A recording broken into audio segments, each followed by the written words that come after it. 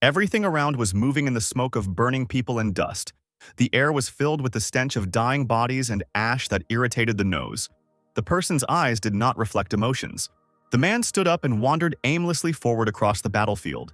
Here and there, flagpoles could be seen sticking out of the ground. The wind fluttered his red cloak. The blood on the blade had long since dried. Jack kept thinking and imagining how his life would have turned out if he had found the blade earlier. If his life would have been happy in that case. Having found the blade, his sister, the first beauty of the kingdom and an innocent child, would not have been sent to the Empire, and her fate would not have tormented her so much. If only he had found the sword earlier, then he, as a bloodthirsty killer of thousands and the death of people, would not have existed at all.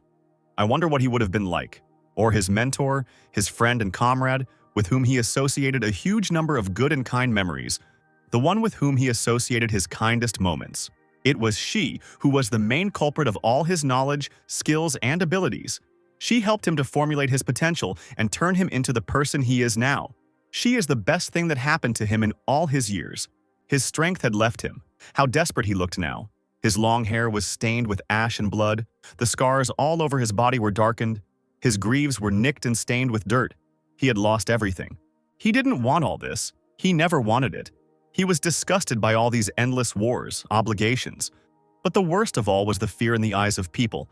Everyone looked at him like a monster. Jack heard a noise. Behind him, another detachment was approaching him. This procession was led by a young nobleman. The boy's face was all sweaty from fear.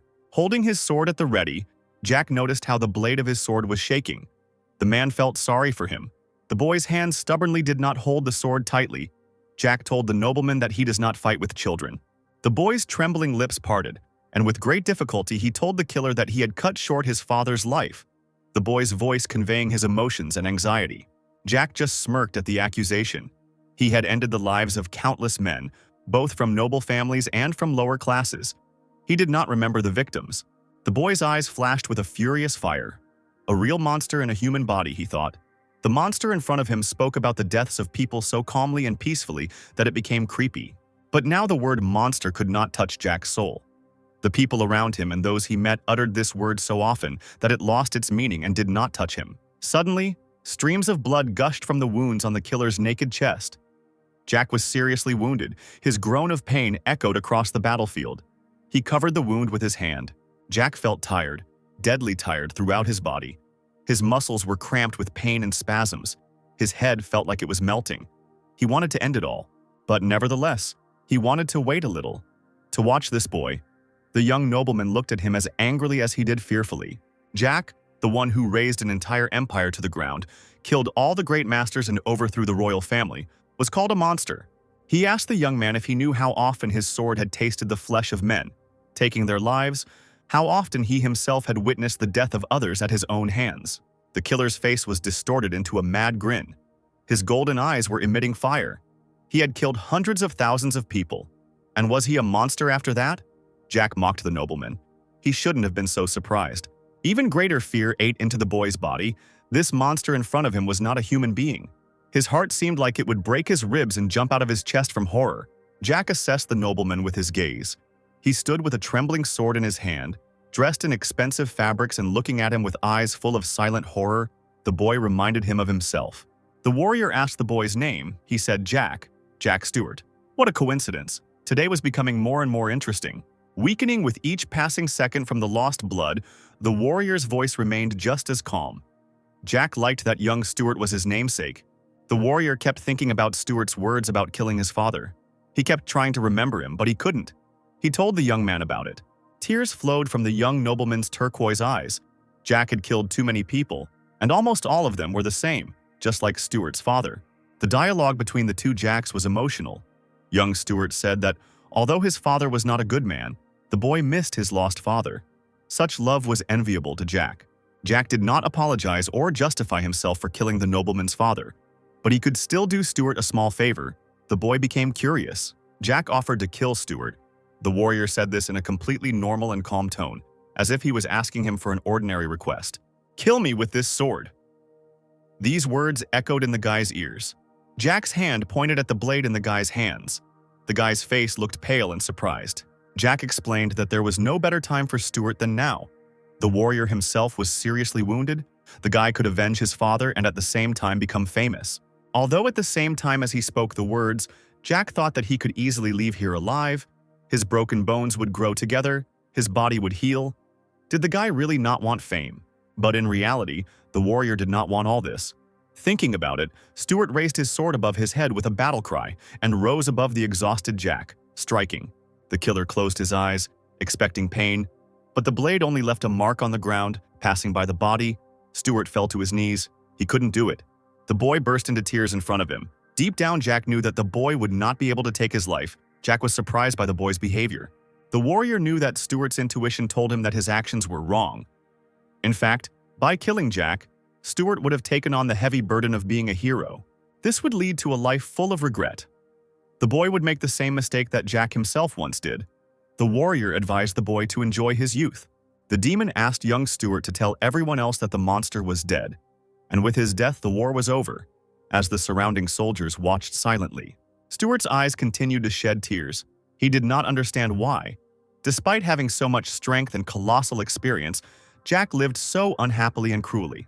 Jack had asked himself this question before, why he lived his life the way he did. And something in the boy's question echoed in Jack's body with longing.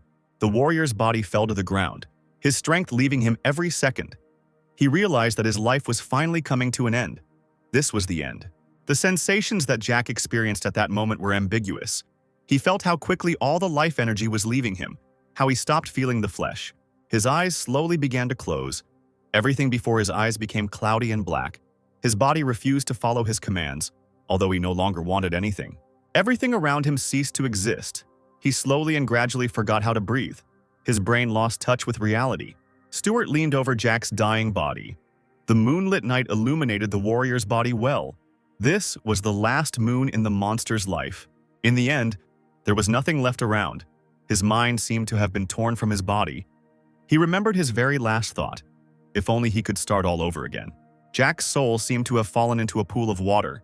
He felt peace and seemed to be sleeping. He was dreaming a long, familiar dream. In his dream, Jack's past flashed through his mind, and he saw in it an aristocratic and cold father who questioned his blood relationship with his son. The face of his mother, who died immediately after his birth, the face of his beautiful sister, famous throughout the world for her beauty, and the face of his older brother. He remembered everything. Jack Ballantyre's name was forgotten by the warrior. This man was a warrior who crossed an entire continent with his blade and determination. Still, Jack didn't understand what was happening to him now. Maybe he was killed or he just died. Maybe he was now being shown pre-death memories. The warrior reflected on his first war, which made him a cruel ruler, after which everyone around him called him a monster. He stood on a mountain of corpses, columns of ash rising into the sky. He would never forget how, driven by revenge, he destroyed the Tulkun Empire and killed everyone who bore that name. No one could oppose him.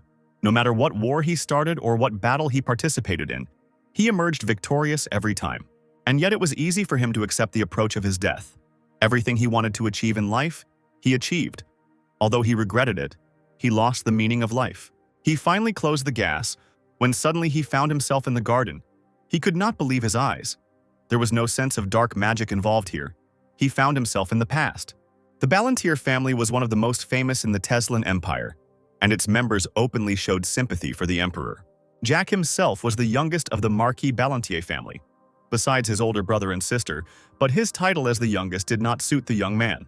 If he had been born into an ordinary noble family, everything might have been different, and he would have been satisfied with the title. But he was born into the family of the Marquis Ballantyre. Everything was different. The garden he found himself in was overwhelmingly filled with red roses, and the boy touched one of the buds with longing. The garden itself, which contained many representatives of fragrant flora, was an extension of the Ballantyre estate. Despite its beautiful appearance, the garden was actually a place of exile, although Jack liked it there. He was apparently banished with the purpose of frightening him, separated from his family and servants, so that he would feel lonely and break down. The air was filled with the scent of roses, daisies, and orchids.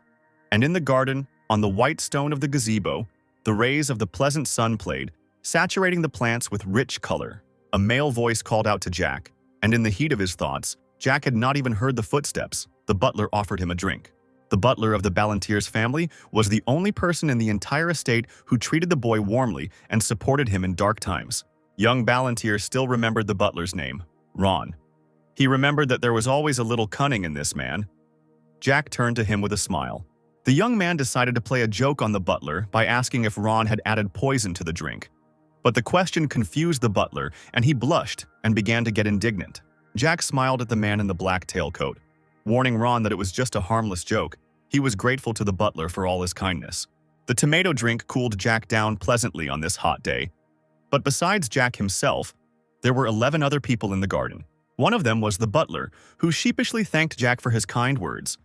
As he was leaving, the boy noticed a smile on Ron's face, and his heart felt good. The remaining 10 were members of the guard, whose job it was to look after young Ballantier.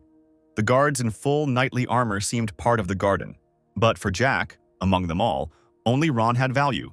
For the boy, the butler was his only friend. The youth was thinking about a plan for further action. The nobleman came to the conclusion that everything that was happening to him now was real. He did not think that he would be able to return to the past. An hour had passed since his arrival. Jack Ballantier wasn't going to miss this chance. Going back to the past was a chance to correct all his mistakes, or rather, not make them at all. At this point, he was only 14 years old. At the time of his death, he was 34 years old. He had a lot of opportunities. It was strange to look at his hands and not notice the scars from endless battles, and he also didn't feel even the beginnings of mana. If we were to draw an analogy with other children from noble families, Jack was the weakest of them all, which was very unpleasant. The main reason for his weakness was the lack of mana that had not formed. The creaking of the hut's floorboards could be heard, and a heavy shadow fell on the boy. The blow to the head still echoed in his ears. The pain Jack felt at that moment pierced his entire young body. A very long time had passed since the last time someone dared to hit him on the head. Jack cursed. Even animals at a watering hole do not touch each other, and the lion is one of them, or his brother was not aware of such information. The tall, dark-haired boy demanded respect from the boy, dressed in a blue suit with gems on the shirt. His older brother's face twisted in disgust. His older brother, Pelon Ballantier, was the second child in their family, 3 years older than Jack himself, and had no love for his younger brother. The main reason for the boy's lack of magic was right in front of him. Due to Pelon's constant bullying, Jack was unable to practice magic. Even after a decade, his older brother still provoked the anger and infuriated the young man. His arrogance and constant bullying were forever imprinted in the young nobleman's memory. Pelon never held back from cursing and humiliating Jack, and he told him he could kill him at any moment, for the youngest of the Ballantiers was useless. At his age, he didn't know how to control magic. He didn't even have it. And he also didn't know how to wield a sword, unlike their sister. And if suddenly his younger brother takes a risk and learns magic, then Pelon will consider it a betrayal and will still kill Jack, he said, pouring the contents of the cup on his brother's head. The older brother demanded absolute obedience. He did not want to see or hear Jack, and demanded that he behave quietly, and also accept and tolerate everything that was done to him. And then, let the younger brother do whatever he wants. No one knows how it will all end. The only reason Jack was alive was because the Marquis's blood was in his veins. Only when Pelon becomes the head of the family after his father's death, then perhaps he will accept Jack as his younger brother. Jack remembered that because of his weakness, he could not defend himself in any way. For his age, the boy was in many ways weaker than his peers. This served as a pretext for mockery and ridicule from other family members, and as a result, the servants also did not respect him and were aware of his weakness. The people around him, even those of such a low rank as a maid or a cook, constantly mocked him, without even trying to hide it. But in many ways, the culprits of the daily persecution were the spreaders of rumors, such as his brother and Count Mentis. But despite this, the sight of his older brother made the young man laugh, because no matter what he did, his sister remained the eldest child in the family. She was the only person in the family he could rely on or trust. She was the only one out of all his relatives who cared about him. His older sister was a year older than Pelon, but unfortunately for the boy, she could not become the head of the family because of her gender. Her fate, as the daughter of the Marquis of the Ballantier family, was determined from the moment of her birth. The fate of the Marquis's daughter is predetermined. She will marry the one her father likes and will live her entire life in a small estate, giving birth to heirs. The boy stands frowning and looks at his older brother with great hatred. Before him stands the one who contributes most to making sure that his sister's life is and will be like this. The boy's hand clenches into a fist in rage, because this is the one who is ready to sell her to the first person he meets in order to quickly take the place of the heir. If he kills him, he will be doing the whole world a favor because a man thinks of no one but himself. The older one swings at his brother. He didn't like the way he looks at him. Unlike previous times, Jack intercepts the elder's hand, preventing the blow. The guy's look is confident. He grabbed tightly and is not going to let go. The elder does not understand how he dared to do this. But that wasn't the end. Jack made a dash, and dragging the huge body towards himself, threw it over his back. The boy's face mocks the situation. He lets out a sarcastic phrase, humiliating his brother. Rage fills the elder. He reaches for his sword, and his body begins to blaze with fire. The servants standing aside decide not to approach so as not to get hurt themselves. The elder begins to collect mana. Of course, they're not going to stop them, so Jack takes a confident stance. Suddenly, their butler Ron appears in front of them, covering the baby with his back, and asks the master to stop and not use mana now. In response to the request, the gentleman does not react, but hits him in the face for daring to interfere with him. The blow was so strong that the butler fell to the floor. Jack did nothing about it. For him, there was no point in it. He stands there smirking as he watches what's going on, but he doesn't help. Ron has a lot of his own secrets. The elder's cry spread throughout the area. He reports that Jack is a vile spawn, and he will die along with his butler. He is interrupted by Jack's mockery, smiling as he pretends to clean his ear, and jokes that the elder one wants to stun him. Veins began to appear on the elder's face. Jack did not expect this, but he drove him so crazy that he decided to draw his sword. It doesn't matter that his body doesn't know what training is and hasn't been able to open up his mana. He's not going to lose. The elder swings his sword around himself, his teeth clenched and his eyes filled with confusion. But the magic of the third circle is his limit. No matter how expensive the sword he uses, he is still a child. Jack equips his skills and passes under the blade. The boy's actions are abrupt and unreadable. He cannot be defeated with such fencing techniques. He gets as close to his elder as possible, creating a perfect opportunity to kill him now, but he refuses it. Smiling smugly, Jack whispers in his ear to visit a doctor and get his head treated, which is considered humiliating. To use the third circle of magic, you need to fill your entire body with mana, including your head. Jack lunges forward, grabs his wrist, and stretches his other hand forward, covering the elder's face with his palm. His eyes sparkled. He was ready to take revenge on his brother for every mockery of himself with 100 of his own. At the last second, his face twisted in rage and he fell to the floor unconscious, causing the younger one to poke him with his foot, checking if he was even alive. One of the servants reaches out to draw his knife, but Jack orders him to hold still unless he wants to end up like his master. After praising his obedience, he grabs his older brother by the hair and starts to drag him somewhere, dragging his body along the floor. Stopping near a fountain filled with water and saying that it is a bit hot today, Jack wishes to generously help his older brother to cool off. He nonchalantly dunks his face in the water until he starts to choke. How shocked the elder must be if he doesn't even use the mana he's been saving up so diligently. Jack doesn't let him escape and continues his mockery because, if you think about it, it's because of him that a lot of things went wrong. Immediately after he sent his elder sister to the Empire, he mercilessly poisoned his own father.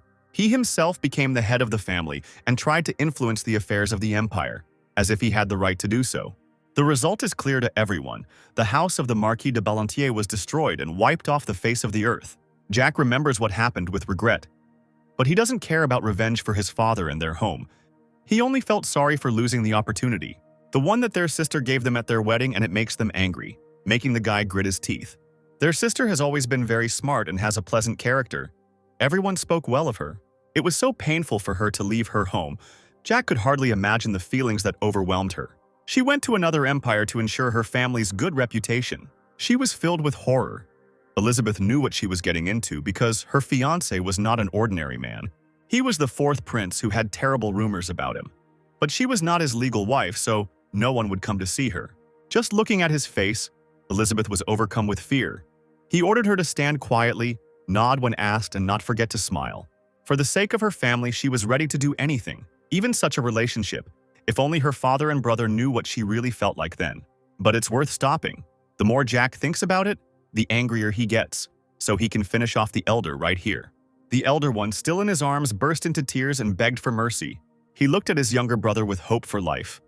On his face, one could see sheer horror, and it reminded Jack of something. In his past life, when he killed people, such grimaces of fear of death were encountered all the time in the war. Jack clutched the lock of hair tighter in his hands and began to slowly lower his brother to the ground, asking him to think carefully about everything he had done to him. Bending his face over the water again, he warns that if he is having trouble thinking, he can help him remember. Or is it better to let the older one experience everything on his own skin so that he understands the importance of family ties? Jack mercilessly swings his fist at him and is about to hit him, even though he has already admitted his guilt and asks him to stop. He is distracted by the butler Ron, who was watching everything from the gazebo, and he asks the young master to stop bullying him. But his word means nothing to Jack. Thinking for just a second, he ends up knocking his brother's head out on a rock. Having thrown the elder one to the ground, he turns to the servant and asks him to clean up, or rather, to take away his still living brother. While the worried servant rushed to help, Jack rubbed his hands and calmly left there. As they pass the butler, they bump shoulders, and Ron realizes that the young master has changed. He is trembling with confidence and courage, and the house has learned about what happened. The lady fell unconscious at the sight of her son.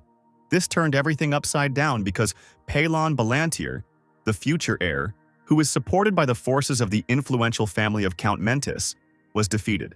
So, it is natural that in a family where it was expected that the title of Marquis would naturally pass to Pelon. The sight of his broken head and his newfound fear of water created a total commotion. There were many rumors. Pelon got the third circle at 17, and at such a young age it is a miracle how the younger one could defeat him. Also, the maids whispered that you, my dear YouTube viewer, are really watching my video? These young maids just dream of serving you. So do not forget to leave a comment, like and subscribe, and they will definitely come to you in a dream to help you in all your affairs. See you later, my beloved subscribers. They said that he was not trained in magic or fencing. Why did he have to hide his skills? And why did he show them only now? Pelon would be 18 next year and would be introduced as the official heir. But now that the younger one had shown his claims to the place of head of the family, nothing had been decided in advance. Pushing the servant and squeezing between the crowds, Elizabeth appears, asking to tell what actually happened. The rumors began to spread further and further, and many in the estate came up with new details about what had happened. 2 servants are ordered to call the third. The head of the family is waiting for him. He is gloomy and menacing. Jack, not thinking about how the head of the family will react, eats the delicious dessert, praising it along the way. Suddenly, the maids burst into the room and give Ron information that the owner wants to see the young master right now so that he can notify him. Tiredly, Jack rises from his chair and throws on his jacket, heading for the door, but is followed by Ron's shouts that he should come with him. The guy stops his butler, saying that he is no longer a baby who needs to be protected and he can handle it himself. Disappointment flashed across Ron's face, but he didn't dare disobey and only asked him to come back quickly. A bunch of eyes look at Jack walking through the castle. He feels each of them, realizing how long ago these sensations appeared the last time. These feelings, when for those around him it's as if he doesn't exist, even though the corridor is filled with servants. It doesn't matter what others think about him. The main thing is that it ends soon, and he reaches out his hand to open the door. But the knights forbid him entry. They pretend that he is not here. He considers this stupid, turns to the knight, and when he ignores it, he starts kicking him, calling him blind or dumb. In response to such actions, he looks menacingly at the boy through the narrow slit of his helmet. And in the past, he would have immediately run away from such a look, but not now. Smiling sweetly, Jack sternly tells him to relax his expression before he splits it in half. When he ignores him, he hits him again, but with all his might, and the knight falls to his knees. Jack says that he won't repeat it twice, the Marquis called him. But then why is there such a discrepancy? Jack asks. Why he is not letting him in? The knight rises abruptly and, stuttering slightly, says in a commanding voice that he cannot answer. Rubbing his chin, the guy understands what it means that he needs to wait. To the knight's surprise, Jack turns around and leaves. There is no point in him standing and waiting. He is nobody here anyway. Jack asks where they think he should go, and is left perplexed by the question. He asks to convey that since the Marquis wants to talk so much, let him come himself. Why call him and not let him in? The knights decided that he had gone crazy. The servant apologizes and tells the Marquis that he has left, which brings a satisfied grin to his face. Having correctly noticed that the youngest has changed a lot, he puts aside his paperwork and gets up from his seat. Jack takes a bench on the street. At one point, he begins to hear the sound of footsteps. It is the Marquis walking towards him with the mistress and the servants. The boy knew that everything would happen like this. Noticing him from afar, he looks at his father. Even from his face, it is clear that he is an old, stubborn donkey. Surprisingly, he remembers it exactly the same, despite the fact that he actually saw it many years ago. Sometimes Jack tries to think that he doesn't exist at all. In a past life, the Marquis tried to kill him for trying to run away from home. In fact, the Marquis is a man who is capable of selling his child for the sake of his reputation. Too greedy for power, and too incapable of achieving what he wants. Without rising, he greets the man. Such is the Marquis Balantier. Why would he call this creature father? He frowns thoughtfully as he looks at his youngest son and asks him what's wrong, but gets a meaningless answer. The lady standing behind him started to shout, "How dare he treat the head of the family like that?" Swinging his leg casually, the guy asks the Marcus if he wants to go inside or if they can talk right here. With a wave of his hand, he throws the saucer off it. It doesn't fly for long and eventually breaks. Flames form around the Marquise and begin to rush towards Jack. Most likely, he is trying to check if he has a mana heart. Of course, the old man doesn't find him because he's not here now. But he notices the guy's talent for martial arts. It is impossible to answer that he has become weaker to the question of why Jack did not show himself earlier, so in response, he lets out a meaningless phrase. The lady is furious that at such a young age he dares to behave so arrogantly, and they hold her hand so that she does not run into the guy. The hand gesture stops her. She does not dare to disobey her husband, and he is interested in such behavior of his youngest son because he thought that he was completely useless, but it turns out that he is not. This phrase hurts the boy because it means that since he is useless, he is not worthy of being called his son. An indifferent look watches the third, who bends down to put the glass on the ground and is asked if he wants the Marquis to acknowledge him as his son. But Jack is not interested in someone's confession. The old man turns around, saying that he understood the younger one and leaves under the whispers of the servants. Continuing to remain in place, he watches everyone leave and does not understand why he came at all. Remembering the second one's mother, he shouts taunts after her that, after what happened to her son, many wrinkles appeared, and it would be worthwhile to take better care of his skin. Her face is flushed with anger at such concern. She almost breaks her fan because of this little rascal. A smile appears on Jack's face. He is certainly not a pervert, but it is very pleasant to look at her face. Rising, he bows and asks to convey his deepest apologies to the second. The butler's menacing voice announces that Jack Ballantyre, the family's third child, is sentenced to solitary confinement for 20 days for causing a disturbance in the house. But suddenly he becomes confused and asks Jack what happened while he was away, but in response he receives a request to keep quiet. While painting something on the easel, Jack says that Ron stood quietly while the other one was bullying him. So why is he angry now? The boy stopped drawing for a second and thought about how interesting solitary confinement was. He had already been sent to the Rose Garden, and now this too. Ron thought. There was only a month of vacation left at the academy. What was the point of this conclusion? Jack froze in confusion. He completely forgot about studying, because he had been living another life for a long time, not thinking that he would return back. He is 14, which means he must attend the Imperial Academy. All aristocrats of the Tesla Empire must study there, unless you are disabled. Then it is mandatory. The course lasts 4 years and begins at the age of 14, so Jack is now in his first year. The first semester had ended, which meant that summer holidays had begun, and he felt awkward about being a student again. His tutor is directly connected to the academy. He can skip any subject, but not hers.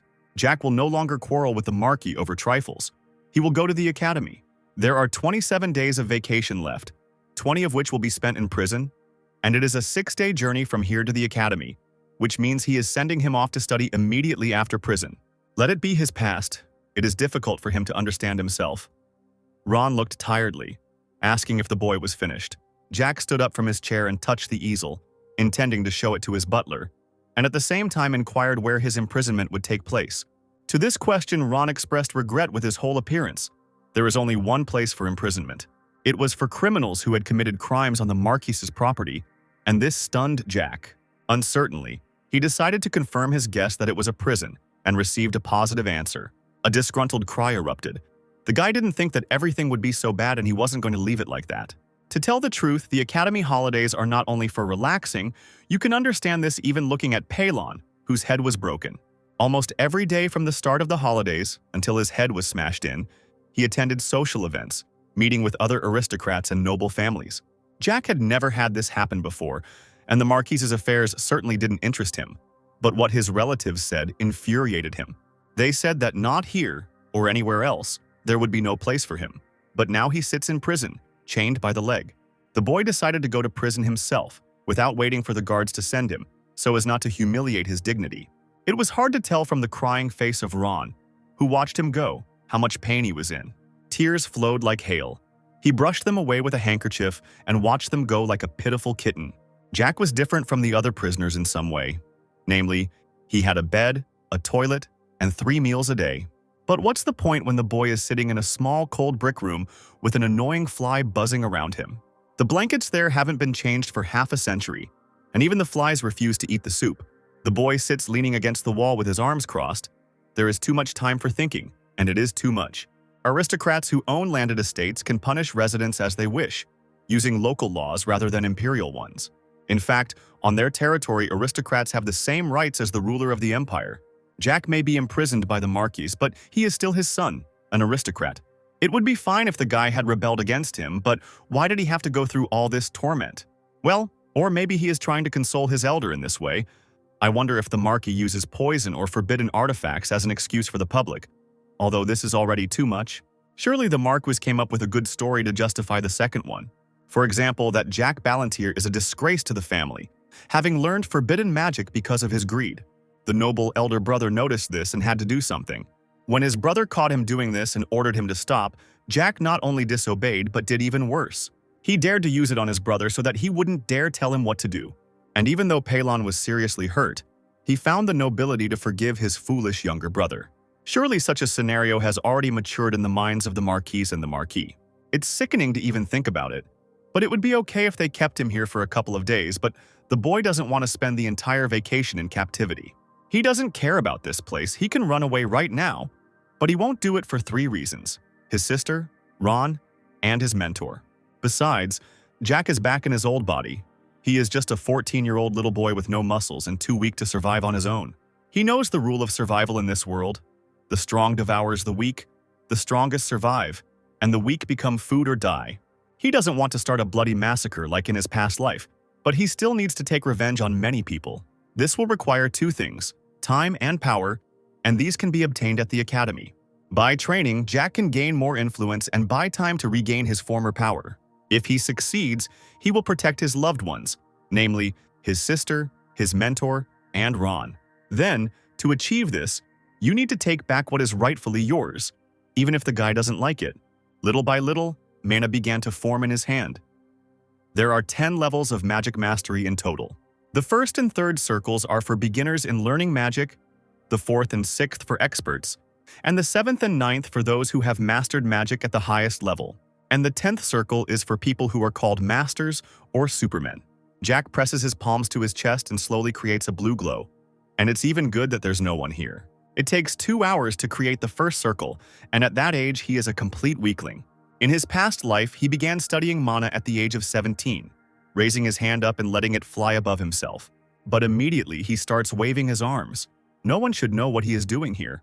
A strange sound is heard from the corridor, similar to the sound of the Marquise's shoes. Has she really arrived? Jack wrapped himself in a blanket and pretended to be asleep, but he heard that the sound was not as heavy as usual. This voice that he heard was of a man whom he could only see in dreams in his past life. His tearful sister, Elizabeth Ballantyre, held her hands out to his face through the bars and asked anxiously if the boy was hurt. Tears rolled from his eyes. His beloved sister was still as beautiful and kind at heart. She addressed him affectionately as Jackie, a name he had not heard for so long. Pressing her hand to his face, he smiled with happiness and reassured Elizabeth that he was not hurt and everything was fine. In a gentle voice, she asked why he used black magic when she could have taught him regular magic. Their hands intertwined. She says that she is sorry, and that Jack should have stayed at the academy instead of returning home. His face froze, which made his sister worry. She, slightly shouting, asks if everything is okay, and he listens to her at all. Wiping away his tears, Jack began to smile, happy that this was all happening for real. But suddenly he calms down, and sitting down more comfortably on the floor, he seriously calls out to his sister. Jack asks if she wants to run away, perhaps to a small village and work together in the fields, but Elizabeth sternly repeats his name. The kid continues that he knows how the second and his mother treat her. It is better to leave everything behind and live in a quiet place, find a man who will love her. He continues his speech about how long one can remain under the oppression of the Marquis. But he is interrupted by the cry of his sister. Elizabeth asks him not to say that because he is their father, and no matter what happens, he will always remain so. Jack rubs his shoulder out of awkwardness, and his sister continues that he loved their mother and that this love is what gave birth to them, so one cannot speak badly of him. She knows how her father treats him and she will try to change it, so it is worth being a little patient.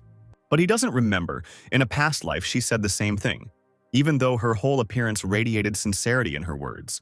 Jack really did return to his past after death, and it was so wonderful to see his sister again. While the girl is touched by his words, the guy gets up and asks her to move away from the bars a little. When she does this, he is satisfied with her position and gathers mana in his hand.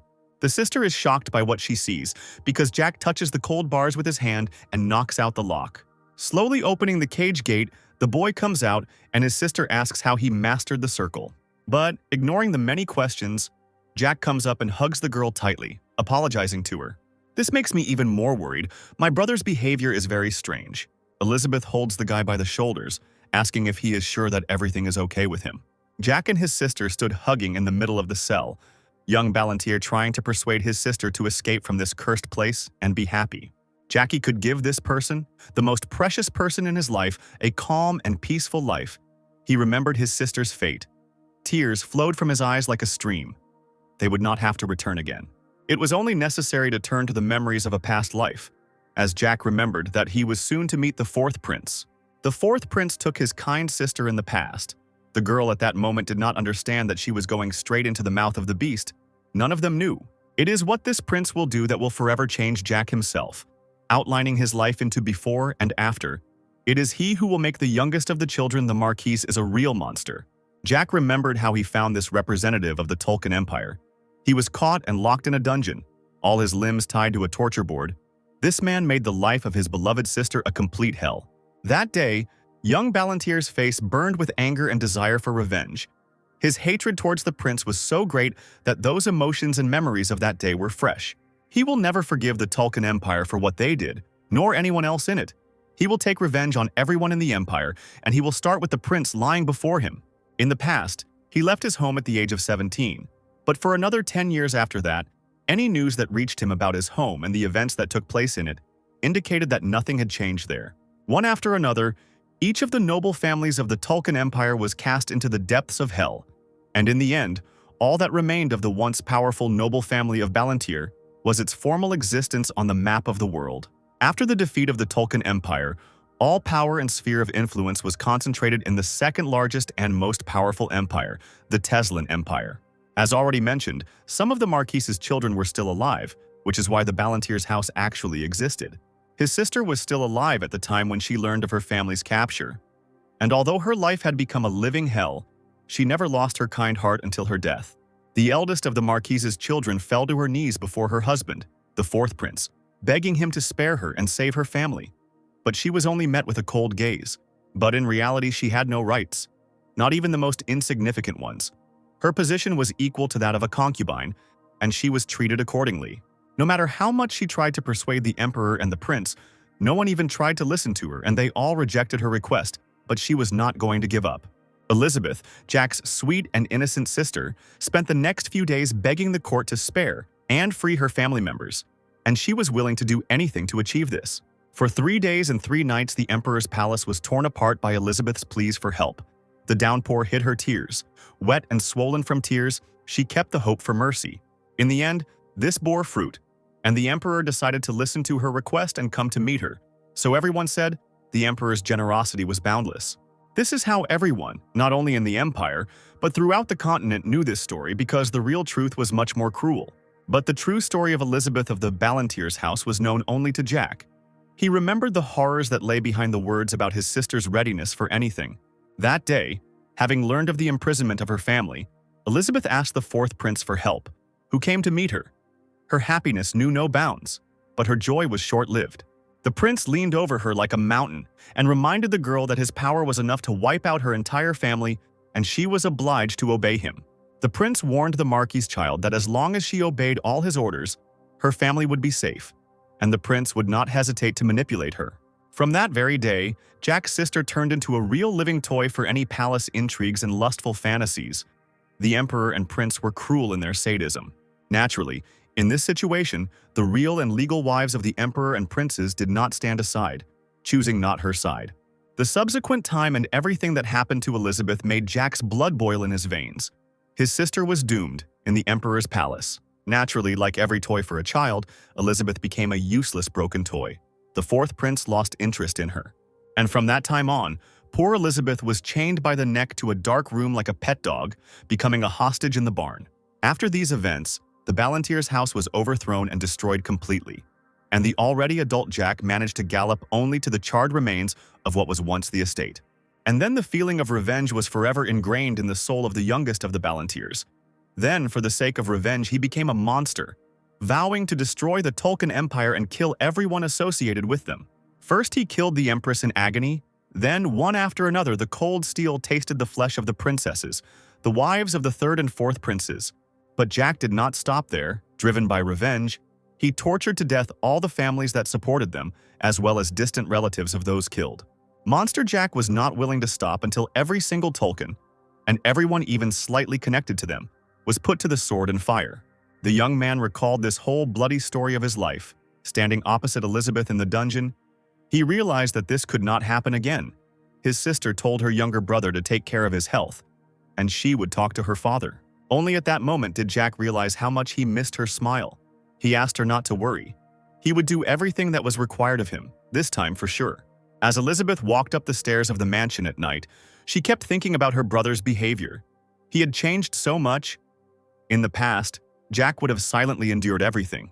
She wondered if it was for good or not. There was a confidence and strength in her brother that she had not noticed before. But she couldn't get the idea out of her head that her brother hadn't just used a random black magic spell, but that he had done it with skill. She herself had sixth circle magic. Perhaps for this reason she did not feel the slightest trace of magic. But her father had the seventh. Everything was ambiguous here. Standing in front of the door to her father's apartment, she decided that these were all the words of the Marquise. The girl gathered her courage and prepared to meet her father. Entering the chambers, her father was sitting over a cup of tea. She did not hesitate and asked her father to release Jack from prison, operating on the fact that he did not study black magic. Everyone knew about Jack's weakness.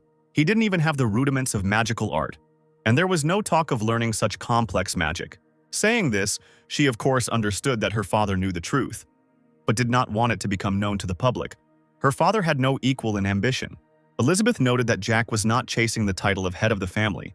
Her father liked her speech, and with a smirk on his face, he ordered her to continue. She understood everything in an instant. This was not just a punishment for her brother, it was a warning for herself. What would happen if she did not obey? Her father noted her intelligence. She guessed it herself. The eldest of the Ballantiers had long understood her sad fate. She was destined to be a toy, which her father would sell to increase the power of the house. And what happened was a lesson for the future for her. The girl pursed her lips and shuddered. Just the thought of such a life tormented her heart with despair. Her father was a practical and observant man. He saw that his daughter loved and appreciated her younger brother, and she was afraid to imagine what he would do to him if she did not obey. She was brought out of her thoughts by her father's voice. Jack had no place in their family, and he was going to announce his death when he came of age, sending him away from their home with a fictitious name. Elizabeth could not believe her ears. Such a prospect of life for her brother meant that he would live, but only as long as she remembered her duty. But the father found it strange that, having the third circle, his youngest son was able to defeat the owner of the second. Having said this, Elizabeth was surprised that Jack had a circle at all, but he decided that this matter was not particularly worthy of his attention, and, looking askance at his daughter, he allowed Elizabeth to release her brother.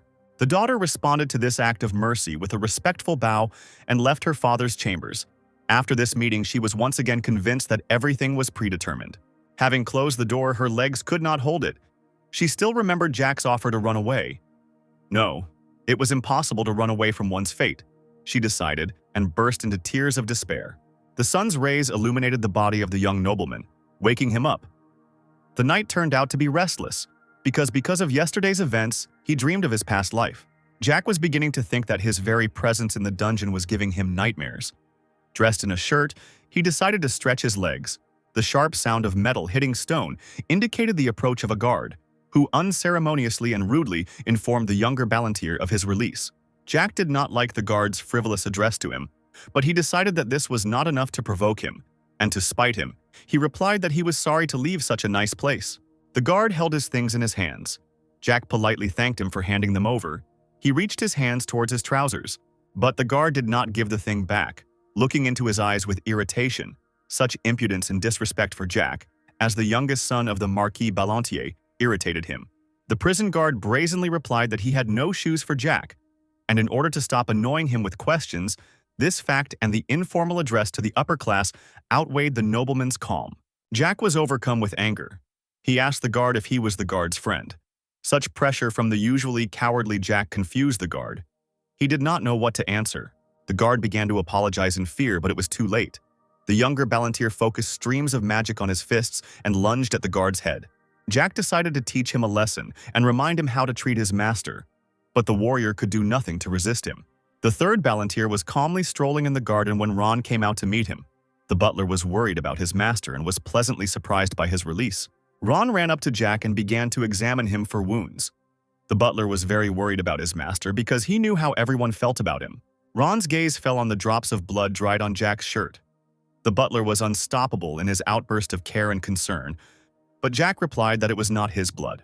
The young gentleman heard a noise in the garden and noticed a large number of guards. He asked Ron about it, and he replied that in addition to the usual 10 guards, an Iron Blood Knight had arrived. Jack assessed the mighty armor and the warrior himself, coming to the conclusion that he felt sorry for him. It was unlikely that the plans of a warrior in his prime were those of a nanny. It was sad for him to watch how such a warrior, at the peak of his power and in his desire to become famous throughout the continent, would look after him. The knight was talking to the guards when his face suddenly turned pale and took on a marbled hue. Jack guessed that he knew the reasons for his former imprisonment. A mighty golden-haired warrior approached them with his butler, while respectfully addressing Jack as the third gentleman. The knight bowed to Jack and asked young Ballantyre to tell him, if it was not too much trouble, what had happened in prison. The boy was in shock. The knight's interest was due to the fact that one of the prison guards claimed that Jack had attacked him. He had gouged out the impudent fellow's right eye and broken his finger. Having witnessed this strange conversation, the butler did not believe the knight's stories about Jack, for he had no reason to do such things. The knight replied that he wanted to know the reasons, for Jack had no right to do this to the guard. The guard's voice betrayed his excitement. Jack was irritated by this knight. It was inappropriate for him to use the word right in such a situation. Young Ballantyre decided to dot all the I's. To begin with, Jack used his magical vision to assess the knight's circle level, and after analyzing his movements and posture, he came to the conclusion that the knight was at least level 4. The knight was most likely Mentis's henchman. The only thing that made Jack happy about this Iron Knight was that he knew his place. The butler was speechless at his master's next phrase. Jack replied that there was nothing wrong with addressing a dog as a dog. For a knight, it was too much. The Marquis's youngest son decided to clarify the relationship between them. The knight was assigned to him only to keep an eye on him. Jack was sure that Mentis had not given any other orders.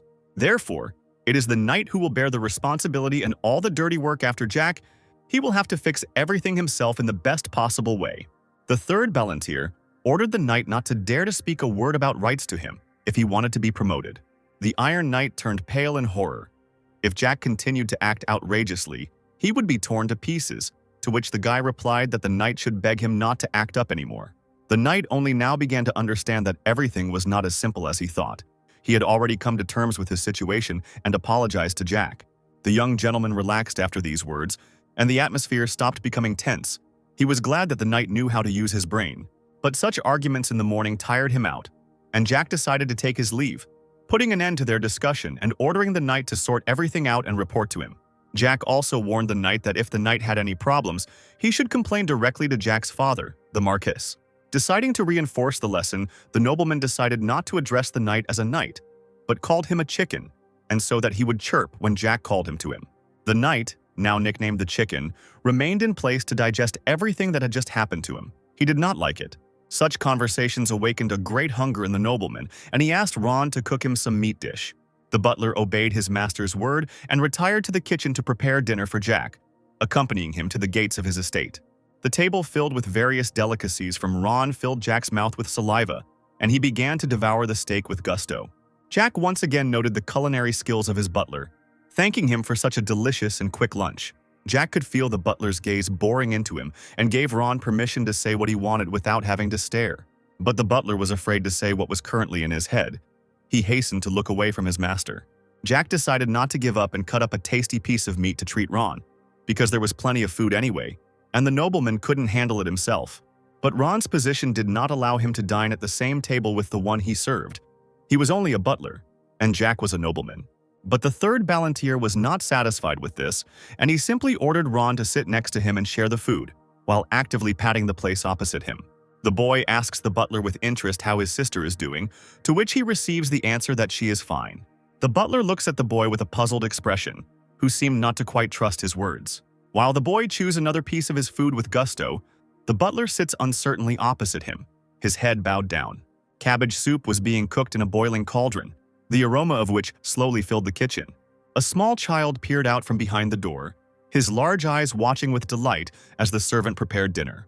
The boy with long light brown hair held a bitten apple in his hands, looking back discreetly. The boy smiles and holds his hand to his chin, reflecting the slight bewilderment of his character. The guy listened attentively to the boy with a slight look of concern on his face. On the left is a girl with chestnut hair pulled back into a flowered bun and a white dress, and to her right is a smiling man in a brown suit. The boy says that his sister was very similar to his mother and had the same good qualities. The younger gentleman turns to the butler with curiosity. Jack, smiling, says that if this whole story were the plot of a novel, it would be unrealistic. The sound of a horse's hoofbeats instantly racing somewhere in rainy and cloudy weather. Two unknown men in cloaks were riding quickly on horses. A man with long hair sits on a horse that has raised its front legs in fear. A man with long dark hair wearing an eye patch looking forward. A guy in a cloak, sitting on a horse, stretches out his right hand, around which lightning has formed. The boy, holding a cup of tea in his hands, could not believe that his servant had been a ninth circle magician the whole time, while he sat with his head down. The boy asks the butler if he knew about his mother's ability. The butler looks thoughtfully at the same point, his gaze seemingly directed downwards. The boy, slightly squinting his eyes, says that he can pretend that he doesn't know anything. The butler, sitting with his head down, demands to know what the boy wants from him. Silhouette of a girl with long hair, with a pink ribbon on her hands on a purple background. The protagonist explains that his sister was so kind that she was ready to die for others. The boy's hands loosely intertwined. The younger gentleman stated that he intended to visit the academy, and if everything went well, he would not return back. In a relaxed atmosphere, the boy and the butler were calmly discussing something at the table. The butler had a sad look on his face as he addressed the boy. The boy looked at the butler with displeasure on his face, his voice full of indignation. Leaning back in his chair, the boy calmly said something. The boy cried out something in displeasure, clearly not expecting anyone. One of the knights, breaking into the boy's room, reports that one of the guards was sent to the hospital. Afterwards, he states that he was unable to control the blade due to his own carelessness. The younger gentleman turned to the guard with a slight grin on his face, mocking his actions. The boy, as if mockingly, offers the fair-haired guy a treat, but he refuses. The fair-haired knight, slightly bowing his head, introduces his real name. The boy, looking at the knight with a smile, asks him for a real sword for fencing training. The knight says that it is not his responsibility. A boy's hand weakly holding a silver fork. The boy grins evilly, leaning back in his chair. Jack insistently offers the guy to beat the crap out of him. A boy's hand, with fingers positioned at different levels and slightly bent. The knight looks at his palm with concern and confusion. A palace with brickwork and decorative elements against a blue sky. The butler, closing his eyes, tells the boy that this guy is on the fourth circle. The butler, with an uncertain expression on his face, asks the boy if he is confident in his abilities. The knight, standing among the rows of swords, carefully examined each of them. The butler, frowning, suggests that the boy not bet on losing. The boy asks the servant with a smile if he can bet on it. The butler, clearly worried about the boy, anxiously asks if he is sure about going for it. The boy bristled, his young face reflecting all his worries and insecurities. The younger gentleman offers the servant that if the knight hits him at least once, he wins. The butler, placing both hands on his knees, listens to the boy. The guy, looking down, says in a submissive voice that he can simply order if he wants something. The boy can barely contain his laughter at what the butler heard. The boy's hand, holding a fork, reaches for something. Looking away and slightly embarrassed, the butler remarks that it is awkward to point a fork at another person. The younger gentleman, holding a fork in his hands, blinked in bewilderment. With his pupils flashing and his fingers crossed, the boy seemed to begin to devour his servant with his gaze. When the butler says he doesn't mind requests, he starts to beam with happiness. While the knight bows before the younger lord, the latter listens to him calmly. The boy rests his hand on his chin and looks away, a hand lying on a table with its fingers slightly bent. The guy looks worried because of the bead of sweat running down his face. The younger gentleman suggests that the boy go to a deserted place where they can train. A boy with a sly look and a smirk on his face mocks, asking if he's afraid of losing. In response, the guy says with some confidence that he is not afraid of losing to the boy. The fair-haired guy, clearly unsure of himself, begins to sweat from excitement. The younger gentleman asks the butler if there is a deserted place nearby. The guy thoughtfully put his hand to his chin, immersed in his thoughts. While the boy looks around the basement in surprise, exercising his elbow, two guys stand and watch his reaction. The boy asks the servant if he exercises here. In response, the guy gives a negative answer, saying that his mother arranged this place for her children. The younger gentleman asks why he didn't know about this place, to which the servant replies that the boy had no reason to go there before. Many cunning arrows and swords, neatly folded in their places. The boy beams with happiness as he looks at the butler, who readily fulfills his wishes. The boy, crossing his arms over his chest, turns indignantly to the fair-haired guy, a boy's hand with an open palm. The boy stretches his hand forward, opening his palm, demanding the knight's sword. The boy hands the boy a wooden sword while standing in front of him. The boy, squinting his eyes, smiles slyly, thinking about something. The boy looks forward with a serious expression on his face, as if assessing the situation or thinking about something important. The boy suddenly begins to attack, rushing towards the guy. The boy, waving a wooden sword, tries to hit his opponent, but the boy manages to block the attack. The guy underestimates the guy's attacks, considering him a rookie. Underestimating the boy's attack, the boy finds himself in front of his sword. The younger gentleman creates a tense and dramatic scene, leaving his opponent in complete shock. The boy smiles and his expression looks a little sly. There are beads of sweat visible on the guy's face, which may indicate that he is tense. The butler, covering his mouth with his hand, is surprised, watching how the boy managed to get close to the guy's neck. The boy, horrified by the sharp attack of his opponent, throws the sword from his hand. The boy finds himself on the floor in front of his opponent's sword. The younger gentleman fights his opponent with a real sword, immersed in the atmosphere of knightly tournaments. The sword is at the guy's throat again, and at that moment time seems to freeze. The butler stands in profile, holding his hand to his chin as if deep in thought. The guy looks focused, his black-gloved hand raised to his lips. The younger gentleman, with a smile on his face, holding a sword over his shoulder, asks something to the fair-haired guy. The boy looks worried and tense as he answers the younger gentleman's question. Next, the boy asks the guy when he started training with mana. The younger gentleman's face literally sparkled from what the fair-haired guy said.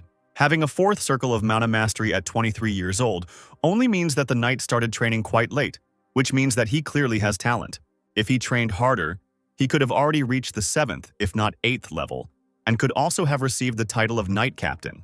Jack headed towards the assortment and armed himself with a real sword, thinking how ridiculous it was that a knight with such talent was entrusted with looking after a child.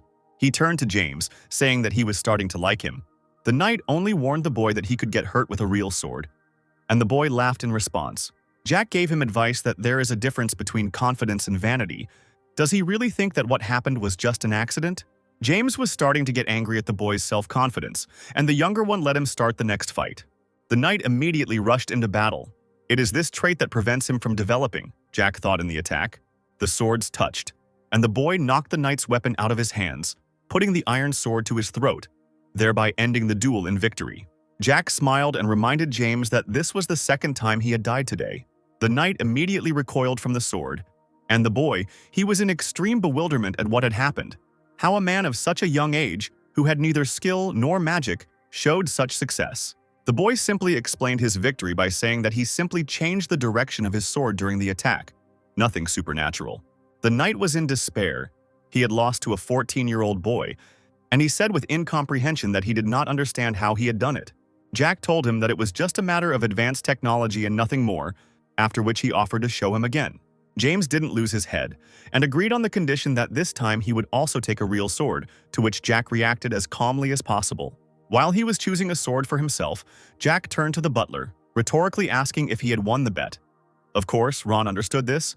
The boy recalled his desire to protect his sister during his training, and hopefully asked Ron if he would fulfill it. The butler leaned over in an interesting pose and declared that he would lay down his own life to accomplish this task. Meanwhile, the knight was already ready to begin the next duel and told the boy that this time everything would be different. Taking a fighting stance, Jack armed himself with mana, concentrating its power on the sword, and offered the knight to use his as well. James did so and offered to start the fight to Jack, who in turn attacked immediately.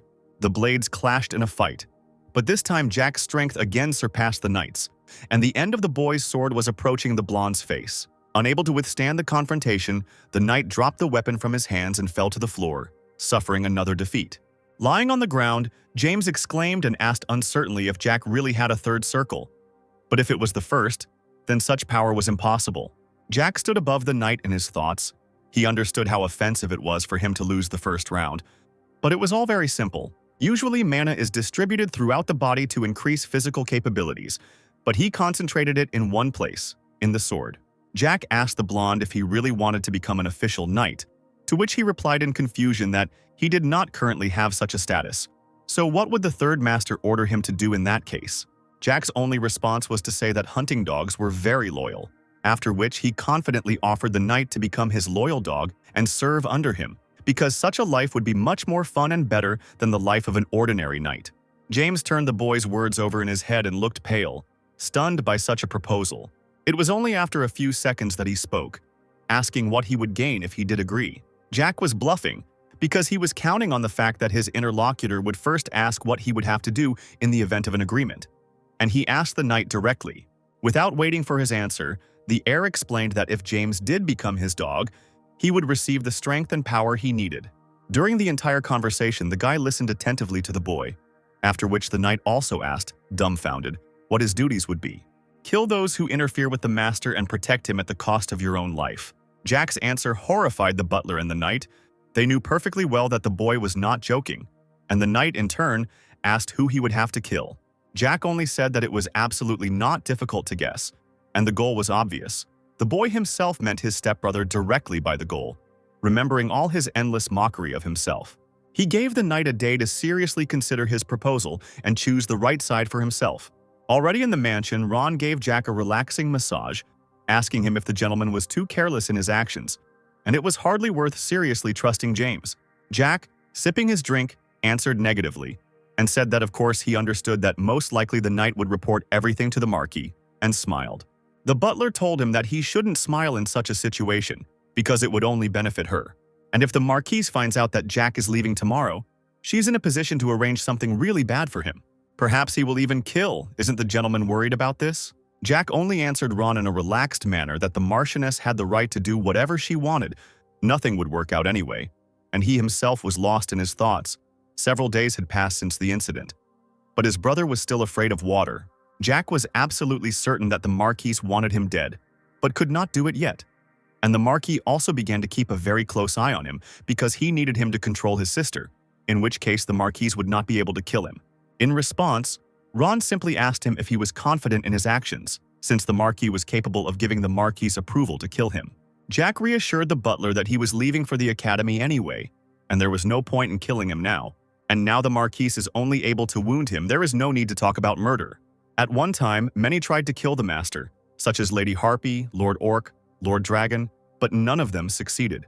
Jack laughed right there on the massage spot, wondering if this woman would succeed after the desperate attempts of the others. Afterwards, Jack thanked Ron for the massage and got ready to leave, explaining that he needed to exercise more to get his muscles working. Before leaving, the boy told the butler that they could not kill him unless he decided to die. Ron didn't understand the boy at all, what he was thinking about at such an early age, like his own death. Jack just joked that it was better for him not to know about it and laughed.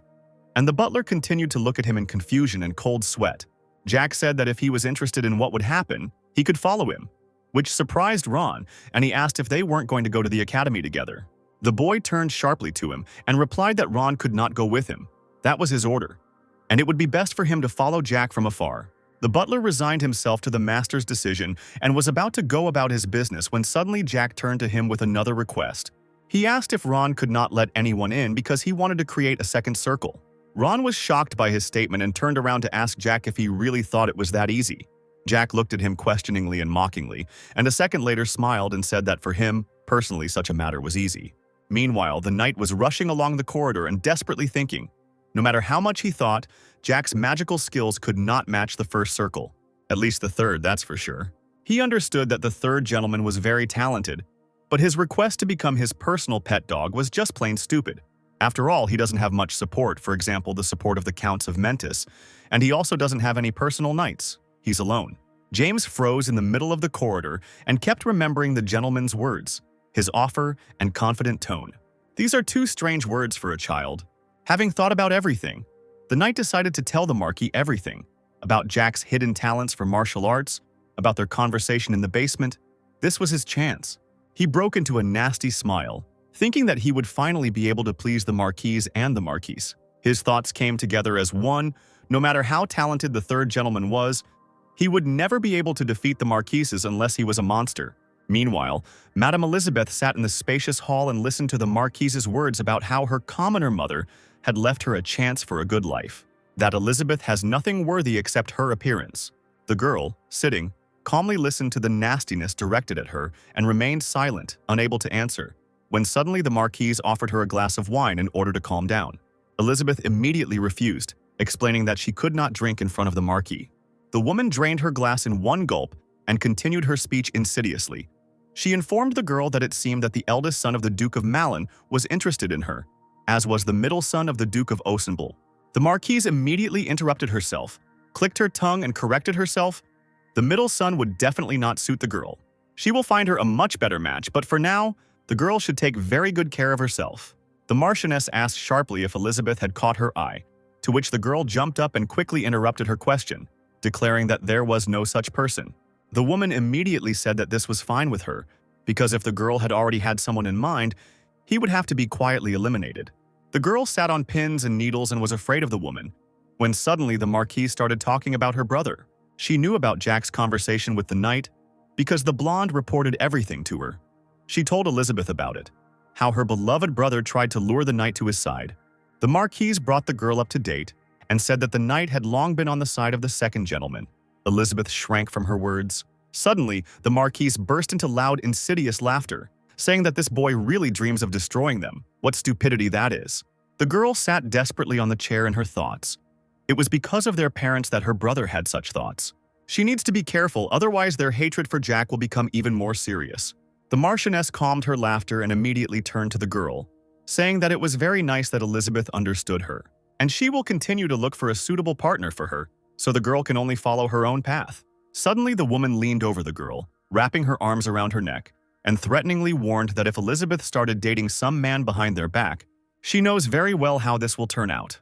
The girl shook with fear, and only managed to say that she understood everything, and the Marquise could not worry about it, after which the woman left the girl alone, warning that it was approaching lunchtime and she could go down. The whole family, with the exception of the youngest third gentleman, was already seated at the table full of food. Suddenly, the door swung open and Jack entered the dining room. He was inspired. The Marquis and Marchioness looked at him with displeasure. The boy said that he was still his father's third son. Couldn't there be room for him after all? They needed to have dinner together at least once. There are two main ways to manage mana. The first is to distribute mana throughout the body. This method helps improve the body's abilities, enhance your senses, intelligence, and strength.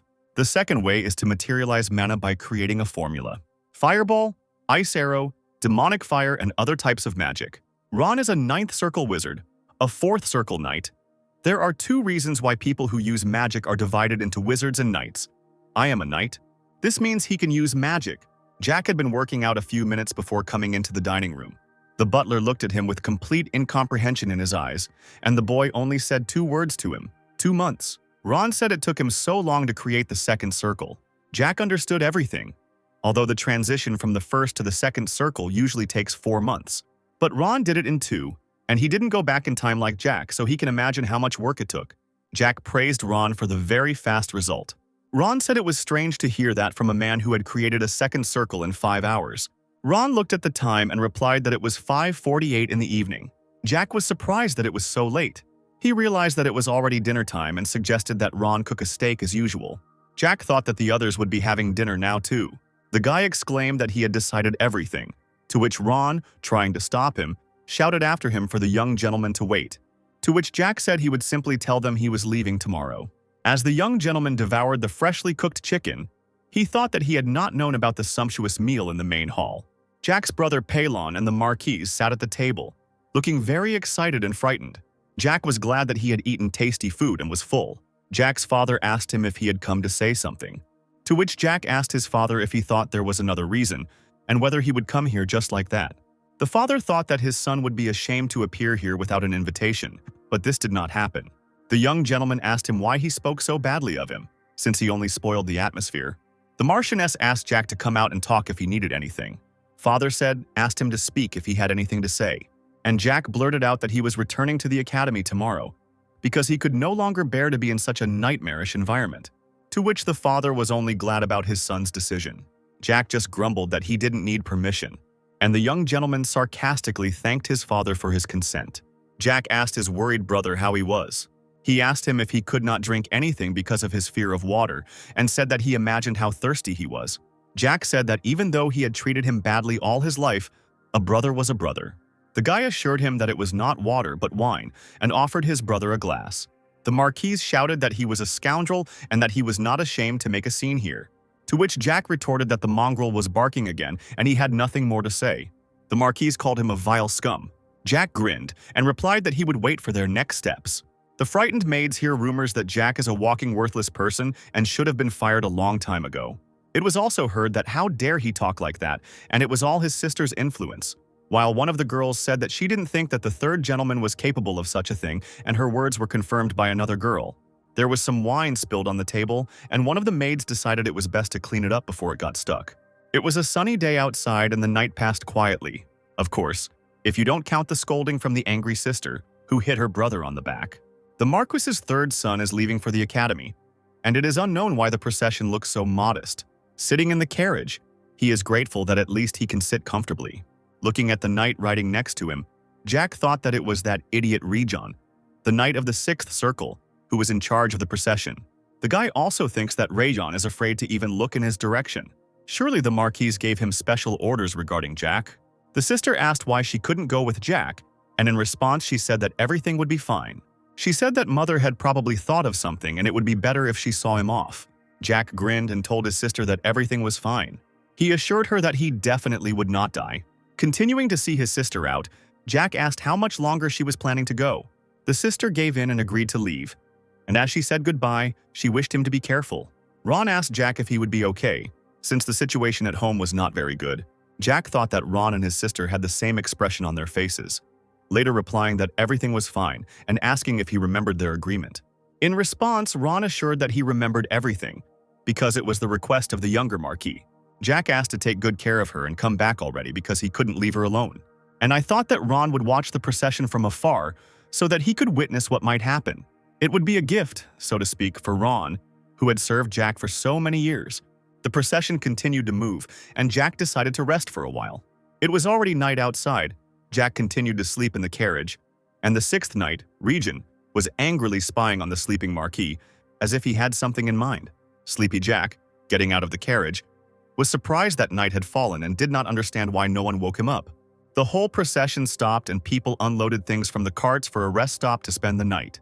An awkward silence fell between the blonde, stately knight and Jack. By calling the knight his chicken, Jack understood what decision he had made, to which the knight replied that it just happened that way. Jack laughed and said that nothing else could be expected from the chicken, and that his decision would have to be accepted.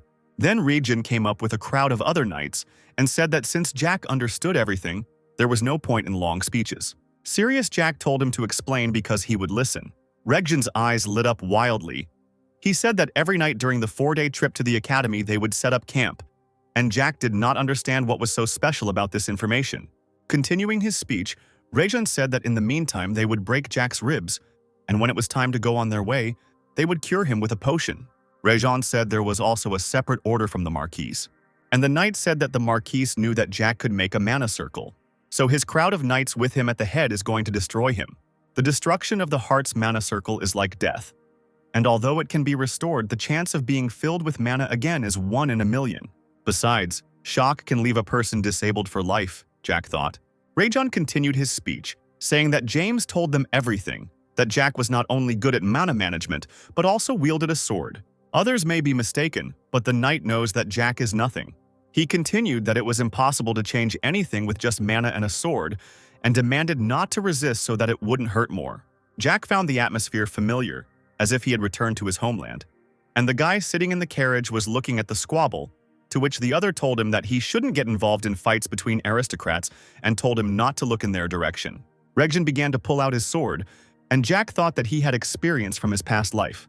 Jack reflected that no matter how peacefully he had lived these past few days, the wounds in his soul still hurt, and it would be more accurate to say that experiences from the past cannot simply disappear, and called out to Ron. Then the blade of the sword was pointed at him, to which he said that he had spent 10 years in the mountains. Jack met a mentor there and learned a lot from her. But when he went down after her death, he found out that much had changed.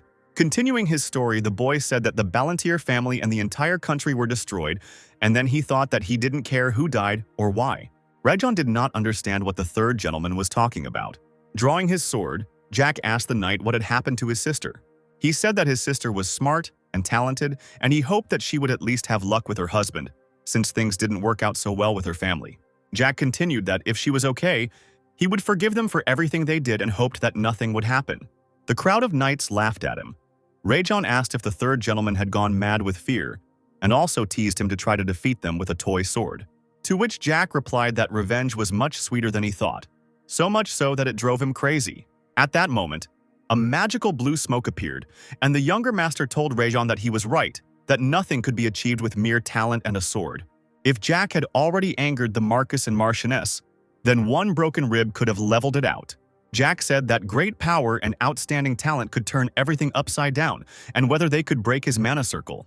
He raised his sword, which was full of blue magic, above his head, and said that he would show them how fast the storm was. At that moment, the knights felt everything in their guts, when a strange circle was already enveloping them, and Rejon was seriously scared. If they don't kill Jack, they will die themselves. Jack rushed at the knights with all his might, using magic and a sword, and began to fight them off. Choosing a second gentleman with strong support from the outside was wise, and better than choosing Jack, who no one notices. Jack's eyes lit up with blue flames. A magical whirlpool of power appeared around him, and it was as if death itself was standing behind him. And at that moment, James felt that time was stopping. A frightened Ron appeared in the bushes and asked the master what it was. There were dead knights lying around Jack. He thought it was a fencing technique he learned in the transcendental state, one of the 8 divided into characteristics by 4. But he replied that he could tell, but Ron still wouldn't understand anything. Ron said that he couldn't know everything about the master, but it looked more like a method of controlling magic than a technique, to which Jack asked if he had at least one potion. Here blood started coming out of his mouth and he was hitting himself with his fist in pain, and Ron was only calling him out of panic. Coughing up blood, the boy says that it's nothing and asks for the potion to be given quickly. The butler rustled in his pocket, pulled out a bottle with scarlet contents, and the gentleman, rolling down the carriage to the ground, drank it in one gulp. The cough still escapes from Jack's throat, which makes Ron worry, because if he didn't have the potion, he would already be dead. But that's nonsense. He won't die that easily. And besides, he knows that Ron always has a potion with him just in case. And besides, Ron would like to give it to his master first, and not to himself. Because in the past he did exactly the same thing and personally poured the potion into the baby's mouth. Smiling, Jack says that in his haste he failed to tell his butler something. After waiting for a second of silence and looking at Ron with all sincerity, he said to him the most sincere thank you in his life. He was a fool in the past, and these words seemed difficult to him. His hand weakened and, falling to the ground next to the body, the potion began to spill. Not knowing how to formulate it, Ron says that the master knows the future, and this is exactly what he has been hiding from him. Jack corrects himself by saying he went back in time, but the gist remains roughly the same. He felt better very quickly. It must have been a very expensive potion, but at the butler's warning he decides to test it. Rising abruptly, he approaches the astonished servant and, picking up his sword from the ground, concludes that everything is fine. The white head lies in a pool of its own blood, and after a furtive glance, Jack tells the butler that the chicken is dead. He put his foot on his head and shook it from side to side. It was a shame that it happened that way, because Jack thought he could raise something good out of him. As a knight, he made the right choice, and that's why he's a chicken. You shouldn't expect anything from him. The strange thing is that the butler wasn't surprised when Jack said about going back in time. Wasn't he curious about the future of his sister and the Marquise? Regarding the latter, Ron thinks that the Marcus family will be destroyed, and judging by Jack's indifferent face and his reaction, the butler concluded that it would be terrible. To be honest, the guy would like to pretend that nothing happened, but if the butler is really interested, he can ask. With an intriguing smile, Jack asks him if he wants to ask a question, but is refused. This seems very boring to the guy, and even if in his soul he is a grown man, he still behaves like a child. But isn't he even interested in his own future, asks Jack, and receives a more vivid reaction from his butler. In the end, Jack doesn't get a very enthusiastic answer, and Ron also thinks that killing him isn't that easy. This will likely disappoint the butler, but Jack is as confident as he can be that he was easy to kill. It was upsetting news. Ron turned into a sad puppy and felt depressed. After all this, Jack decides to take a rest and, having warned the butler, climbed into the carriage and fell onto the seat. Bending over one of the slain knights with bitterness, Ron reached out and closed his eyes. In one attack, Jack killed 25 people, although it is difficult to call it just an attack. How is it even possible that he destroyed their hearts without touching them with his sword? Looking at the carriage where the gentleman was resting, Ron had only one question. Going back in time, what was his life like then? He worries, and continues to look worriedly, as if he sees the boy through the wall, hoping that everything will be okay with him. A piercing scream wakes the boy from his sleep, and he comes to consciousness rather lost, which casts doubt on whether the potion helped. Confusion made Jack himself doubt whether everything was okay with him. Pain could even make him lose consciousness. The butler was holding an incomprehensible bag in his hands, and when he opened it, he showed off the contents. These were the knight's belongings, or more precisely, 5 elixirs, 63 gold pieces, and 40 shillings. It's amazing that the Mentis boys carry so much money around with them, Jack said with an awkward smile. Out of concern, Ron again decided to offer the guy to drink the elixir, but he refused because there was no point in it. But the guy extended his hand to him, in which there were 3 potions, and gave it to the butler, supposedly in exchange for that one potion. Of course Ron thanked him, but they weren't created by alchemy to exchange one top-class potion for 3 average ones. They also decided to leave the corpses here.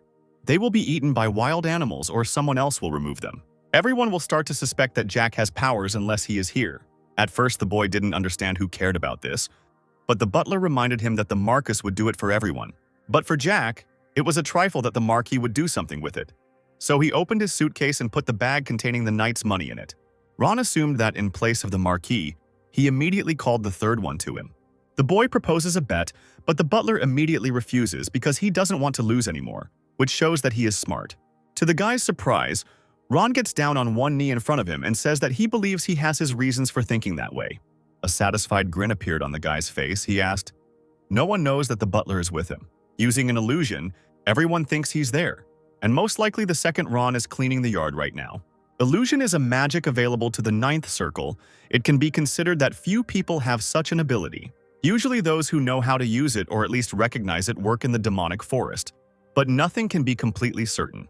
Perhaps when everyone finds out, the Marquis will interrogate Ron about what happened. If the butler senses danger, Jack asks to say that he is to blame for everything, and if he senses a threat to his life, then to pass on the words. The words that if Ron or Elizabeth's sister died, then on that same day the entire Marcus family would be destroyed. After this, everyone clearly felt uneasy. They froze for a while, and silence hung between them. Jack helped to lighten the mood by saying that this phrase was only for emergencies. John hopes that everything will be fine. He will give the Marquis one last chance to behave like a real father to his sister. Ron is worried about whether the Master really needs to go to the Academy, and what will happen if the Marquis calls him. He is reassured by Jack's words that the Academy has its own rules, namely, that from the beginning of the semester, unless it is the death of a relative, then you cannot leave. It is clear from the butler's face that he wants to go with the Master. He himself would be glad to do so, but it is too early. The butler is about to leave, and Jack wishes him farewell not to run into any monsters on the way back. Most likely they will see each other again only in 4 years, but who knows? You never know what will happen. The only thing that matters most to Jack is his sister, and he asks Ron to look after her. Ron left, and now the only thing left to do is plan the route to the Academy. From the Marcus estate to the Academy, you can camp on the mountain 3 times. But if you go by road, it will take 4 days, although by mountain it will also take about that. It cannot be said that the mountain path is more difficult. It is not particularly different from a regular road. Taking his suitcase, Jack goes up. There should be a village nearby. Approaching the horse, he tries to climb on it, but from the outside it looks ridiculous. He doesn't succeed. It turned out to be quite a challenge. Because of my small stature, there were so many problems. It's just Jack and the horse which makes the night seem so peaceful after what happened. But the boy has his own plans. He is not going to head to the Academy right away. He feels very ashamed in front of Ron and his sister, but for now, he needs to focus on his mentor.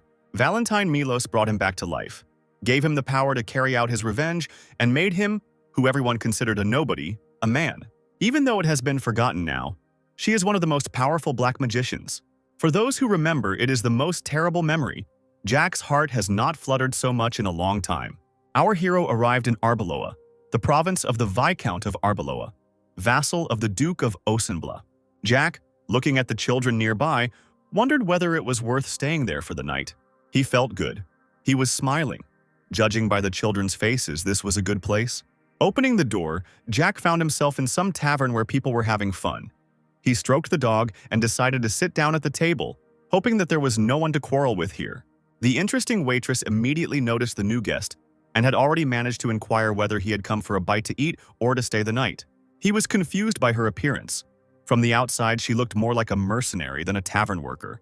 Jack, holding out the coins, asked for simple food, water, a room for one night, and asked to bring the sword that was near his horse. But 1 shilling was enough. The inspired girl would bring him the famous Arbeloa apple pie and steak. And it would seem that this is enough.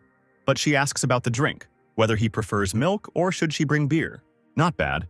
He could stay and live here. Even though he wasn't a local, she didn't try to squeeze more out of him. It's understandable, after all. It's pre-war time. Everything is cheap and everyone is honest. While petting the dog, he says that it has no idea what awaits it. Unwittingly, Jack overhears a conversation at the next table.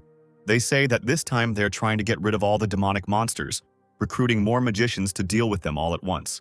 But why do they need this, when even Tolkien is not doing anything, and there are only 20,000 mana users? The company discusses how they all seem to be laughing at them, and Jack listens attentively. Jack already mentioned the Iron Blood Knights who are on a mission in the Demon Forest. By order of the Emperor, knights were selected from the guard of each noble family. These knights went hunting in the demonic forest with the Iron Blood Squad. This vast forest stretches across a mountain range called the Grand Canyon. This neutral zone may seem ordinary to many, but it is home to ogres, orcs, goblins, elves, harpies, and even dragons. Troll blood is used to make potions. Ogre sinew is used as bowstrings, and iron monsters, parrots, are used as material for weapons and armor. Harpy feathers are used for ladies' jewelry, and elves are kept as pets for their appearance. In the demonic forest, these creatures pose no danger, so everything that happens there is the excess of human greed. Jack tries to rack his brain to remember what happened there, and it seems like they're losing this time. During the massacre in the forest, the detachment of the Iron Blood Knights lost most of their troops. Knights and guards of the aristocratic families were also killed. The fiasco of the people that day was simply colossal. The losses they suffered led to the annulment of the support of the people and noble families towards the emperor. According to Jack's memory, problems in the imperial family began around that time, and a civil war would break out in about a year. The third gentleman's thoughts were interrupted by another drunk in the tavern, who angrily slammed his mug on the table and blamed all the problems on the emperor. He wanted to add something else to his speech, but his friends quickly shut him up in order to save their friend's head. One of his friends quickly cleared the air and with a nervous laugh noted how drunk his friend was, so much so that he was talking such nonsense. It was funny to watch such an act of fearlessness, akin to madness. Everyone knew that for insulting the emperor and his family, one could easily lose one's head. But in one of the drunks' conversations, Jack heard that they began to talk about the third son of the Marquis, Jack, and was immediately interested in such a change of topic. One of the drinkers asked his friend to explain what the third gentleman had done that was so interesting, and his drinking buddy replied that there were rumors about the use of black magic. Well, of course, none of his friends believed what he was saying. Everyone knew that Jack Ballantier was a real fool, and besides, he had recently been imprisoned. Jack was nervous about this situation, because he was here now. It was unclear from whom the third gentleman could have learned black magic, because according to historical treatises, all black magic had long since died out. One of the drunks suggested that perhaps one aristocrat retained knowledge of the dark arts, and he taught Jack his wisdom. A girl approached Ballantier. The dog next to him looked curiously at the tray of food in her hands. She asked what could have made the boy so happy. Jack thought to himself about the word amused. Most likely during this conversation he also laughed along with the drunks, but he himself did not notice it. A girl sat down at his table and, laughing and in a good mood, asked him to tell her about Jack's humorous thought that made him laugh, because everyone here was incredibly bored. The girl in front of him was of amazing beauty with scars on her left cheek, white hair, and excellent figure. The boy replied that he was amused by the worthlessness of the Marquis's third son, judging by what was said about him. This is what made him laugh. But the stranger replied that, in essence, all people were like that. They loved to gossip about things that they themselves could never hear or see. He asked what the girl did at such moments as the stranger judged people. The girl thought for a moment and after a few seconds answered. In her opinion, if you wanted to know the truth, you had to see everything in person to decide for yourself that the rumors were just rumors, and separate the truth from the lies. The guy noted with a smile that sometimes rumors really do turn out to be true, although rarely, but nevertheless it is so. The stranger stroked the dog and asked again in surprise, Jack cut off a piece of the pie that she brought him and noted that the pie, although not as exquisite as Ron's pie, tasted good. And to Jack's surprise, the stranger continued. She replied that she still thought that if it turned out that the third gentleman would be a good man, then all the rumors about him would be a lie. Jack froze in place with a piece of pie in his hands and a bitten-off piece in his mouth. He froze and did not know what to answer to this. The thoughts of this stranger were amazing. The girl asked what happened to Jack. He did not stop thinking. If you analyze her appearance, she was a person with scars, a pumped-up body, and surrounded by mercenaries. The stranger took the pie again and this time cut it completely into many pieces to make it easier to eat. Jack only quietly said whether she was the leader of the Adventurers Guild. At first, the mercenary was surprised, but then she smiled. Of course, Jack didn't say this just like that. Her presence here in itself was suspicious. In the village he arrived to, there were a huge number of mercenaries who were looking for easy money to fill their pockets with gold. Mercenaries did not shy away from any kind of work. They could join the local guard, be detectives in order to find someone, or become monster hunters. All such tasks were given out in the Adventurers Guild building, which was located in any province. This was a common area. That's why such guilds offer housing. Jack said that most likely the mercenary had a lot of free time. The busy guild leader would certainly not have served the tavern if he had a job, given this factor. Many questions arose. It was even a pity for the stranger. She replied that the building next door belonged to the guild, but now there was almost no work there, and what there was paid poorly, and living on that money was unbearable. That is why she paid great attention to the tavern, as the only source of income today, because everyone wanted to live on something. Jack had correctly noticed that the place he was currently in was a cover for the Adventurers Guild. He had figured it out almost as soon as he entered. The guy noticed that the stranger was wrong to assume all this and think about him. Jack was known as the disgrace of the Marcus family, a complete mediocrity and a talentless young man. His story was a completely simple legend for the amusement of mercenaries in such establishments. But one thing did not leave my head: how the girl was able to recognize him, or whether she saw through Jack by his appearance. However, everything was much simpler if you think about it. A few minutes ago, when he rode into the city on his horse, he gave a distinctive sign. He was incredibly tired while riding his horse to this place. His journey was long and difficult, and all he dreamed of was a soft feather bed and a hearty piece of steak with an intoxicating aroma. As he entered the gate, some of the guards stopped him and asked him about the reason for his arrival. A lonely boy on a horse at night was suspicious, and to avoid further questions, Jack took out the distinctive sign of his house, the coat of arms of the Marquis of Ballantier. The guards knew what he looked like and immediately began to bow and ask for forgiveness and apologize for not recognizing the third gentleman. After apologizing, they naturally allowed Jack to enter the village and wished him a good journey. He thanked them with cold politeness. That's how she found out everything out loud. He said that she found out from the talkative guards. But no matter how important the information was, one could not trust unverified sources. It was dangerous. The mercenary herself had just told him about it. She smiled with all her 32 teeth and kindness, and answered that the third son of the Marquis was really worried about her. He replied with a grin that, for now, he thought to himself that this would last as long as she treated him normally. Despite all the rumors about him, her attitude towards Jack was better than the attitude of her own brother and her own knights towards Ballantier. She was flattered by his concern and extended her hand in greeting, apologizing for him to introduce himself immediately. Her name was Jane Arbeloa. She was the master of the Arabs Guild in Arbeloa. She was glad to meet him, but the word Arbeloa was the name of a village and she had a surname that sounded similar to that name.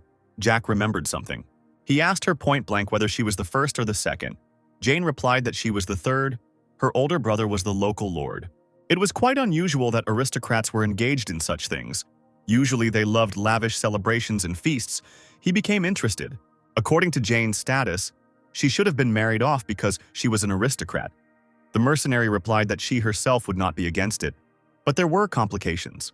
Her family would never sell her to someone else. They treasured her very much and were a strong, loving family for whom the words daughter and sister were not an empty phrase. Jack even felt a bit envious because he didn't have such a family. He noted out loud that her family was very interesting and unusual for aristocrats. Jane called her dog Arnold to her, and together they became entwined in petting and caressing, the dog lovingly licking his owner, who couldn't stop smiling. She picked up her dog and placed it on her lap, asking Jack what such a distinguished gentleman as the Marcus's son had forgotten in their small village, especially alone without a guard. The guy replied with a grin that the disgrace of his house did not need guards. His life had absolutely no weight or value. Jane and Arnold froze.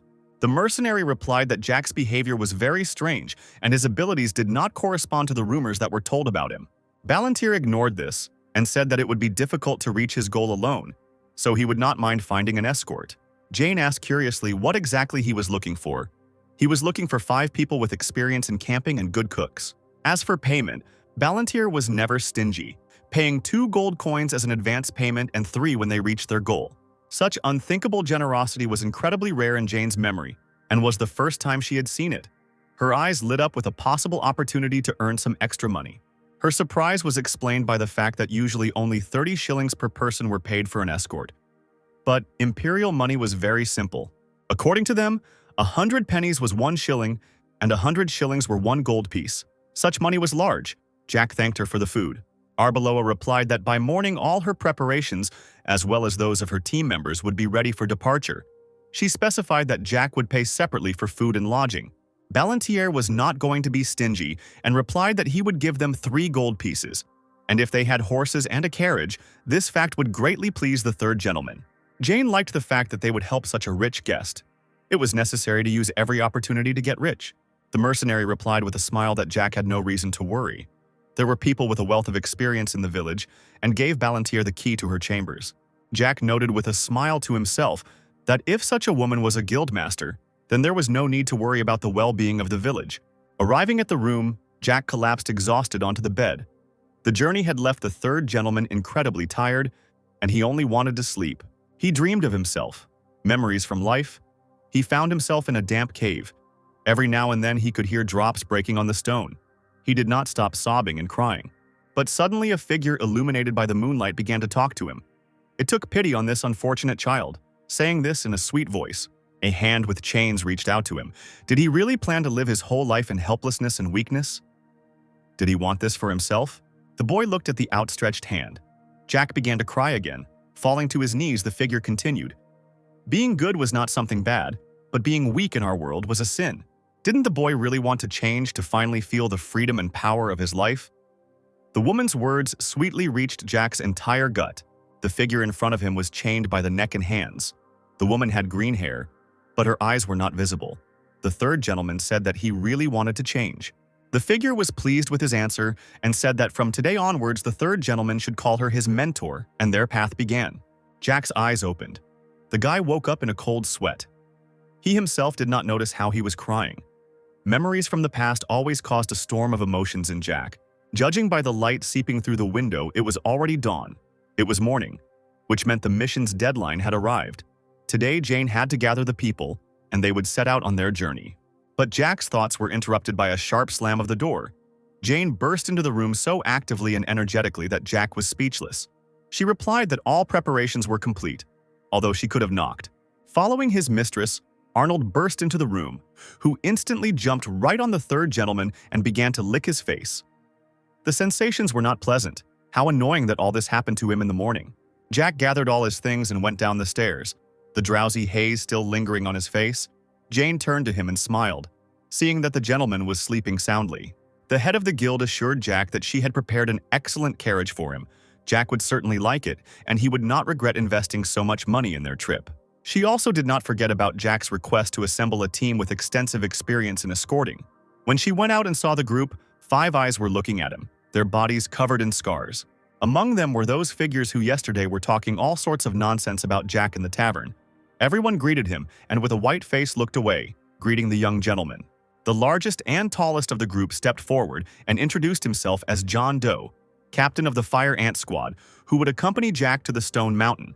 The figure extended his hand. Jack asked the stranger's name again, for John Doe was the name given to unidentified corpses, and this pseudonym aroused the curiosity of the third gentleman. Of course, Jack noted the interesting name of the man out loud, who responded with warm courtesy, thanking him for appreciating such an unusual name. John explained that it was a long way from here to the Stone Mountain, and they would pass several small villages along the way, so their plan was to set up camp twice in hidden places. There were also 2 excellent cooks in the team. The mercenaries themselves were excellent at settling into camp. The guy sleepily said that he didn't have to do anything, and John, smiling, confirmed that this was indeed the case. They would take on all the work on this trip. Let him not worry and enjoy the journey.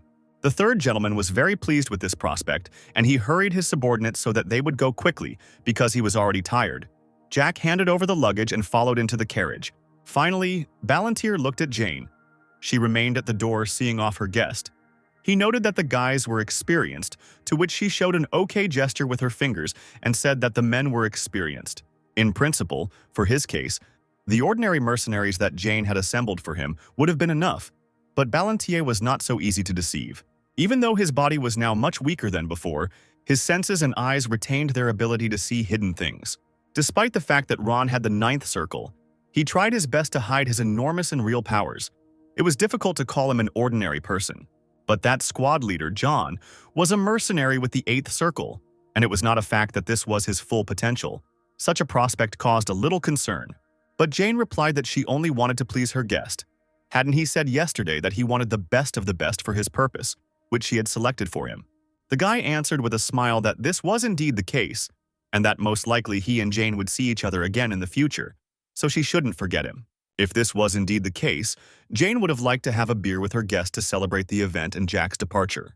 The third gentleman replied that he would not mind, only if it was at her expense, smiled slyly and walked forward. The girl kindly wishes the little guest a good trip. A guy with his eyes closed rides on the roof of a carriage, enjoying the sunny weather.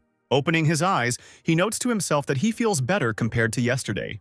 Abruptly sitting up, he asks the carriage attendant if he heard who he was. The man admits that he knows the guy is an aristocrat, and that's all. The master told the man that the young aristocrat was traveling the world. The guy, thinking about his words, shows a desire to ask a question. Taking a wristwatch out of his inside pocket, he tosses it to the man walking next to him. He asks whether the coat of arms depicted on the gold-trimmed watch is the coat of arms of aristocrats. The man answers positively. The guy asks to tell him in more detail. Somewhere far away is the estate of the Marquis de Ballantyre. The guy says with a smile that their house, the damn house, will soon be destroyed. The coat of arms depicted on the clock, theirs. This coat of arms belongs specifically to the Marquises of Ballantyre. The guy admits to their imminent destruction quite calmly and joyfully. This takes the men by surprise. The guy says that he heard that there is one complete loser in this family. He asks the man about it, assuming that he knows better. He even recently ended up in prison. The man begins to get very nervous and tremble. Finally, they understood who this guy was, because it couldn't be explained more clearly. There were rumors that he was sent to prison for using black magic. The guy admits that these rumors are true. He knows a little about black magic. It's not difficult, because his mentor is one of the best black magicians in the world. Even though he is a swordsman, it is impossible not to know about black magic. However, why would he use magic when he has his fists? He points his finger at one of the tanned guys with a scar on his face, and he gets very scared. The Marquis's son asks why the boy stood there while he was saying such things about him, since he knows what will happen if you speak ill of aristocrats. The guy asks if the escort doesn't feel sorry for him. Everyone present is completely confused. Everyone was at a loss except for one older man, John Doe. Surely it was the captain who was told about him by the guildmaster, and everyone else is not aware of it. The young aristocrat puts his hand on the frightened guy's shoulder and says that it's in the past. They'll only have a few days to spend together. The frightened boy answers him with difficulty, agreeing with his words. Around the fire, one of the guards says that he is convinced that the rumors are just rumors. He explains that the young man does not look like a typical representative of the aristocracy. Usually they are afraid that an extra drop of water will fall on them and ruin something. But he is not like that. He even washed the dishes himself. He mentally apologizes to Jane because this beef pie is much tastier than her apple pie. Yorkshire pudding, pie, and sausages, he wants to hire them to work in his kitchen. Having eaten a stomach full of delicious food, he sighs with pleasure. In his mind, he mentions that Ron is also a failure in terms of culinary skills. He admits that he is usually hard to please and that you have to pay for a good dinner. He asks who will stand guard tonight, and they tell him that they will draw lots. He is offered to join, but the disgruntled aristocrat replies that children need a lot of sleep to grow well. The confused male security guard retracts the invitation upon hearing this. The guys decide that things are getting boring and decide to start telling stories. The young aristocrat decides to start first and thinks about what he would like to tell the people around the fire. He asks if they have ever wondered how many dragons live in our world. One of the boys wonders if the emperor who founded all the dragons destroyed them many centuries ago. This is what the Foundation myth tells us. In short, it says that the founding emperor was Julius Tesla, along with two companions. They united and destroyed all the dragons that inhabited the Western continent, And here, Tesla built an empire on the blood and bones of dragons. Over time, the empire became smaller and smaller, and could not be compared with the neighboring Tolkien Empire. This is the truth that everyone here knows, the most common version of this story. 2 dragon lords in the Black Sea, a small dragon in Tolkien Castle, 5 dragons in the Monster Forest, 8 polymorphs that he personally knows, making a total of at least 16 living dragons. They find it hard to believe.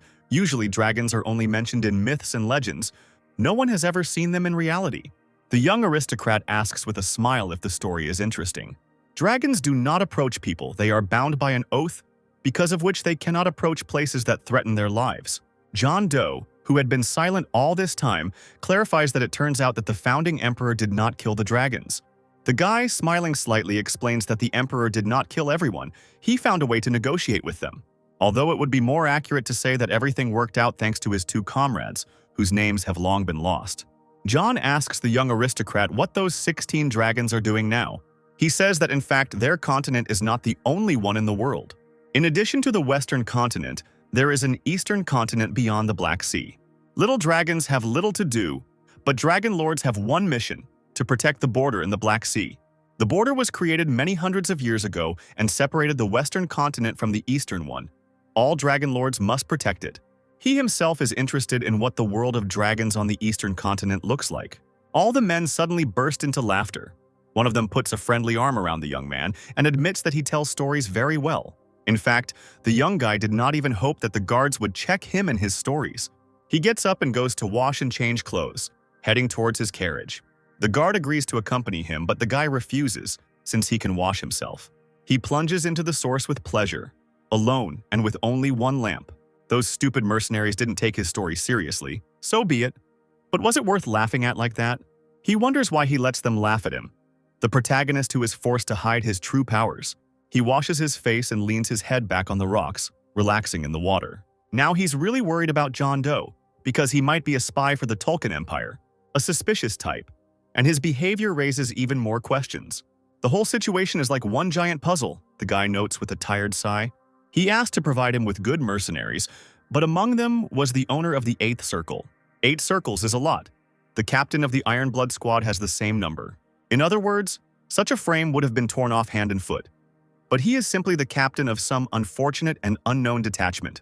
However, right now he has more important things to do than this suspicious man, the guy admits to himself. He had already managed to recover a little, thanks to the rest in the carriage and the elixir. Well, there shouldn't be any problems, the aristocrat concludes. He needs to go to his mentor in any case. But of course, if he turns out to be a spy for Tolkien, it's better not to take him with you further. Dressed in clean clothes, he approaches the mercenaries behind the fire with the ball in his hand. He reports that he had to hurry because an urgent matter arose. Pointing the tip of his sword at John, he states that he is the cause of his troubles. He directly asks how a person with the 8th Circle can work as a simple mercenary. The young aristocrat admits that he is going to a place that is very important to him, and he is not going to bring a man there who is hiding something. The others are surprised to learn that John Doe is the 8th Circle, which is unexpected news for them. John openly admits his 8th Circle while standing in front of the guy and asks what it affects. The young man says that he told them an interesting story, and now he would like to hear John's story.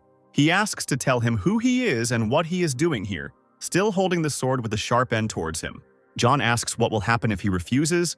The guy says that then he will die. The guy's gaze suddenly turns to one of the mercenaries, a young blonde guy, and asks if he is a spy for Tolkien. That woman, Jane, said that they would have a drink the next time they met. But maybe he should suspect her too, the guy asks. John's face contorts, and he asks with irritation why he suddenly started talking about her. The young man asks if he doesn't wonder if he'll buy her a drink before he kills her. He says this with a calm and even joyful face, noting that the situation is becoming more interesting. In his thoughts, he notes that he has come this far, but he does not use magic. It is unknown whether this is on purpose or he has something in mind, but it is better for him. He says out loud that he has little control over himself, so there are 2 options: die or stay alive. He says with a smile that he gives him 1 minute to think and advises him to think carefully. The day before, John and Jane were discussing him, the man remarking that he was an interesting kid. Jane tells him that he is the 3rd son of the Ballantiers and that his family almost abandoned him. John Doe said that Ballantier's 3rd son had asked for an escort, so Jane had better find out what was going on. Jane thought about it and said that maybe he could change their lives because He was not what the rumors said about them.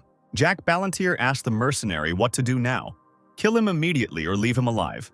The young man demanded an answer right away, and the mercenary didn't like the aura around him.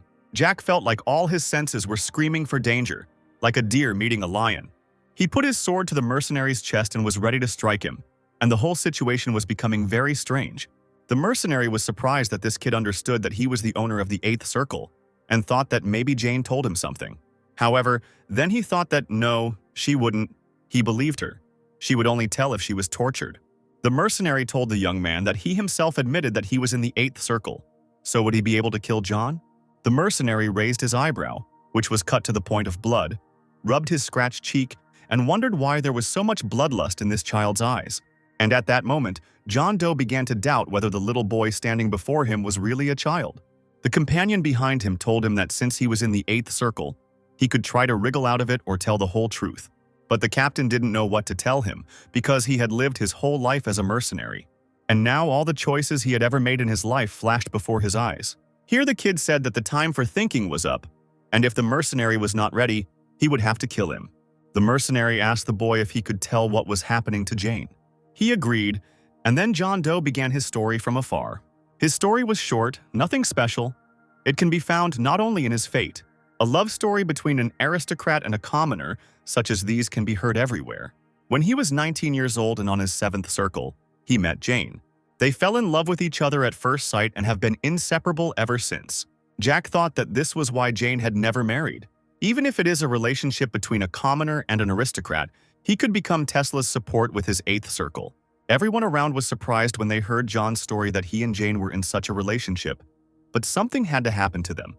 Although, given her character, it is safe to say that her family is not interested in increasing power through marriage. Jack began to ask more about Jane, and John confirmed that she was the master of the Adventurers Guild in this small province. However, the young man did not believe that John was a simple mercenary, and he asked the mercenary if he really thought he would believe him, but John confirmed his words. Jack wondered if he could be trusted, since such a simple story was easy to make up.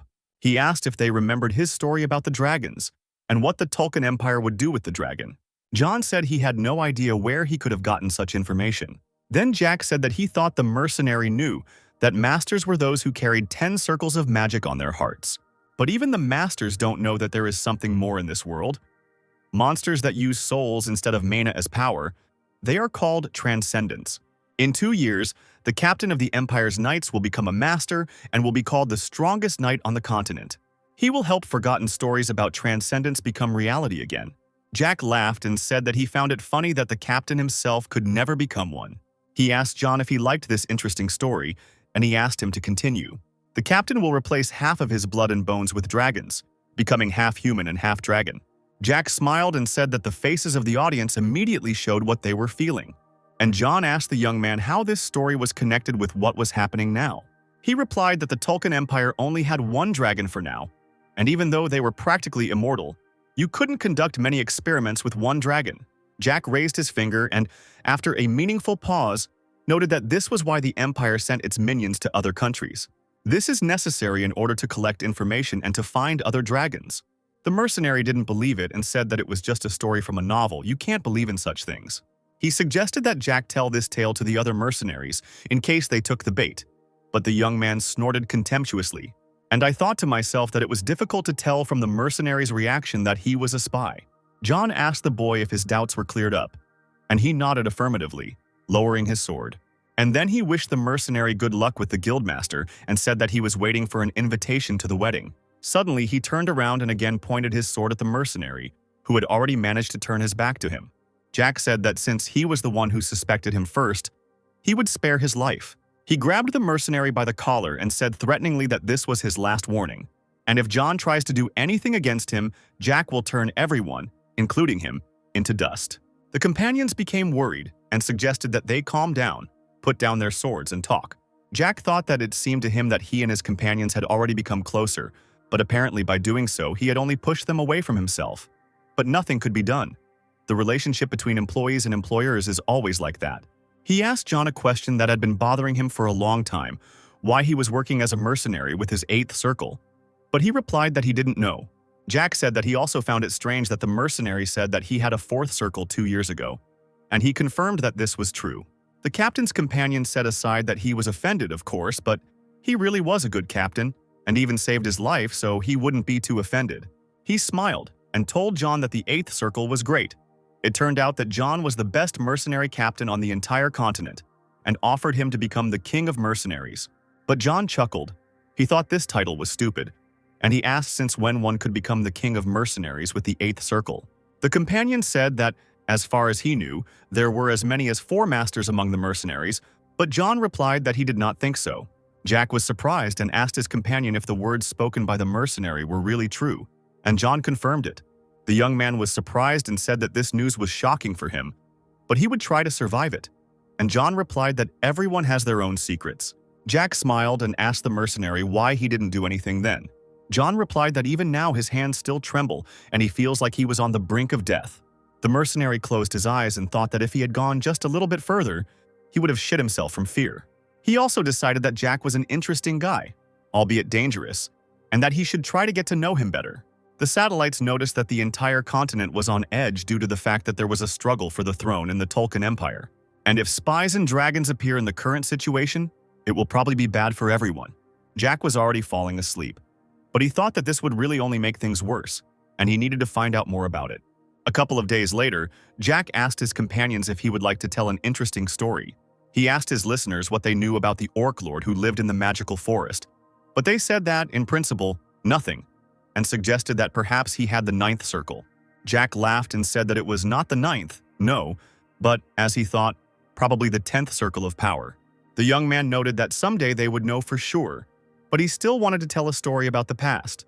Jack said that if you count by imperial time, then that was 23 years ago.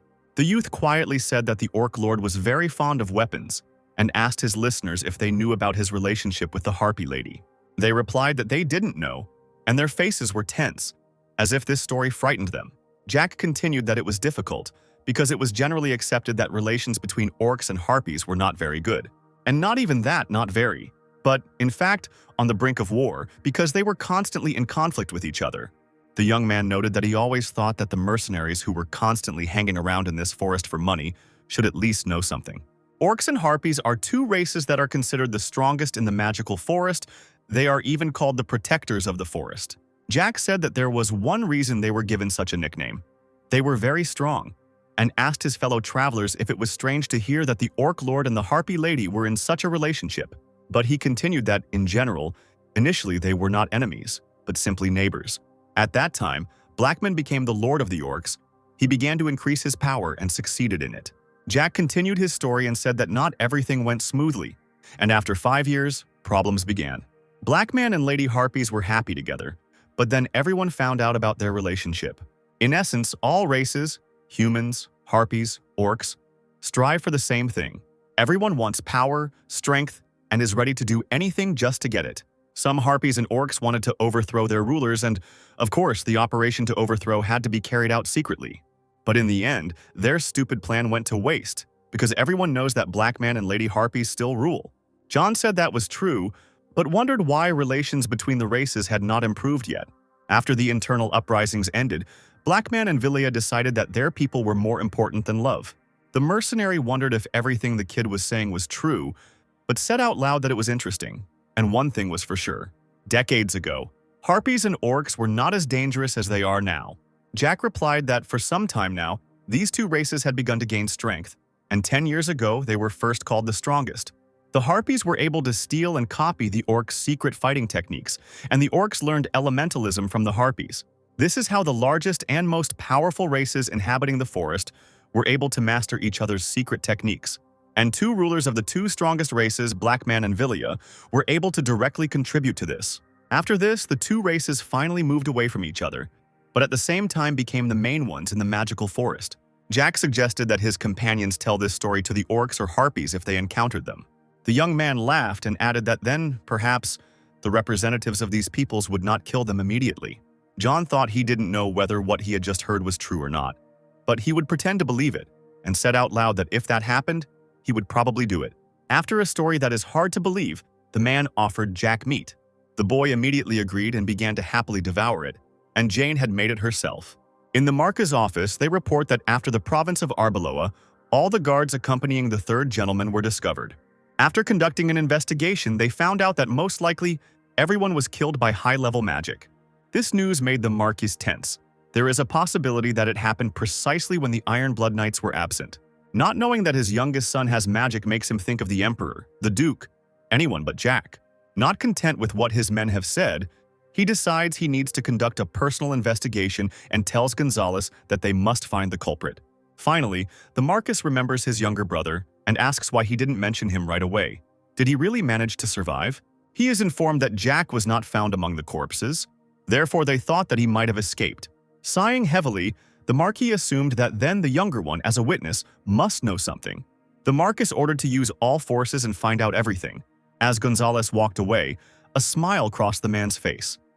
Perhaps he had understood everything, because he reminded himself that he thought the third was useless, but it turned out that was not so.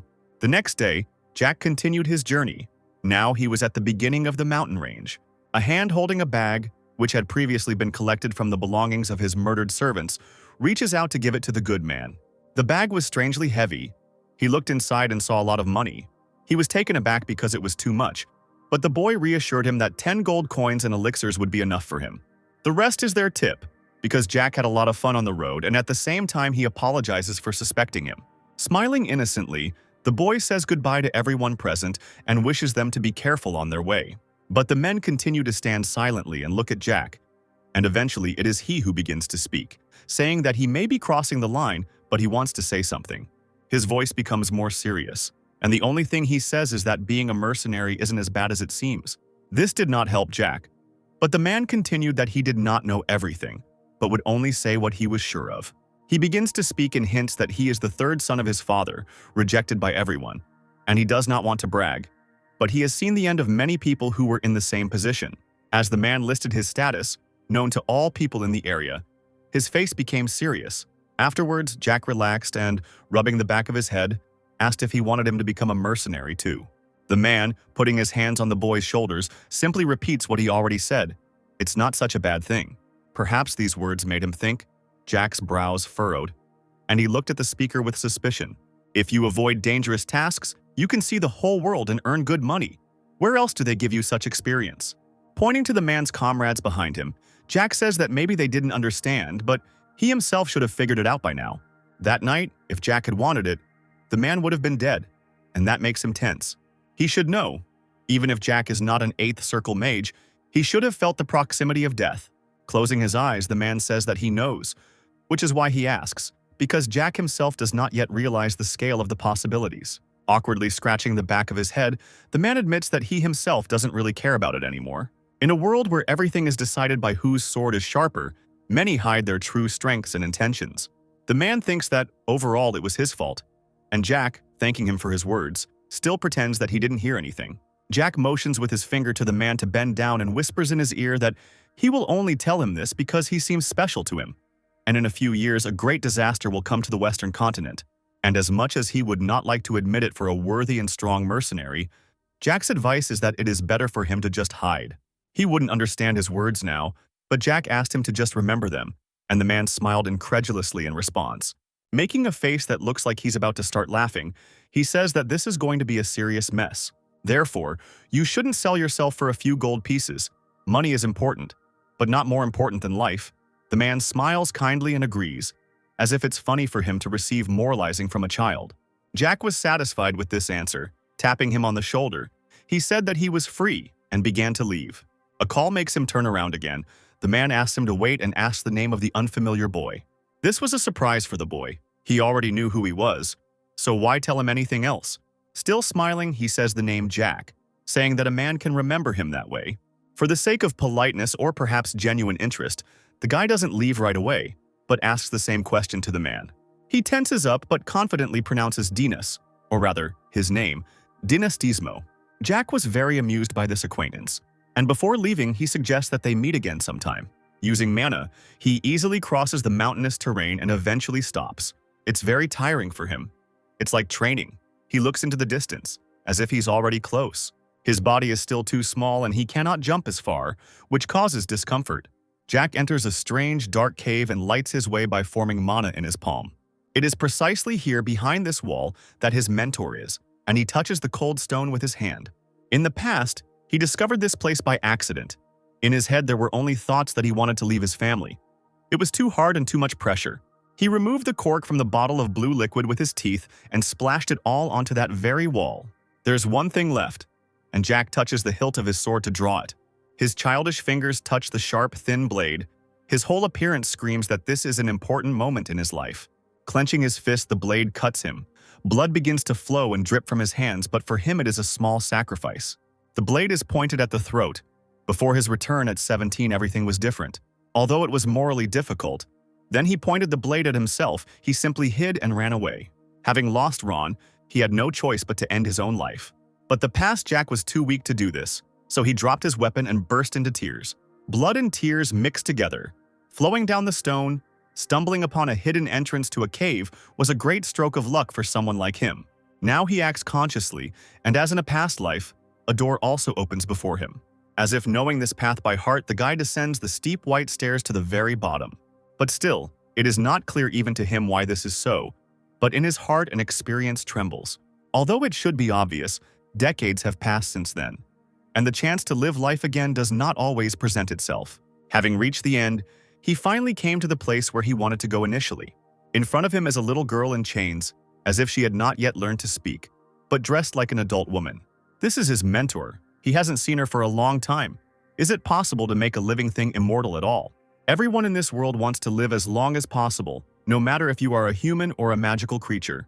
Orcs, dragons, emperors will all die one day. It is natural and right. For this little girl in chains too, but still his mentor is not simple like everyone else. Unlike others, she has been living for 400 years, which you can't tell from her appearance. This happens due to the separation of the soul from the body, and magic is what maintains the connection between them. The problem is that this process will soon come to an end. Nothing in this world lasts forever. In her past life, after meeting Jack, she lived only 10 years. But this time, everything will be different. This time he came to her earlier. In this life, they will be allotted 13 years. Jack, like a small, happy child, looks into her eyes. He has wanted to hear her voice for so long. The lady in chains, not yet acquainted with this man, asks who he is. Not afraid of such a majestic lady, he asks her to guess, but the mentor clearly doesn't like this one. In an angry voice, she says that she won't ask twice and orders him to answer. But the guy continues to coddle her, telling her how mean she used to be, which causes even more discontent. Jack presses his hand to his chest and says sincerely that he missed her very much, but she still doesn't understand. The mentor says that she doesn't know him at all, and it's strange. The guy even knows who she is. In response to the question, he nods smugly. How can he not know, and begins to remember? It is impossible to forget the time they spent together and how his mentor trained him. And it can't be called an illusion, but their entire life together flashed before his eyes. Clenching his fist, he continues to sit on one knee, of course. Only Jack remembers everything. Putting it to his chest, he says that she is the heroine of their world, who brought an end to the era of honor and began the era of humanity.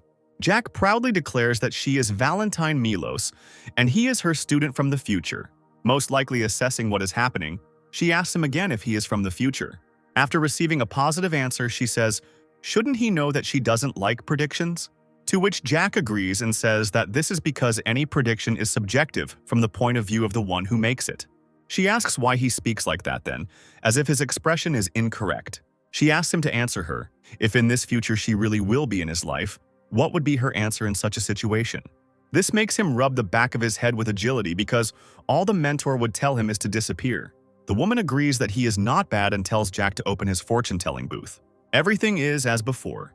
She is exactly as he remembers her. Jack gets up and says that there is nothing to be done then. Drawing his sword once again, he now points its blade at the small body in chains. Jack apologized for having to go so far and a blue glow formed around him. The guy took a confident stance with a sword in his hand. The woman notices that he is using aura. He says that he understands that he is behaving incorrectly, but the teacher will be able to punish him later. Enveloped in magical currents, Jack noticed the restraining chains that were everywhere here. In order to free the figure, they had to be destroyed. He made a decision that by destroying the chains, he would destroy this place as well, but such a prospect did not frighten the guy, and he decided to free his future mentor from captivity. Although he had no choice anyway, young Ballantyre rushed forward with his blade at the ready. He was going to strengthen his blow with magic in order to break the shackles. Once upon a time, decades ago, Julius Tesla locked his girlfriend and comrade in this place, despite the fact that this man was called a hero and a man of honor in ancient times. Julius promised that he would return for her. He swore that he would not abandon her in this place, and the mentor believed his promise. The connection between them at that time was strong and trusting. But this traitor to the oath did not keep his vow and abandoned her in this cave. Day after day she waited for him and hoped that Julius had not forgotten her. But after 50 years all hope left her, she was abandoned. She finally resigned herself to her fate of spending her time in captivity until her death. She did not expect help or support from anyone, and only humbly awaited her fate. But Jack Ballantier broke her gaze. The boy gave her hope. Rushing forward, the nobleman swung his sword so that she did not have time to follow him. The teacher felt her strength and energy returning to her body. She couldn't believe it. These shackles were made of dragon bones and were considered indestructible. This guy hadn't even crossed the threshold of adulthood, but he already possessed a powerful force. She had never encountered anything like this before. Her weak, floating body was picked up by Jack. Holding his mentor in his arms, Jack assured her that he was not like Julius Tesla, and he would never do as he did, the small figure never taking her eyes off Jack. Ballantier was going to prove to her that he was not like Julius, not just with words but with actions. He had a lot of work ahead of him to restore trust, but it was worth it. As he expected, the walls of the cave where the mentor was imprisoned were beginning to crumble. Jack needed to quickly leave this place. He asked his mentor to hold on to him tighter. He would use his skills and past knowledge to get out of here. Jack had come too far. Gripping the blade even tighter, he gathered all his remaining strength into himself. Jack spoke the words for the magical spell of protection that his mentor had taught him in his past life. The rockfall was about to end the lives of 2 people under its vault when the entire cave was illuminated by blue light and lightning emanating from Jack. The small figure on Jack's shoulders was surprised by such knowledge. The spell he used was one of the 4 basic defense techniques. The mountain of the 4 great elements that the nobleman used could save them. After finishing the technique, Jack thrust the blade into the rock and prepared to strike. An explosion of colossal magical power wiped everything within 100 meters into dust. A large crater gaped in place of the blade. The figure asked Jack who he was. Jack just chuckled and said that as he had already said, but her student and she his mentor. The blade slowly disappeared into dust in Jack's hands until it turned into nothing. The teacher was puzzled as to how Jack could have such enormous power at such a young age, but Jack was her student, and for him such powers were just a demonstration of a fraction of the power that the teacher had endowed him with. For the next 13 years, Jack and his mentor would travel the world, during which time Jack's teacher would teach him various magical and fencing skills. The little figure could not believe such an amazing truth.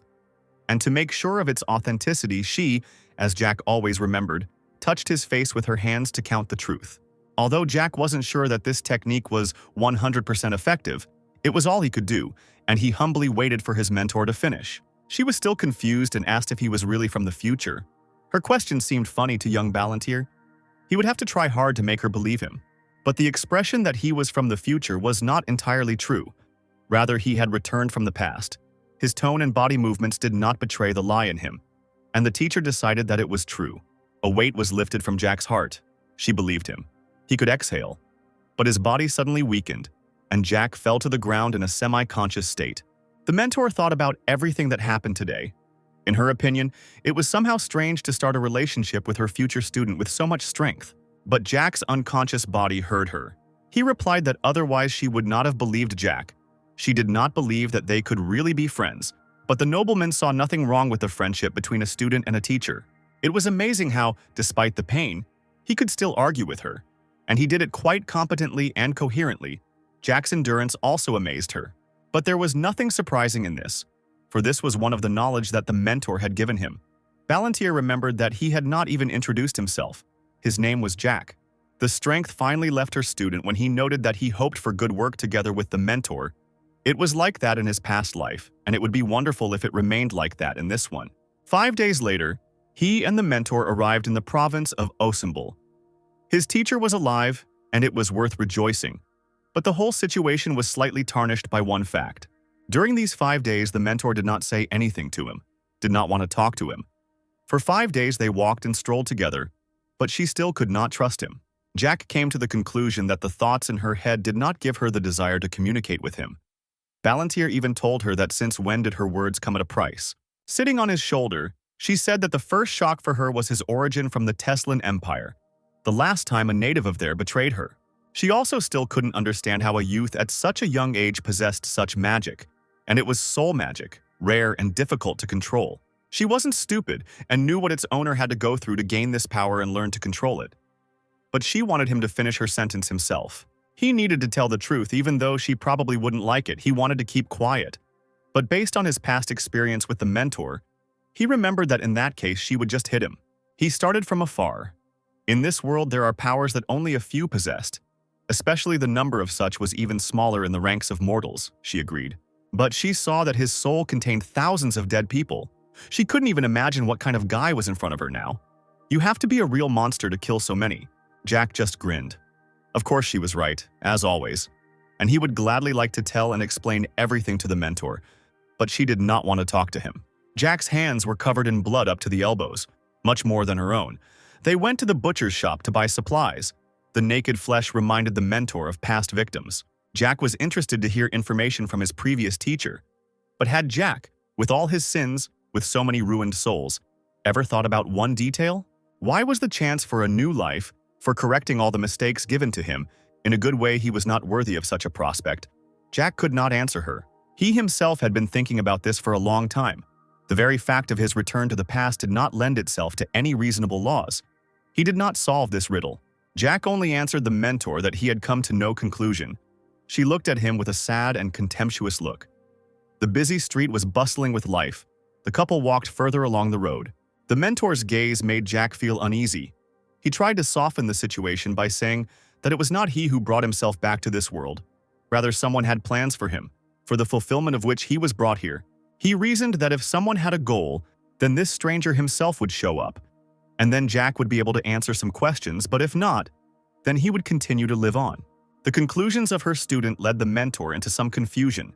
She still does not understand Jack, and by what rules this young man lives. He still hides many secrets. Jack continued. Anyway, at this point in time, the most important thing in Jack's life was her, the mentor, and the time spent with her. Palantir showered her with a gentle smile. The mentor transferred herself to the guy's arms. Her childish height allowed her to do something like this. She noted that Jack knew how to seduce people with sweet words. But she was more interested in the plan. The first thing was to find allies. Jack remembered his pirouettes in the cave, how he fought in the place where the mentor was imprisoned. It was hard for him. His body was still physically weak. The execution of the protection spell took not only all his strength, but also affected his health. He was on the verge of death. He was lucky. And yet, after being rescued, he had to drink 2 high-class elixirs to restore his health and normalize his condition. Although despite this, the pain haunted him for another 5 days. He was well aware of his chances for such adventures. Due to his weak body, he needed good protection. Otherwise, his journey would end before it had even begun. They went on shopping. They needed to stop by the blacksmith to buy a sword. The old one fell apart in his hands before Jack could get out onto the main road. As a blonde girl with a basket of yellow flowers flew into him, she was whining in pain, holding her forehead, apologizing for such an incident. She said that she had urgent business. Jack apologized. He didn't look around. He reached out to the girl to help her up. When something about the lying peasant woman suddenly alerted him, he made a decision instantly, deciding to start assembling the team with her. The girl was shaking herself off and collecting fallen flowers all this time. She was glad that she remained safe and sound. Looking up at Jack, a bag of gold coins was hanging in the hands of a young man in front of her nose. Jack offered the stranger to work for him, or rather with him. At first she didn't understand anything.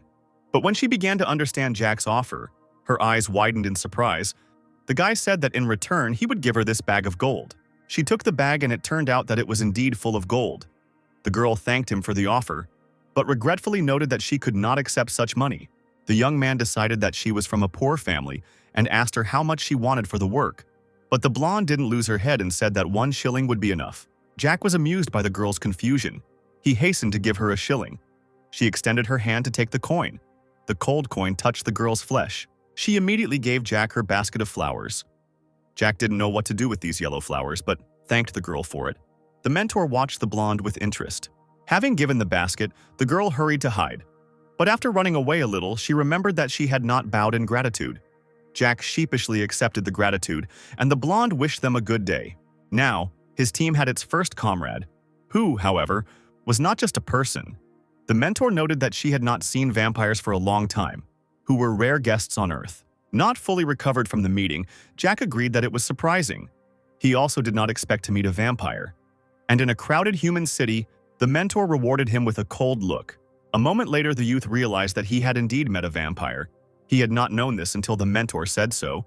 She was surprised, thinking that he had chosen her because of her appearance. Balantier replied that he chose her because of her great potential. He thought that she would be able to reach the 10th circle, which is the achievement of a strong magician. The mentor was irritated by his reckless stupidity. It was surprising that such a person had ever acquired such power. But the youth only confirmed her suspicions and said that he hoped for her long life, during which the teacher would teach him a lot. But this would depend on Jack himself. He was pleased to notice that the mentor he knew had not changed at all, and the couple went on shopping, although the teacher was now talking to him. As they walked, the image of that girl stood before the mentor. She had definitely seen her face, those eyes in light curls somewhere before, but she couldn't remember where exactly. Pulling herself together and meditating a little, she remembered a happy couple in the forest.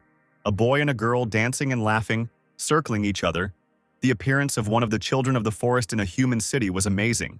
Lately, since her awakening and return to this world, she had been haunted by strange phenomena. And who knows what will happen next? The teacher knew where to buy a sword and they went for the blade. Vampires were one of the most unusual and powerful races. Along with dragons, graceful and strong, drinking human blood, they were common in ancient times. Jack recalled the sad history of the development of their race. While the consultant told him the features of this or that sword, the girl did not notice how the young man was listening to her with half an ear. In ancient times, there was a war between vampires and dragons. There were a number of reasons accompanying this event, the main one of which was power over the demonic forest. After a long series of battles, the victory of the dragons became obvious, as a result of which many vampires had to leave the forest for unknown lands. Or rather, those few who survived fled. The girl they had met today was probably one of the runaways, or at least one of the children of the runaways, and Jack hated to think what she had gone through. But young Balantier was not interested in wars at the moment. His eyes fell on one of the swords. The consultant noted that it was an excellent choice. The steel was made by a special blacksmith from a rare material. All these thoughts about the past were getting on Jack's nerves, and this blacksmith's place with ancient armor from the past brought back old memories. He asked for this sword. Wherever you looked, there were cats everywhere in the armory. The girl herself was probably an avid fan of them. When buying the sword, the girl wished for good use of the blade. Now all doubts were dispelled. He warned the mentor that he had already decided for sure that she would become his comrade. The teacher was not too surprised by his decision. However, she did not understand why Jack needed all this. She asked him again if he was sure of his decision. The consequences could be very different, and the responsibility would be on Jack. The nobleman understood her fears, but he was only doing this for himself. The couple were already heading to the market where they had last seen the vampire. Jack knew she would be there. The blonde herself needed such a chance to get in. Their journey together would help her to open up to the fullest and fulfill everything she wanted. As Jack thought, she stood in front of the meat counter and animatedly talked about something. But the mentor wasn't so sure about Jack's purely caring intentions. Was he really giving her a chance for more than just his own plan? The couple approached the blonde. Jack greeted her warmly. Jack immediately understood that the mentor had not just asked him this question, she had personal experience on this matter. In the past, about 400 years ago, at the peak of the mentor's power, her persona was very popular, and her power was capable of performing any miracles. The teacher had the blood of dragons in her veins, which gave her such longevity and strength. Because of this, many people and the emperor himself personally entered into a contract with her, which stated that no races were to interfere in the affairs of humans. Needless to say, such an agreement became a catalyst for many conflicts and quarrels. It was after such an agreement that the non-humans moved to the demonic forest.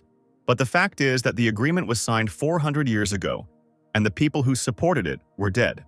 The last emperor had long since been in the ground, which once again reminded Jack that no matter how strong you were, time always got the better of anyone. But even after the agreement expired and the ban was lifted, other races could not get out of the forest. Many tried, but were stopped. The dragons were bound by the shackles of this agreement for 2 more years, and in their anger they killed anyone who tried to leave the forest. No one could resist their prohibition. Those who could resist them were dead. The dragons were proud and vain. If they were forbidden to go out, then so were others. They did not let anyone out of sight.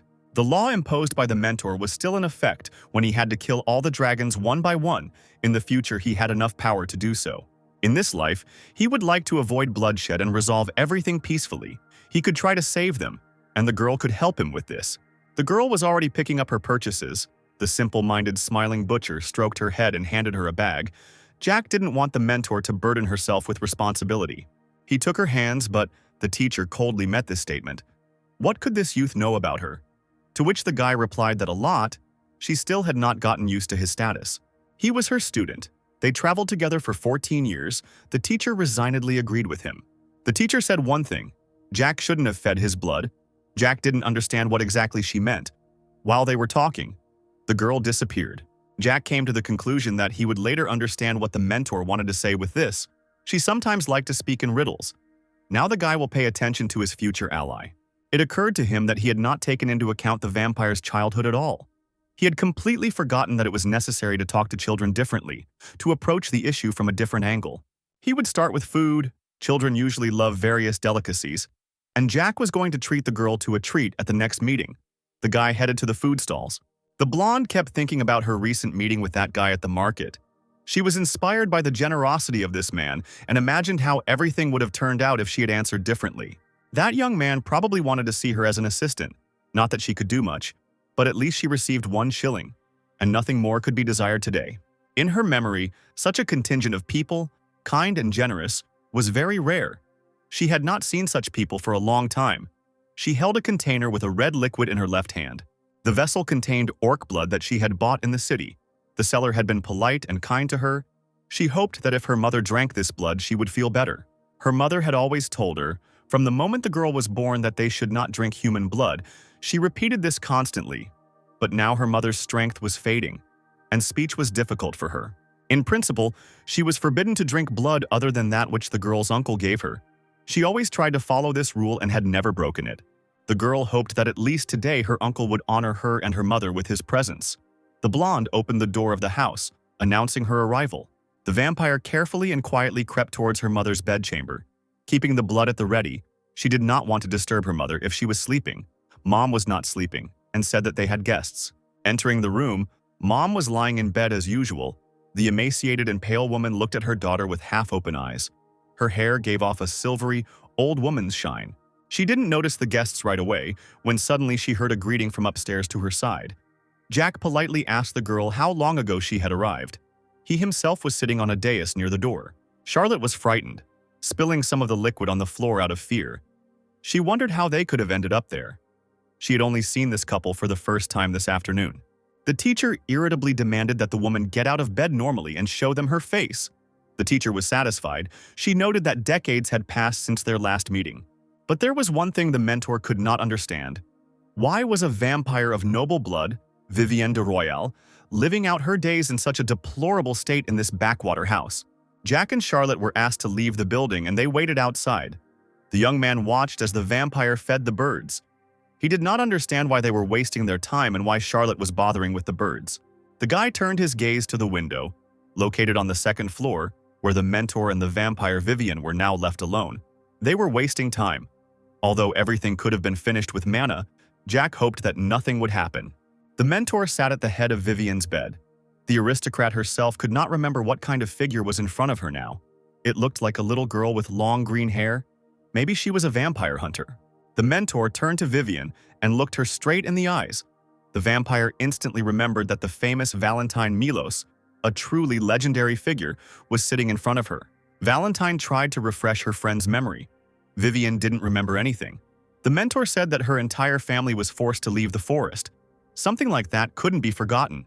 Something stirred in Vivienne's memory, but a sharp coughing fit made the girl bend over in pain.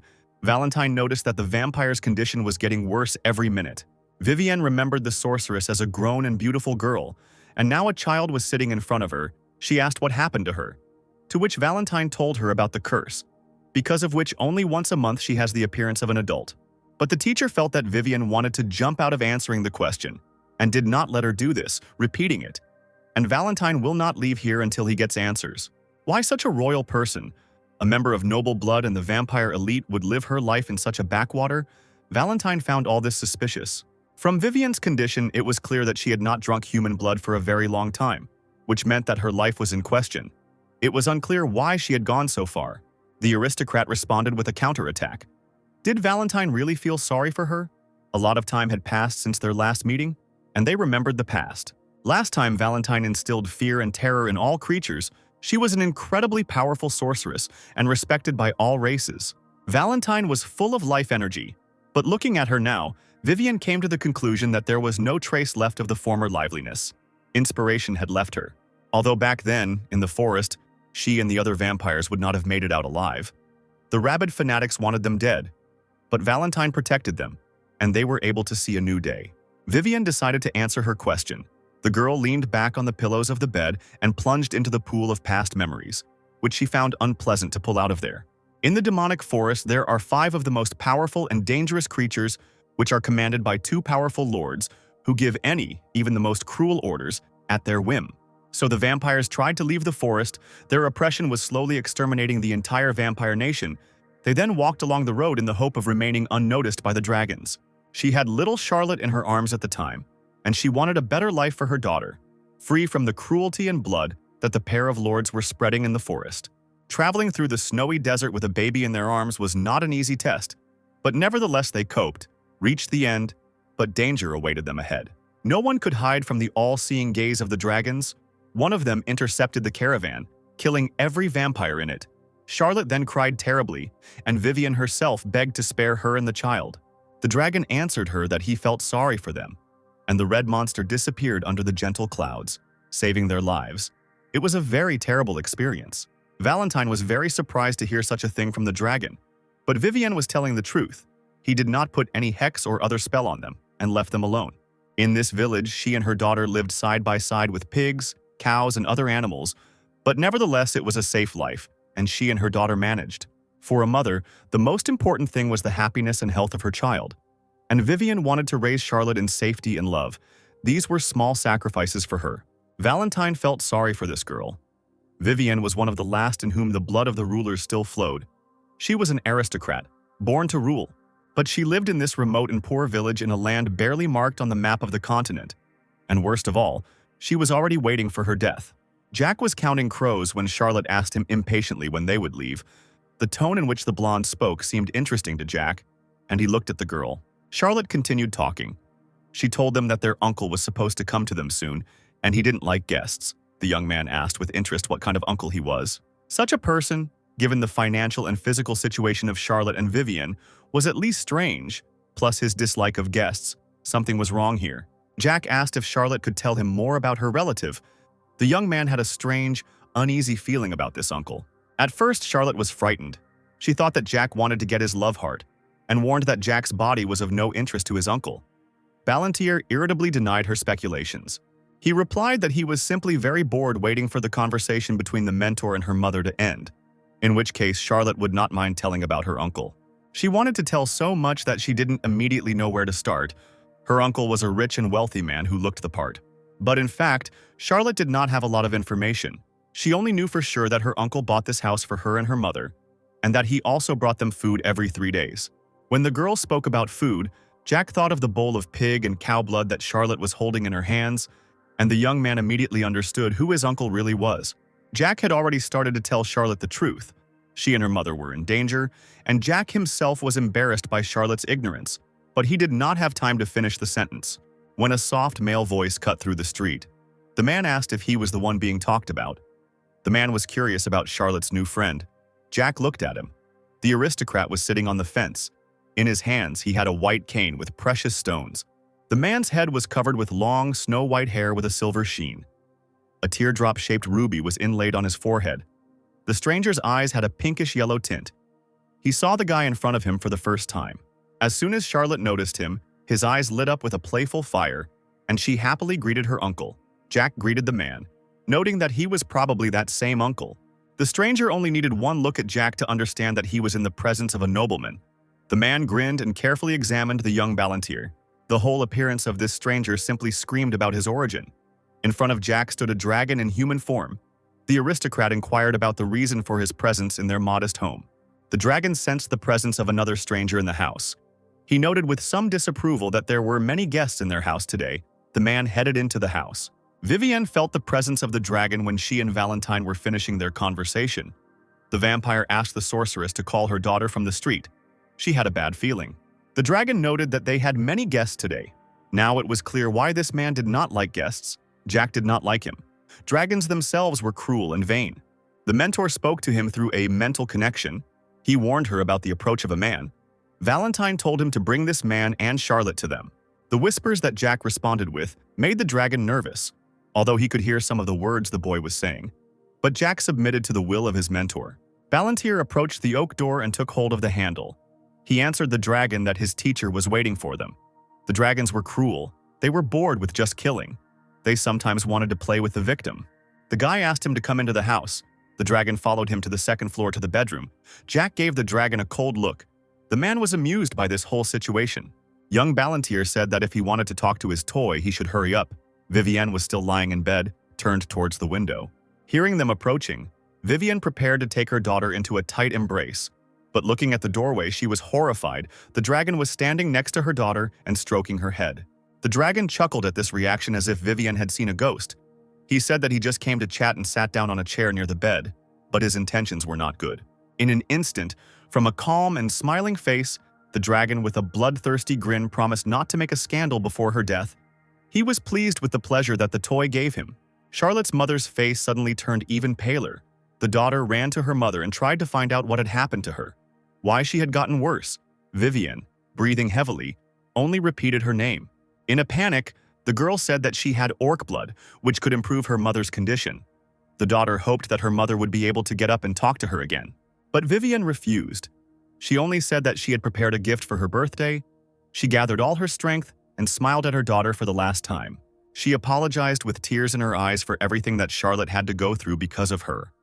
For the fact that she could not give her daughter a better life, she was so weak that she could not even give a gift. Vivienne gently touched her daughter's cheek as her hand began to crack and crumble, even more like broken stone. Charlotte looked at her dying mother in panic. Initially, neither Jack nor his mentor were supposed to witness this scene. Valentine even looked away from this heartbreaking picture. Jack ran into her by chance and followed her out of curiosity. He had no reason to keep an eye on this girl. He was only going to gather his comrades. But looking at this, he decided to change his views a little. He approached the dying aristocrat and asked her if she would entrust her daughter's life into his hands. Although he had no reason to do so initially, he would create one now. Vivienne thought Jack was joking, but he replied that they had little time. He took Vivienne by the hand and moved on to the confusion. He looked into the vampire's eyes and asked what she wanted for her child. The guy's face was extremely serious, and Vivienne did not doubt the power of his words and promises. Whether she wanted Charlotte to become a full-fledged vampire, or whether she wanted the entire continent and the entire world to lie at her daughter's feet. What she was about to say was very important. Or perhaps Vivienne wants revenge for the fallen lives of all vampires and kill the ill-fated dragon. The man watched the performance in front of him with a smile and interest. Vivienne replied that she really wanted a different, happier fate for her daughter. Like every mother, she wanted her child to be safe and happy. Vivienne had nothing to wish for except this thing. She directed her clouded, faded eyes at Jack. The last energy leaving her, she would only be able to say a few words. Her most important wish was for her daughter to always smile. She couldn't even dream of more. Charlotte shouldn't have to go through all the hardships that Vivienne went through. But before her death, she would like to know the guy's name. In the process of communication, she completely forgot about this detail. The nobleman introduced himself as Jack Balantier. A fine name for such a young man. Vivienne liked it. She asked if he could protect her beloved and dear Charlotte. Vivienne's face began to crack. Jack replied that he gave his word that the representative of noble vampire blood, Vivienne, with the veins of the blood of true rulers, rest in peace. She thanked him for his promise. The aristocrat called her daughter. Vivienne wanted to touch her Charlotte for the last time. Let her know that her mother would always love her. She touched the girl's face and pieces began to fall off her hand. Vivienne began to collapse, and Charlotte rushed to her sobbing. She kept begging her not to close her eyes. The girl did not want to acknowledge the death of her mother. Screams could be heard everywhere. Charlotte continued to sob over her mother's body, which was slowly dissolving into thin air. How would she live without her? Only one word was heard from the house. Louder than all, Mom, Jack, and Valentine watched silently. The room was filled with the loud, heart-rending laughter of the dragon. He grabbed his head from laughter and could not stop. This whole picture amused him very much. Even in death, his toy made his owner happy. The man could barely contain his laughter. It seemed that he was about to die from it. Words of revenge and happiness were heard in this room. He was amused by the responsibility that the boy took for the girl's life. The girl was about to die soon as well. It felt like the little brat's life was worth something. The dragon burst into laughter again as Jack concentrated his magic and lunged at the dragon. The dragon's body broke through the wall of their house, and there was a small bruise on its neck. The man didn't have time to figure out what had just happened to him, but he enjoyed this fun. The dragon decided to have some fun with the boy. He sarcastically noted that attacking a defenseless person is a sign of bad manners. The man landed on the street floor with the agility of a cat. Arcs and streams of fire began to dance around the dragon. The flames engulfed the man's body. His eyes acquired a pure white set. Jack prepared for the fight. The battle promised to be difficult. The dragon, in his madness, was obliged to teach Jack a lesson and good manners. He was already preparing to attack. His hand reached out to Jack, his claws extended, when suddenly a voice in his head ordered him to name himself. The dragon didn't understand where the voice was coming from, but he felt weak magic nearby. Someone else had the audacity to talk to the keeper of the flame like that. Today promised to be a fun day. He noticed a girl in the boy's arms, more like a toy. Valentine reasoned that if the two lords were removed, there would be 5 dragons left in the forest, and this man was not among them. She assumed that this dragon was about 200 years old, and as a result, he was born somewhere in the interval of this time. The man could not believe what he heard. How did this toy know his origin? Then she was like that. The dragon was overcome by a new fit of anger. Now he was not going to just let them go. He ordered this girl to identify herself. But Jack was angered by the dragon's address to his mentor. She was much stronger and older than him. He had no right to talk to her like that. Valentine asked Jack to lower her to the ground, but assured her student that she could handle the dragon herself. Jack was very worried about the mentor. She was not in the form to be able to resist the dragon.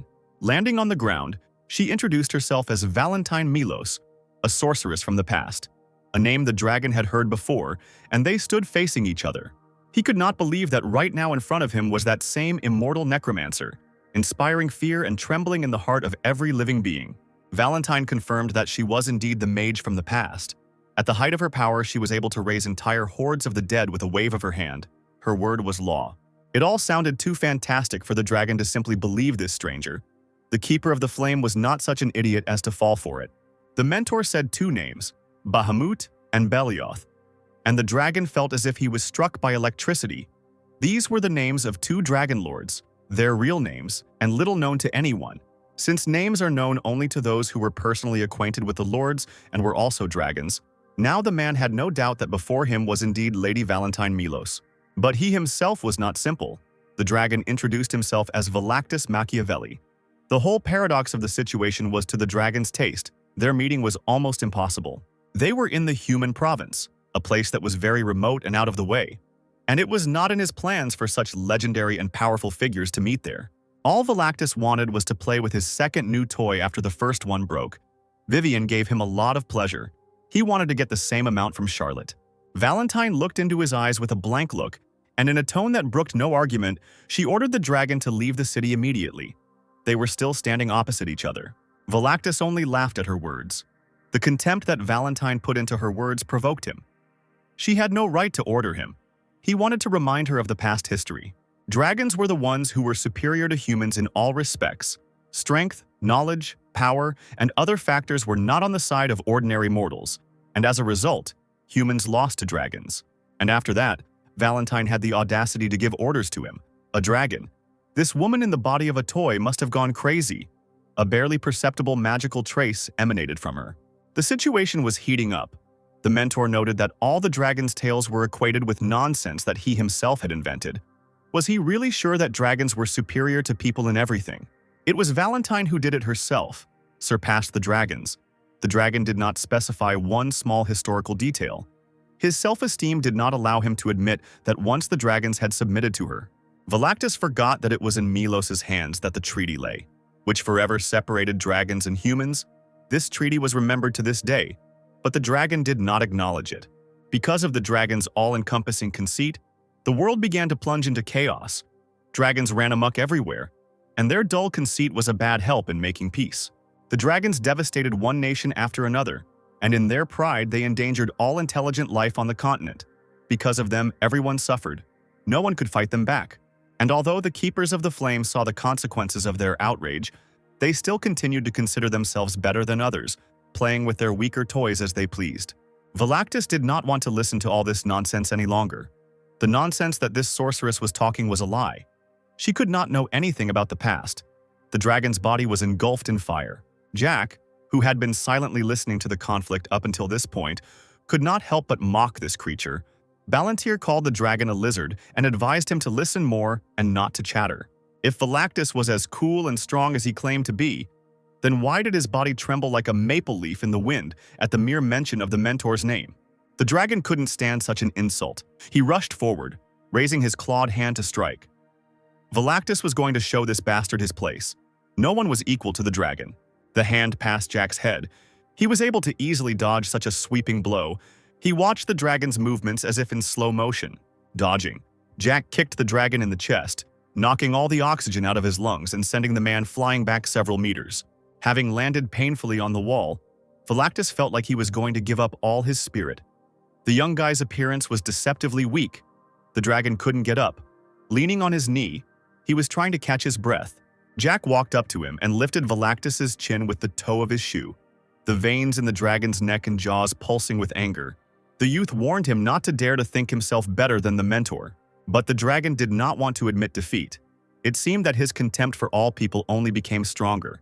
If he is a dragon, then he is a priori better than people, so he said, all mortals are worthless. Jack looked at this restless reptile and said that if he continued in the same spirit, then let him close his eyes and Jack would finish him off. The guy's murderous look testified to the plausibility. But Velactus quickly grabbed his leg and threw Jack into the house. Although the kid was not weak, he should not have hidden behind Valentine Milos's back. Their conversation was not over yet. Jack punched through the wall of the room on the second floor. Charlotte huddled in the corner and did not understand what was happening. As soon as the clouds of dust cleared, Jack came out of them. The guy was shaking off his clothes and lamenting that he was now dirty. It's good that Ron didn't see this. Balantier turned to the girl and said that he now understood who this self-proclaimed uncle was and what he was like. The girl was on her knees.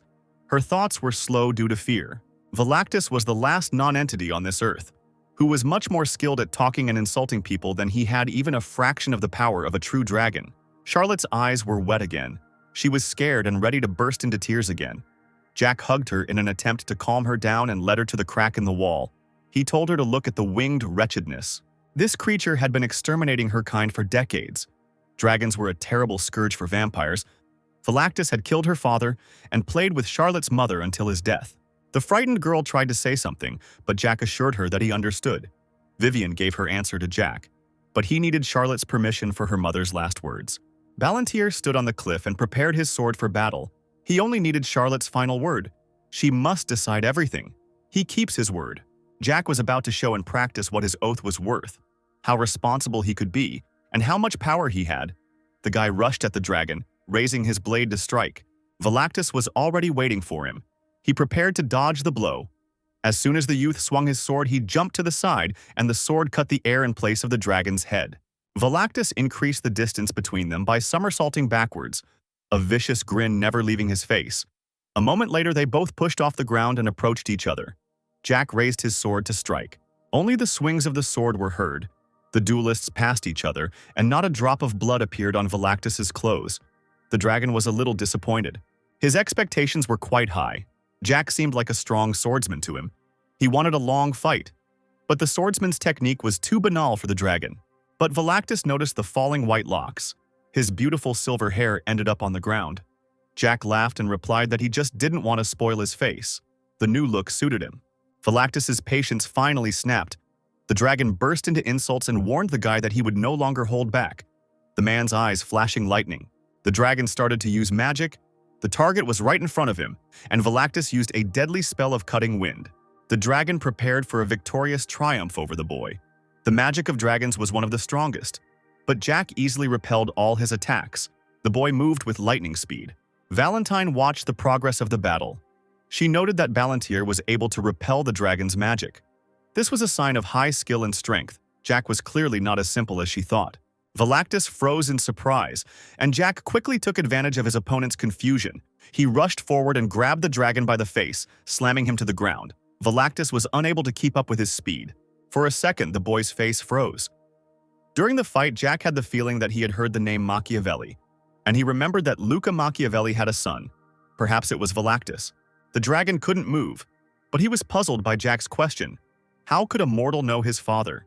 Jack knew that Luke was one of the 5 dragons that controlled the forest of monsters. Jack knew Velactus's father in a past life. He was the one who cut off his head. Although Velactus was better off not knowing, in this life he will do everything to prevent useless bloodshed. But Balantier could not remember this dragon lying above him. Perhaps in a past life someone had already managed to kill him before Jack. Or he had successfully hidden. Jack noted how much Velactus resembled his father. He enjoyed teasing this upstart. The dragon, not hiding his surprise and shock, tried to understand who he was. To which Balantier replied that he was the first and last student of Valentine Milos, the one whom the dragon openly mocked, for which he now answers with blood. Velactus could not understand how a mortal man could repel his magic. The magic of a dragon. The dragon was overcome with fear. His position was incredibly humiliating. Jack was disappointed. Could it really be one of the dragons? Those who were considered the strongest and most powerful creatures on Earth? If others were the same, then there would be no problems. The guy decided to take pity and gave the dragon a chance to save himself. He gave Velactus 5 seconds to apologize to the mentor for everything he said to her.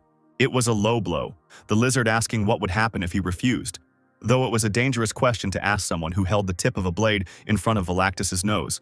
To which Jack replied that in that case he would grind the dragon into powder and stuff it into a bag that no one would ever find. And the memory of the dragon would disappear after his death. That is, Jack will repeat everything that the dragon did with his other toys. Velactus was silent and the guy began his report. With each second the tension grew.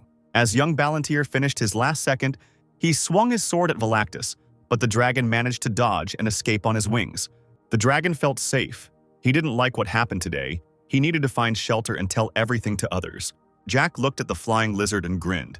He didn't think the dragon would have the courage to run away, but he wasn't going to let him go. Balantier didn't want to go that far. He stood in a stance and concentrated magical flows in his body. He had no choice. He used the soul sword, and a cloud funnel formed in the sky above Velactus. The dragon only managed to curse under his breath. The spell was almost complete. This was the first of Jack's 4 techniques. Heavens! The guy pointed the blade at Velactus. He wouldn't be able to dodge. The dragon froze in the air in front of a huge magical flow. Who was he unlucky enough to contact? Who was the kid really? There was a flash and the whole world went out. Velactus found himself in a black and white world.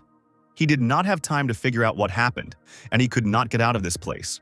There were black faces all around. He felt a gaze on him and turned around and screamed. The huge head of that guy was looking at him.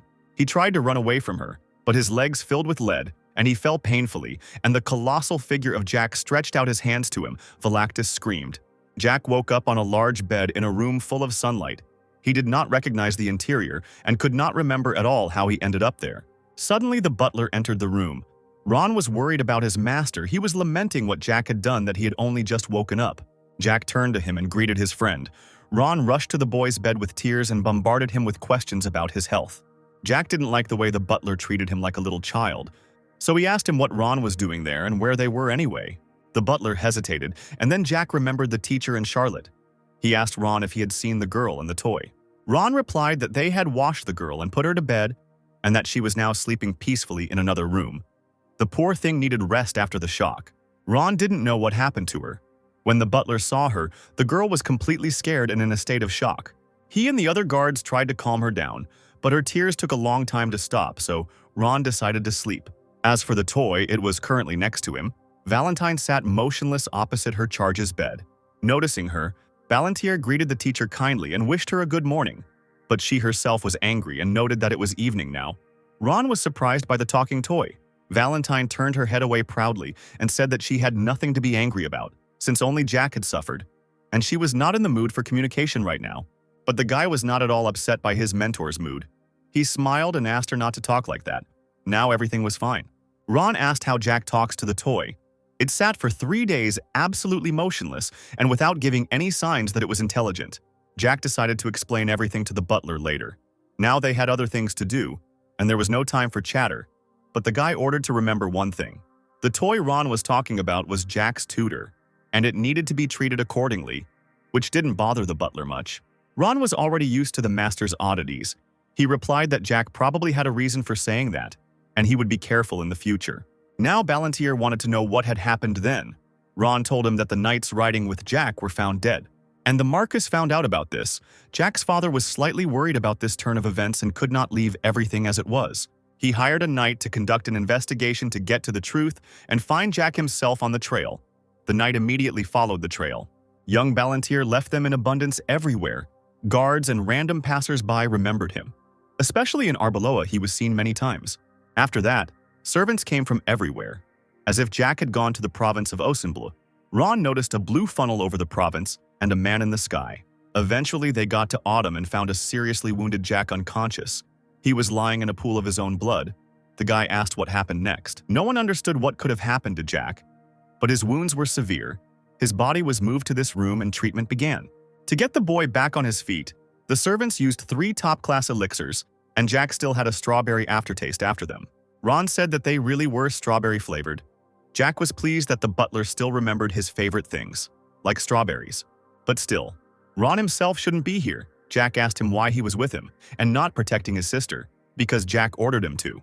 The butler looked down guiltily and explained that his sister also wanted to go on the search, but the Marquis stopped her and sent Ron instead of his daughter.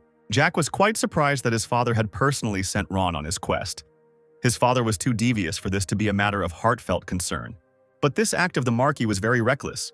His father clearly had something in mind, and as soon as Jack recovered, he would find out what exactly. Ron finished his explanation and waited for further instructions. But Jack was pleased to see his old friend nearby and was not angry with the butler. Now it was worth paying attention to another figure in his room. A red-haired man stood near the wall, who did not make a single sound. The man's face showed little emotion. He only said that the third gentleman had finally woken up. His tone did not inspire confidence. The man was arrogant. He called himself Gonzalez, the second in command of the Iron Blood Knights, and he was the knight the Marquis had hired to search for him. Gonzalez had questions for Jack, and he began by asking whether the third gentleman did not know that it was beneath the rank of the Marquis's son to play with commoners and visit the provinces. Perhaps this was permissible for the third heir, but Jack was also the son of the Marquis Ballantyre, who could not do this. Ron was about to stand up for his master because he was still sick, but Jack stopped the butler and decided to listen to the knight until the end. Gonzalez still had a couple of questions left, and he hoped for an honest answer from Jack. The knight's face was adorned with a sly smile. Jack prepared himself. According to Ron, it was this knight who bought 3 elixirs for Ron, and the highest quality elixirs at that, which was not a cheap pleasure. So Jack decided for himself that he would endure 3 questions from Gonzalez. As a sign of gratitude for this gesture of the knight, he clenched his fists. Jack told Gonzalez to start asking his questions and looked him straight in the eye with a piercing gaze, which made Gonzalez feel uneasy. Jack was the only survivor at the scene where his body was found, and Gonzalez wondered what happened there. Jack replied that there was nothing unusual. Jack's guards had received a strange order. Didn't the knight know? They were supposed to cripple Jack, give him an elixir, and do other vicious things. Gonzalez stared at him with a frightened and uncomprehending look. Jack asked if this was the first time the knight had heard something like this. But Gonzalez asked not to change the subject of the conversation and to continue the report. He still had not heard the information he needed regarding what had happened. The second time, Jack restrained himself, but he gave himself his word and continued to broadcast further. He was interested in looking at the face of this knight. What he said was the exact words of the guards who accompanied him, and they also noted that they hoped for Jack's understanding. His motorcade had to stop somewhere along the way to the academy for 4 nights, and Jack and the guards ended up together for 4 stops.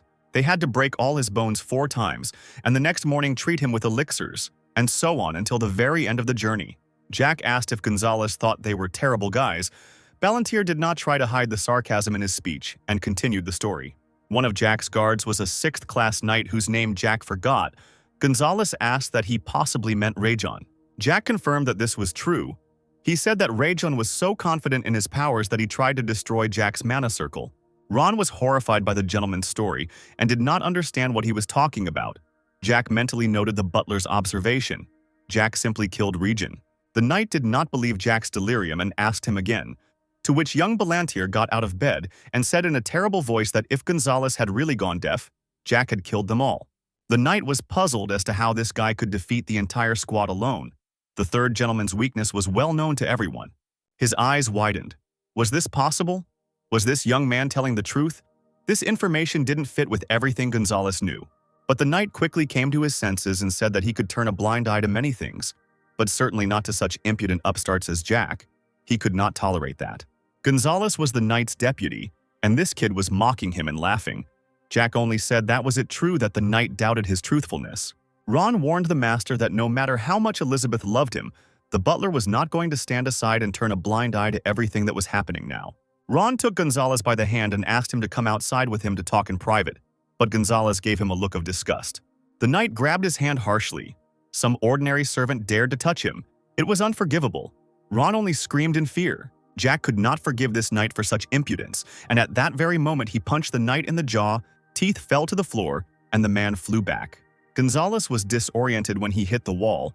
Jack held back 3 times, but this bastard still drove him to anger. Ron was worried about Jack's condition. He had not yet fully recovered from his wounds. The guy staggered and grabbed his head. Jack collapsed on the bed. Ron anxiously tried to find out from the master how he was feeling. Maybe they should have given him more elixirs. But Jack calmed the butler down, assuring him that he was fine and only slightly dizzy. Without getting up, the guy called out to his friend. Jack said that this night was about the 7th circle. Ron didn't understand what he was getting at yet, but Jack's further look told him everything. Young Ballantyre laughed at Gonzalez. He was surprised how such a weakling could mock an ordinary servant. Jack's hand suddenly grabbed Ron's shirt. Jack pulled the butler close to him and asked him not to live like this anymore. Jack was recklessly stupid. He could not continue to behave like this. The guy thought that it would be easier for him to be with Ron, but now Jack thought differently. Too much had happened in the young man's life. Ron was one of Jack's few friends, and he wanted the butler to live like a normal and free person. The guy's voice turned into a scream. Ron noted that his master had never spoken like that before. Jack looked into the butler's eyes and gently asked if he was sure he didn't want to. The butler answered negatively, and Jack let go of his shirt. He sighed with relief. This conversation was over and could continue. Ron's voice changed to steel, and he turned to Gonzalez, who said that he was the deputy captain of the Iron Blood Knights and was supposedly the 3rd most powerful here. And although Jack didn't know Gonzalez, Ron himself remembered him very well. At the same time as the butler's frightening speech, he took off his jacket. Young Ballantyre asked Ron how much time to give him. Perhaps 5 minutes would be enough. Ron was already rolling up his 2nd sleeve. But the butler simply replied that the young gentleman should not know what Ron was capable of and assured him that 1 minute would be enough. Everyone already knew that Ron's culinary skills were at their best, and the butler's culinary dishes were of first-class quality and taste. But now we are not talking about the excesses of a butler. A particularly observant person will notice that Ron's actions were unusual for a simple butler. The butler began his battle dancing with Gonzalez. He tried to inflict at least some blow on Ron, but the butler's body seemed out of reach. Blow and blow again, the servant showered the knight with a whole barrage of blows to all parts of the warmth, although the face was especially badly damaged, and now another blow landed on the jaw. Gonzalez could do nothing. The knight's toothless mouth gaped. His teeth crunched playfully under the duelist's feet. The knight cursed once again, but tons of insults towards Ron did not give him an advantage. The butler dodged another attack and hit him in the chest.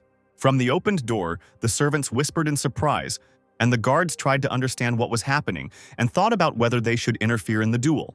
Although duel is a strong word, Jack caught some familiar movements in the heat of this carnage, and a familiar feeling took possession of him.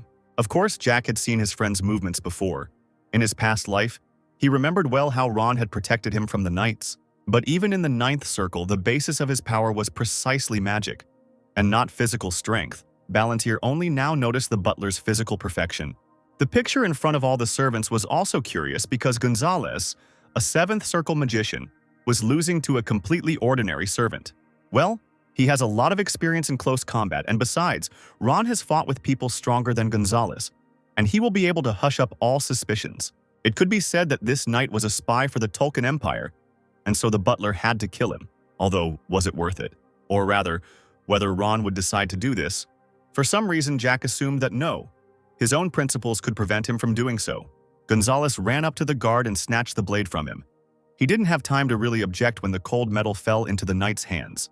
Gonzalez could no longer control himself. Calling Ron a scared bastard, the knight rushed into the attack with his sword at the ready. The butler got ready. Ron trotted towards his duelist and knocked the blade out of the knight's hands with his hands, then grabbed Gonzalez by the shoulders and pulled him closer. He jumped up and hit the bastard in the nose with all his might. Gonzalez could only involuntarily gasp in pain and widen his eyes. Jack was a little upset by the fact that his friend had to hold back and not show his true power. And at such moments it was pleasant to watch him. Gonzalez was kneeling and Ron was gracefully approaching him when Jack called out to his butler, who responded with a beaming smile to his master. The young gentleman asked Ron to cook him a couple of dishes. Perhaps he got too carried away. How long will the youth wait for food? The butler apologized guiltily. While he and Jack were conversing, Gonzalez silently approached Ron and raised his blade to strike. But the next second, Gonzalez's body flew back 10 meters and hit the floor. Ron didn't even look at him to strike. The servant assured his master that the dishes were ready. Jack replied that a minute and 20 seconds had passed. Ron should have been faster. He lowered his head guiltily and agreed. Then young Ballantyre looked into the doorway where the onlookers were standing and ordered them to return to work if they had seen enough. The third gentleman approached Gonzalez's beaten body and, grabbing him by the hair, said that they would have a private conversation. Jack noted that the name Gonzalez sounded impressive and cool. The knight had good skills, and his father trusted him. The knight looked at the youth like a wolf. He started to give an angry tirade about him and that crazy servant. But before he could finish his sentence, Jack pulled him hard by the hair. Gonzalez gasped, and the guy leaned over him like a shadow. Probably the knight hadn't understood anything yet. However, Jack didn't expect a direct answer from him.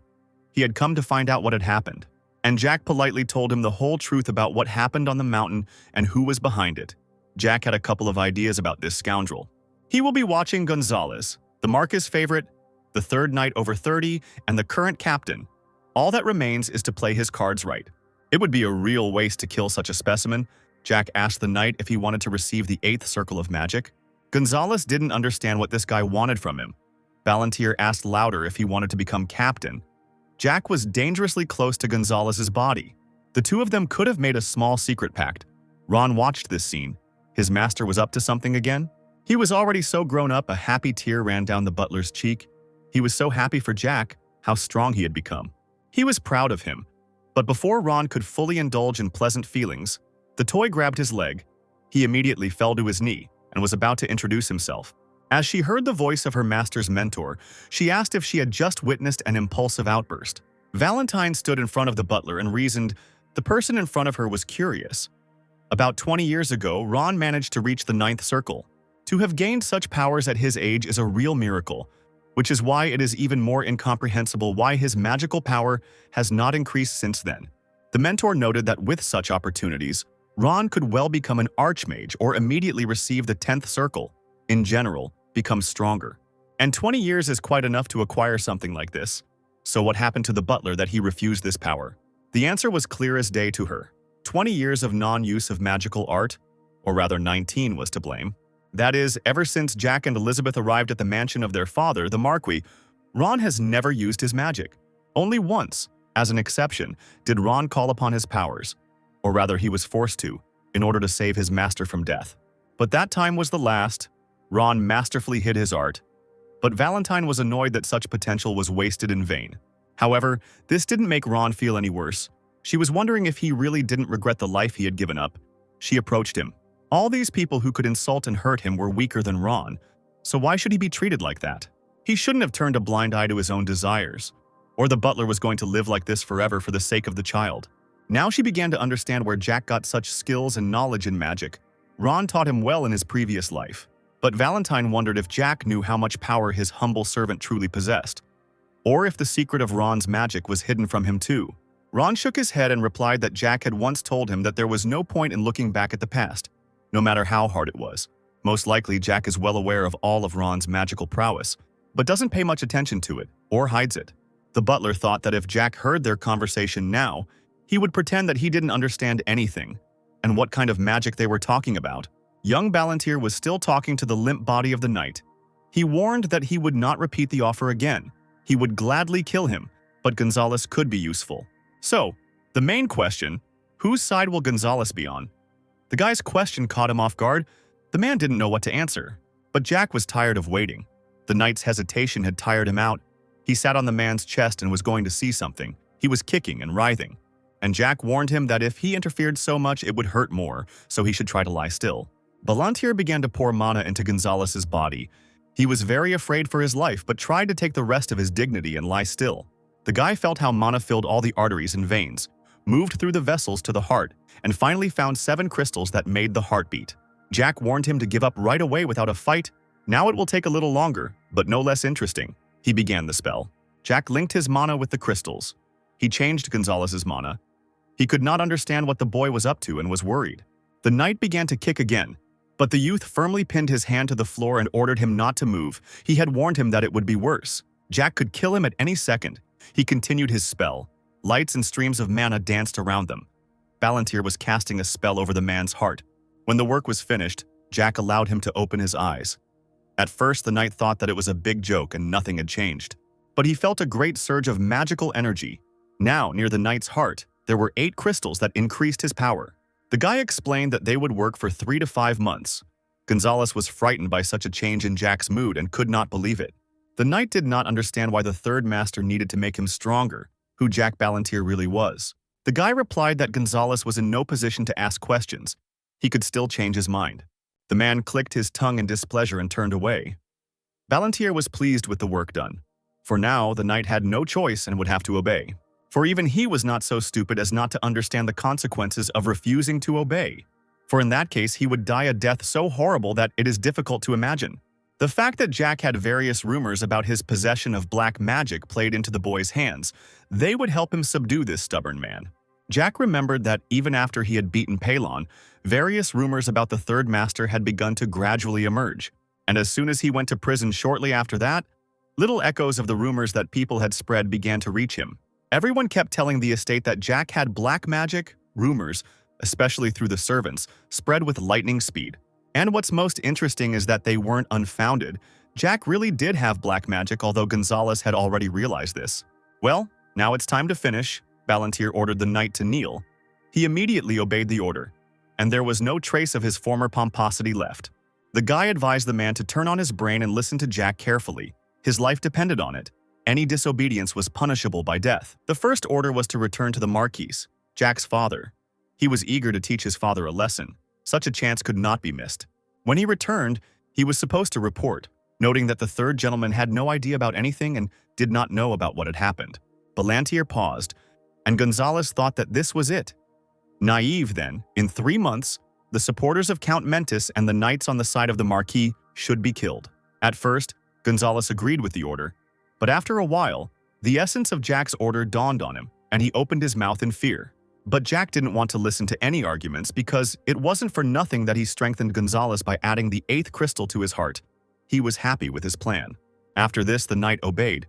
Jack was pleased with the result. He hugged the man in a friendly way and advised him not to be so sad.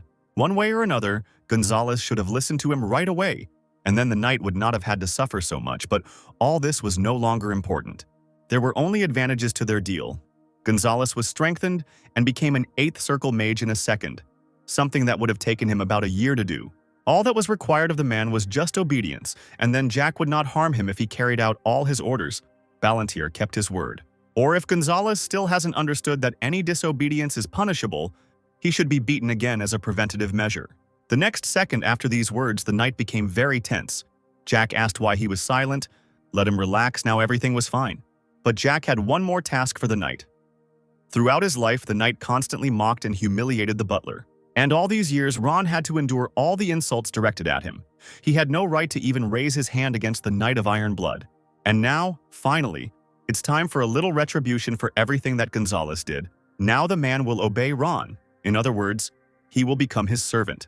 Ron was present at this order and smiled slightly. Jack simply had to pat him on the shoulder and advise him not to shirk his work. Now that Gonzalez was dealt with, Balantier kicked him out of the door. There were still a few things to do. Jack was pleased with the result, now that the third gentleman had a second chick, which he could use for his own purposes. The first was the 6th level Iron Blood Knight that Jack killed. He was rebellious and didn't prove useful. This one will have to submit to his will. Most of all, Balantier was now interested in the dinner that his faithful butler was diligently preparing for him. He was already tired of his stomach rumbling. All day today, Jack walked around in ordinary thin pajamas on his naked body, and the butler was worried about his appearance, so he worried about this in advance and prepared something for his friend. Jack was tired and curious about what Ron had planned, and he waited in anticipation while the butler fussed over the bed. Since Jack had lost his luggage with normal things during all his travels, Ron made sure that Jack had something to change into, and he took new clean clothes for him. Now that the clothes were finished, the third gentleman would most like to have dinner. But Ron hurried out of the room. Jack was worried about who would join him. And then the next second, the door swung open and a blonde girl pounced on Jack through it. She hugged Jack with all her might. Charlotte was shaking with fear. She was worried that Jack would not be able to wake up and get out of bed, and that she would be left all alone in this world. Jack decided to send his servant for a while. The guy asked Ron to leave so that he could make all the necessary preparations for now. The butler bowed for the last time and walked out of the room. Not forgetting to wish his master a successful conversation, Ballantyre heard the steps moving away. It occurred to Jack that Charlotte was completely exhausted without fresh, normal blood. The girl was hanging on him and sobbing. His whole shirt was already wet. The streets were bustling with life. The townspeople were again moving back and forth like ants. Jack apologized to Charlotte for having to destroy her house. But Charlotte was not embarrassed by his words. She did not hold a grudge. Noting that her home was where her family was, and now her mother was dead, she cried all her tears for her. And now there was no point for the vampire to live alone in an empty house. Loneliness would finally drive her crazy, and in such moments of crisis, the least thing you want to do is be alone. Jack still had the image of Charlotte in his mind, crying and saying that there was no point in her living alone in an empty house. And Jack's heart shook a little. And it was already getting dark in the sky. Jack grabbed Charlotte's hand and also remembered that he had lost his mother early. He understood the vampire's grief. And everything was also upsetting because Jack was not at the age to remember any image of his mother, any memories of her. And yet Jack never felt lonely. He always had his faithful friend and butler Ron, who was always there. And now his mentor was with him, with whom he had the kindest, warmest memories. True, in a past life. But in the current one, his love for her had not diminished. As the third gentleman had once said, even in the hardest life one can find happiness. Charlotte looked at him, enchanted. The next second, Jack cut his palm with a sharp movement of his hand, and the vampire looked fearfully at the drops of blood noisily falling onto the tiles. Jack walked up to Charlotte and pressed his cut palm to her lips, inviting her to be with him, to become his friend and teammate. The vampire greedily sank her teeth into his bleeding palm. She was incredibly hungry, and Jack thought that it was very painful for her to live without normal blood. As soon as the girl fell away from the guy's palm, she felt a sharp surge of strength and energy, and also felt how her emaciated pale body was being restored. Charlotte remembered that in the old days, vampires separated from dragons, but some things were still unclear to her. Vampires were given the ability from the very beginning of life to restore their strength by drinking special blood, so she remembered. But still, Charlotte didn't understand why Jack did it. He just wiped his bleeding palm with a towel and asked if she felt better. He was curious to know what her impressions were, how she felt now, someone who had never tasted a single drop of normal human blood her entire life. Jack wanted Charlotte to trust him and feel safe. He had already shown her that he was worth trusting. He had shown her with his actions and his blade. In that battle with the dragon, the girls were a little scared to watch their fight, but nevertheless, she was impressed by Jack's strength. She praised him, saying that Ballantyre was very cool and called him brother, which was very unusual for Jack to hear addressed to him in such a way. Jack had to face the truth. He was already old enough, so he asked Charlotte to call him boss instead of brother. Jack looked into her eyes as he made this request, but the vampire was not embarrassed. On the contrary, playful lights lit up in her eyes. Charlotte gave the third gentleman a radiant smile and said that of course she was ready to trust him with her life, calling him boss. Jack's stomach growled traitorously, and he hurried to finally have lunch.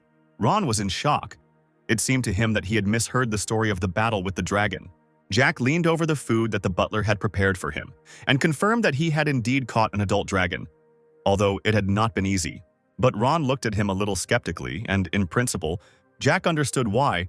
The rate of growth of the dragon species' strength was known to everyone. Once a dragon turns 10 years old, it already has a mana heart of about level 4 on average.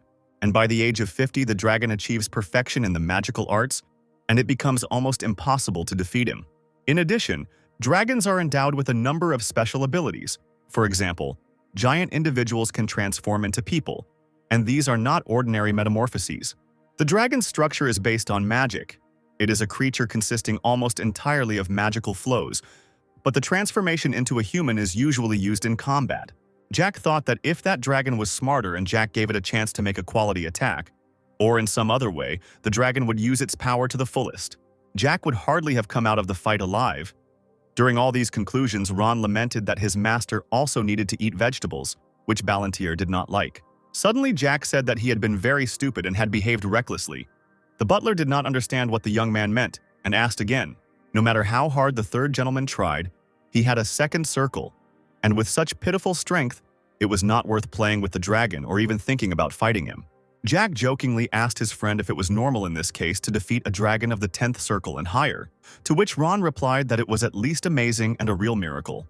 But the young gentleman noted that the dragon was inexperienced and also did not know how to properly use his innate abilities, and he was also very afraid of Jack, which prevented him from thinking clearly. This was the consequence of his death. But Ballantyre found the butler's reaction to the entire course of his monologue a little strange. Ron did not understand what his master meant. Jack's surprise was due to the fact that an ordinary person, having learned that some guy killed a dragon, would start laughing and would not believe a single word. Jack remembered that when he was walking with the mercenaries and he said things that they thought were stupid, they burst into uncontrollable laughter. Jack noted that it had previously been normal for Ron to entertain the idea that his master was capable of defeating a wizard much stronger than himself. The butler looked down in embarrassment and asked if his friend really didn't know the truth about his servant. Jack pretended not to understand what Ron meant. He decided to play along with the butler and asked what he meant and whether he was hiding something from his master, at which point Jack had a great time. The butler quietly said that there was something that Jack didn't know, something that Ron had been carefully hiding all this time, but the time had come to reveal it. Ron warned his master that the conversation promised to be long and whether it would be tiring for him to listen to it. Ballantyre refused.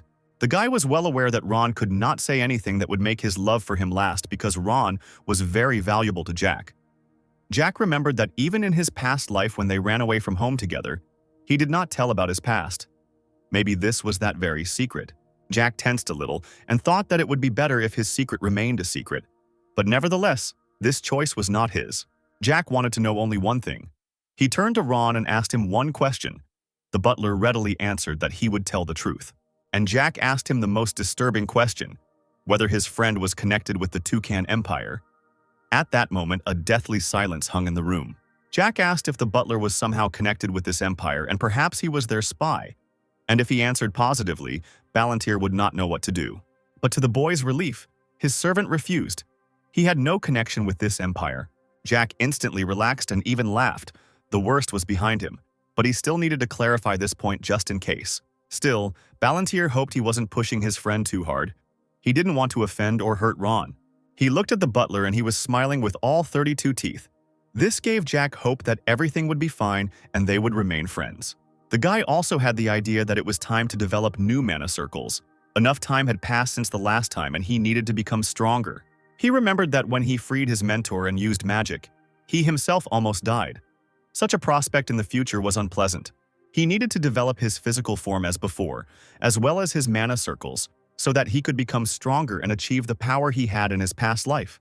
But unfortunately, first he will have to study at the academy, after which it will become much clearer to him what he will have to do and how to move forward in his life. Suddenly, when the fork with meat touched Jack's tongue, he heard the voice of the mentor. She noted that he was indeed her student since he was able to use the black crystal. Valentine's confidence was due to the fact that in this world, only she and Jack knew about this black magic and could use it.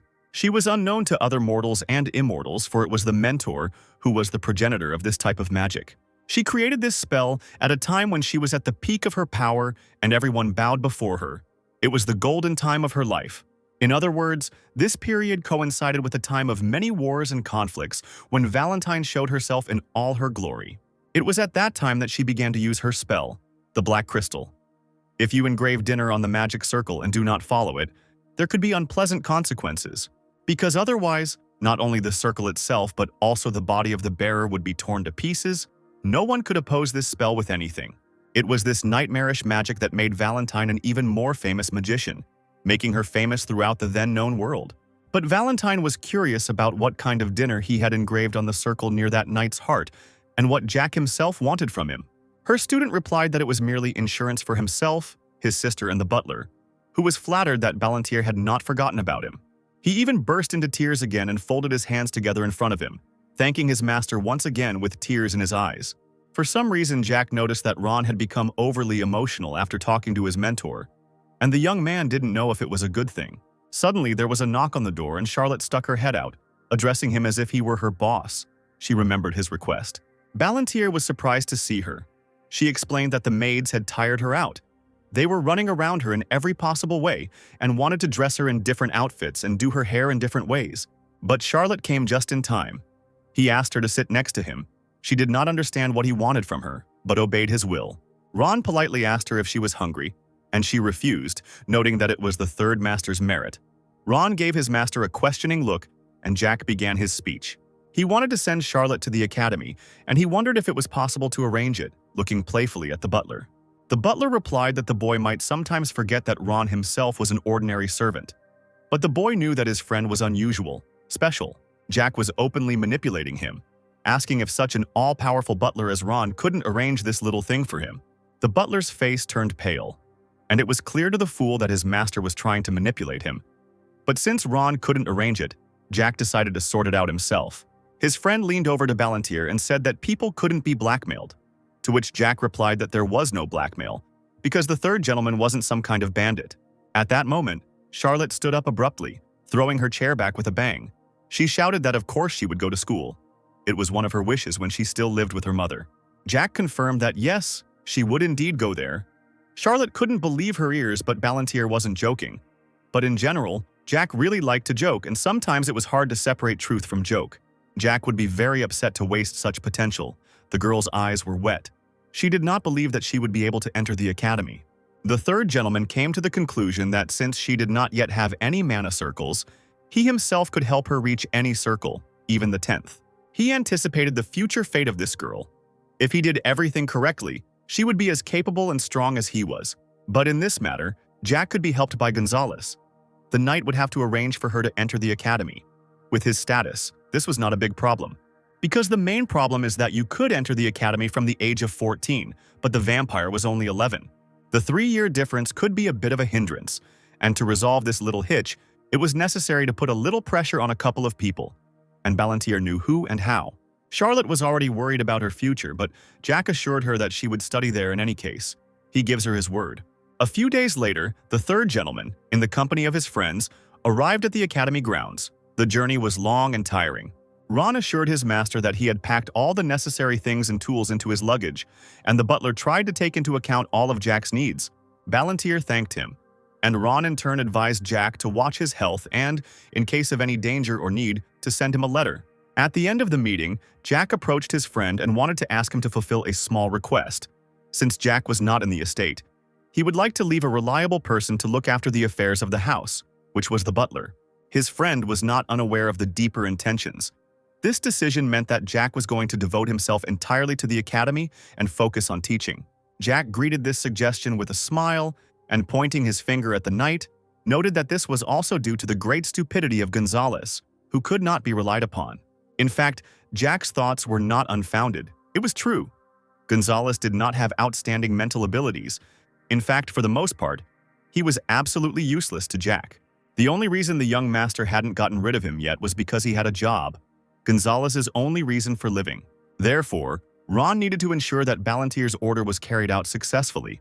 But the butler did not quite understand what his master meant. Jack explained that it was time to take out all the trash from his house, but it had to be done gradually.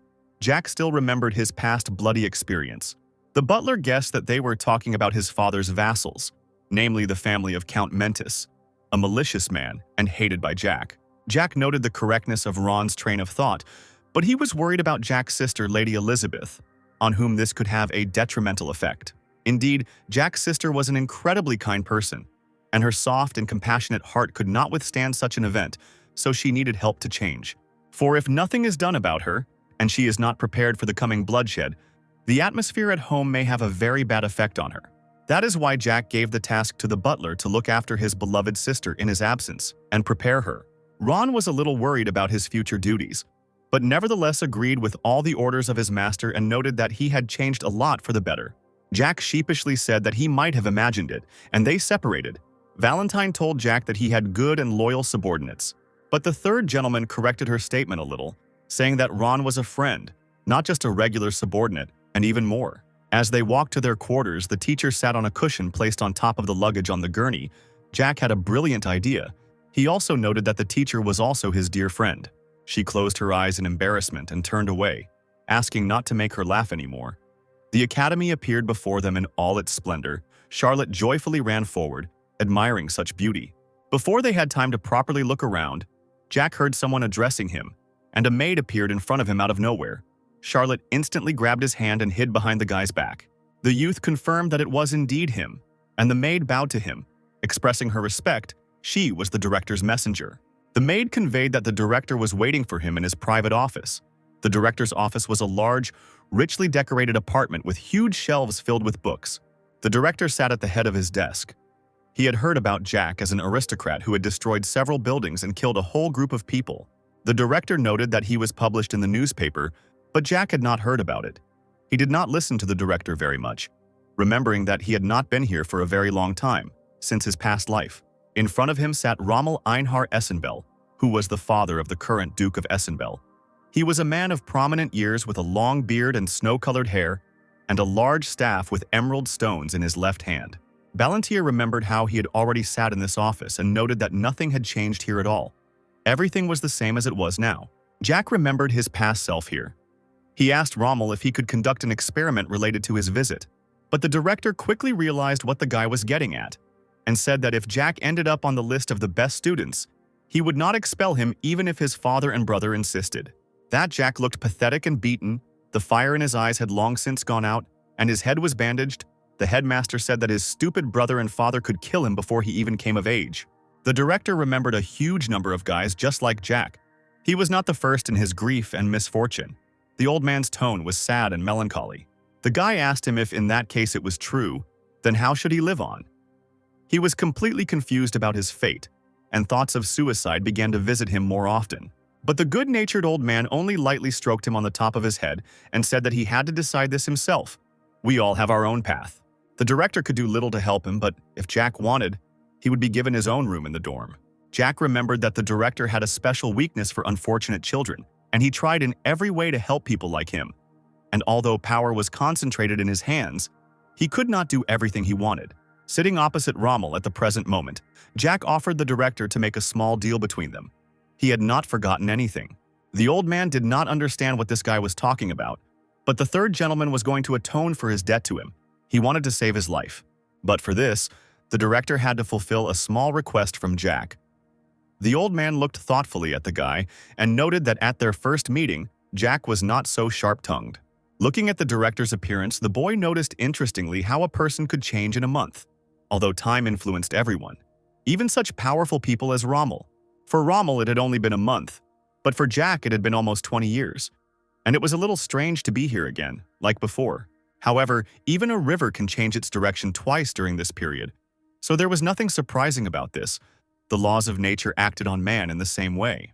The old man was very curious to hear this young man, and how Jack was going to save his life. Such a statement was now spinning in the director's head. From Ballantyre's memory, he remembered that the Teslan Empire had fallen in the war against the Tulkan Empire. This had happened somewhere around a month after the war had begun. The Tulkan Empire had over 30 swordmasters, a huge power that they took full advantage of, which helped them win this war. Among these swordsmen, there were also so-called half-breeds who had dragon blood flowing in their veins and had dragon bones instead of human ones. Everything was predetermined. As for the army, it was no worse and numbered more than 1,000 people with the 7th circle of mana. Such power coupled with competent conduct of military operations was almost unstoppable. Well, if you compare them, then in the Teslan Empire there were only 2 swordmasters and about 100 magicians. Naturally, the Teslans could not oppose anything to the monstrous power of their opponent. But in order to somehow correct this gap, Jack had only a month. However, he knew how to wisely use the resources and time given to him, even such limited ones. Although he caught himself thinking that if he were the captain of the Tulkan army, everything would be over in 3 days, but Ballantyre was on the other side and was not going to cross over to the other side. The only reason the Tesla Empire was able to hold out for so long was because of Rommel. Although judging by the results of the war, it was not enough. During all the battles and conflicts, there was a large contingent of mages in the detachment of battle mages led by General Rommel. More than 700 people defended the civilians and tried to stop the advancing forces of the Tukhan. Even in such a small number, the enemy had difficulty advancing. But no one knew where General Rommel got such magicians from. They appeared suddenly and began to fight for Teslan. If everything went well, the empire would have been able to hold out for 2 months. In truth, nothing happened that day. It was just a simple betrayal of the academy director, whose death marked a defeat. Rommel understood who they were talking about. The name Bluetooth was disgusting to the old man. He even yelled at Jack for daring to pronounce this name in his presence. But the guy just calmly replied that it was he who was a spy in the ranks of the Tulkun Empire, thanks to whom the Teslan Empire lasted only a month.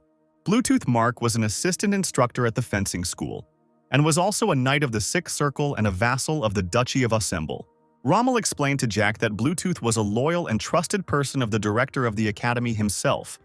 But the boy met his statement with pessimism. Jack's statement implied suspicion of treason against Osemble's vassal, something that could not go unpunished, and the young man had to have absolute proof.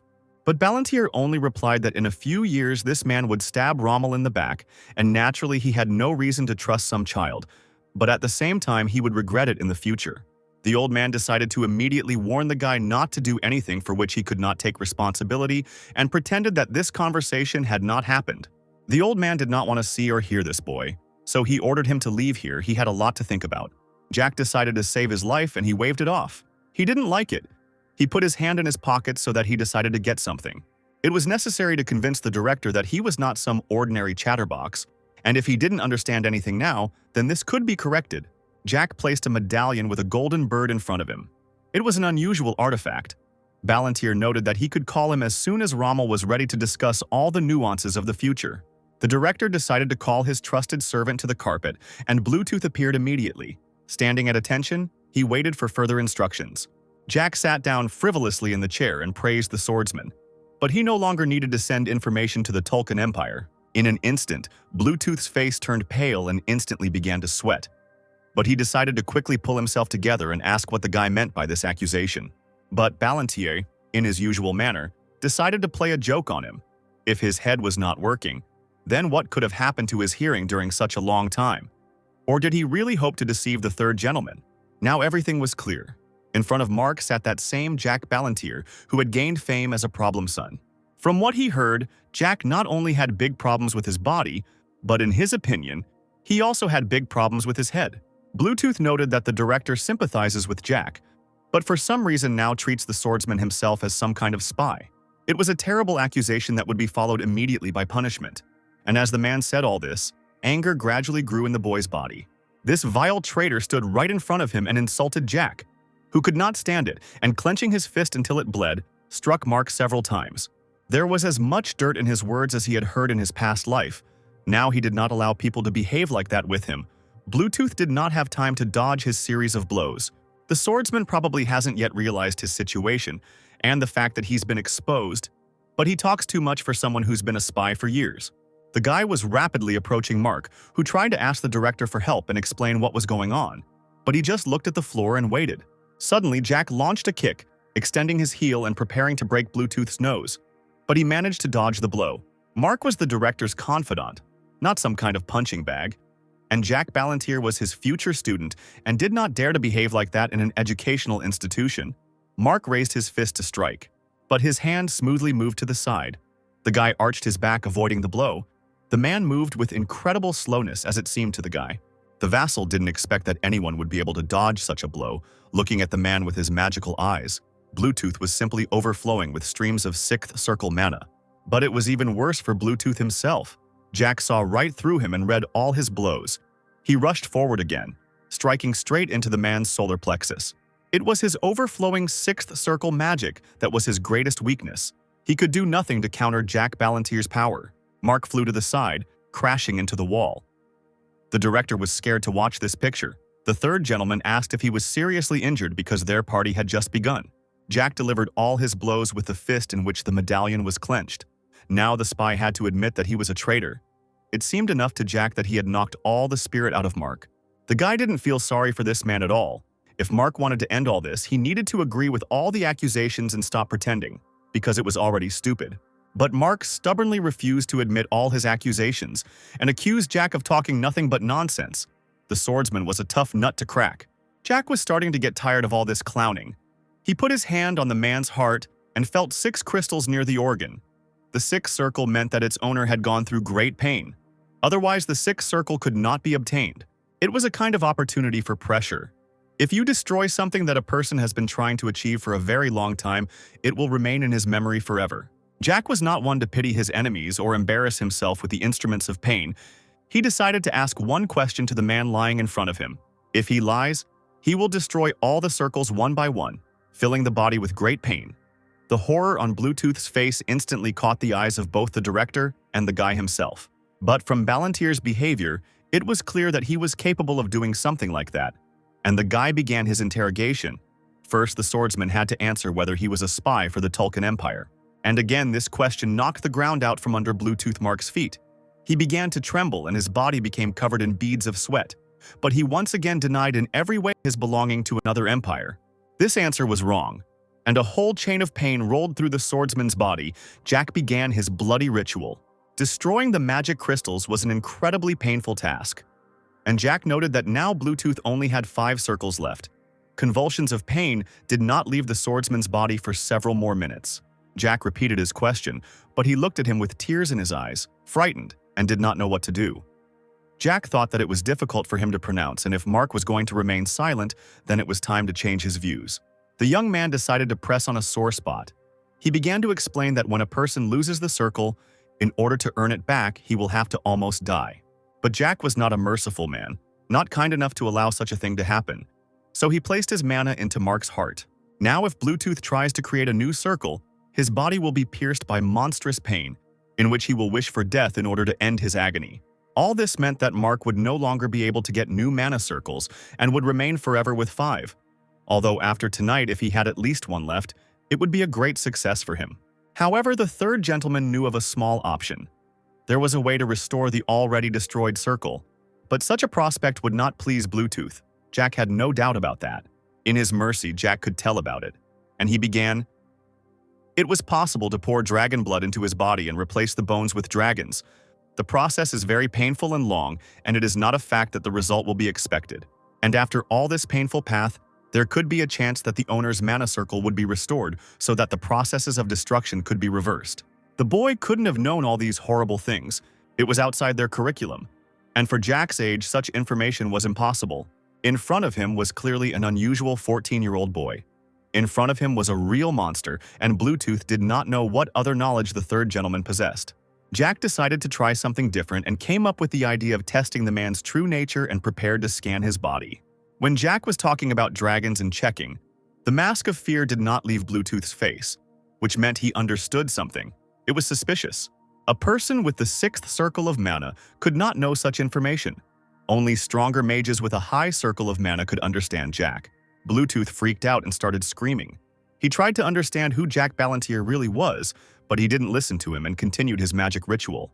In the heat of his tirade, he asked how the third gentleman knew about the secret research in Tulkun. The guy smiled cheerfully and contentedly. It was all over. Mark tried to remove his hands to stop the spell, but Jack seemed to fill with steel and completed his spell. A terrible cry of pain went through the entire academy. It was all over. The swordsman lay unconscious in front of him, but one part of his body or another moved, remembering the past pain. But the guy just smiled and noted that now Bluetooth had 0 laps. Jack took care of that. The young man was pleased with the work done. He turned his golden eyes to the director and asked if he would agree to fulfill his request. The director looked at him thoughtfully. Suddenly, the shadow of Bluetooth appeared behind Jack. Blood was gushing from his nose and foam was appearing at his mouth. He angrily said that Tulkun would never leave him alone. He decided to express all the bile in his speech. Every day of Jack's life would be filled with pain. But he did not have time to finish his sentence. Jack had already raised his leg over Bluetooth's face to deliver the final blow. The boy didn't care about anything he said. His life was already filled with pain. The guy apologized to the director for the fact that he would have to spend money on cleaning. There was a lot of dirt from the fencer. Rommel was perplexed. Jack did not look at all like the boy who came to see him a month ago. They were literally 2 different people. But the boy simply grabbed his head ingenuously and grinned. How much can change in a month? This period was enough for people to change something in themselves. The old man understood his hint. Although it was not true, nevertheless it was not particularly important. He decided not to ask the guy any further about his life. And yet he asked Ballantir to tell him everything in more detail. Firstly, he was curious to know what exactly dragon blood does to a person. But Jack stopped him. He still hadn't heard the outcome of the deal, whether Rommel would go for it or not. It was important. Otherwise, the guy would have simply hidden all the information he had. How much did the old man know about the situation on the continent? In fact, the war is already gradually gaining momentum, moving towards inevitability. At the moment, a struggle for the throne was taking place in the Tolkien Empire, the results of which determined the fate of the Teslan Empire. At the moment, there were two warring factions in the Tolkien Empire. One faction of Silence, which was led by the second son of the imperial family, and the second faction of Cruelty, which was led by the current crown prince. And unfortunately, it was the crown prince who would win, which would affect the life of the entire continent. Something had to be done about it. His reign marks the beginning of a bloody war that will take millions of lost souls, and the images of death and destruction were still fresh in Balantier's memory. But also at that time, Jack spent 10 years with his mentor in the mountains, so he didn't really know what was happening below during the battles. Jack decided to save Bluetooth's life. He could still be useful. The man at least had more information about Tolkien affairs than Jack himself. Also, Bluetooth knew a lot about dragons, and in principle had comprehensive information about the magic and politics of Tolkien. He was an invaluable prisoner. He needed to be questioned properly, and for both Rommel and the Emperor, this would be the best option they could hope for at the moment. The old man asked again if he really meant the Emperor, but Jack said that it was better to say His Majesty. The old man did not hear correctly. In fact, the third gentleman really wanted to call him a complete bastard, but he managed to restrain himself in front of the director. But it was very strange that a person like Bluetooth had such extensive knowledge. His figure was mediocre, but the information he possessed was exceptional. At present, the theory of creating half-humans and half-dragons was just beginning to emerge in the form of experiments on people. Jack had heard about this in his past life and had personally seen all the details of the research, and yet even in Tolkien itself this information was classified. This meant that only an incredibly limited number of people had the necessary knowledge, which only further confused Jack.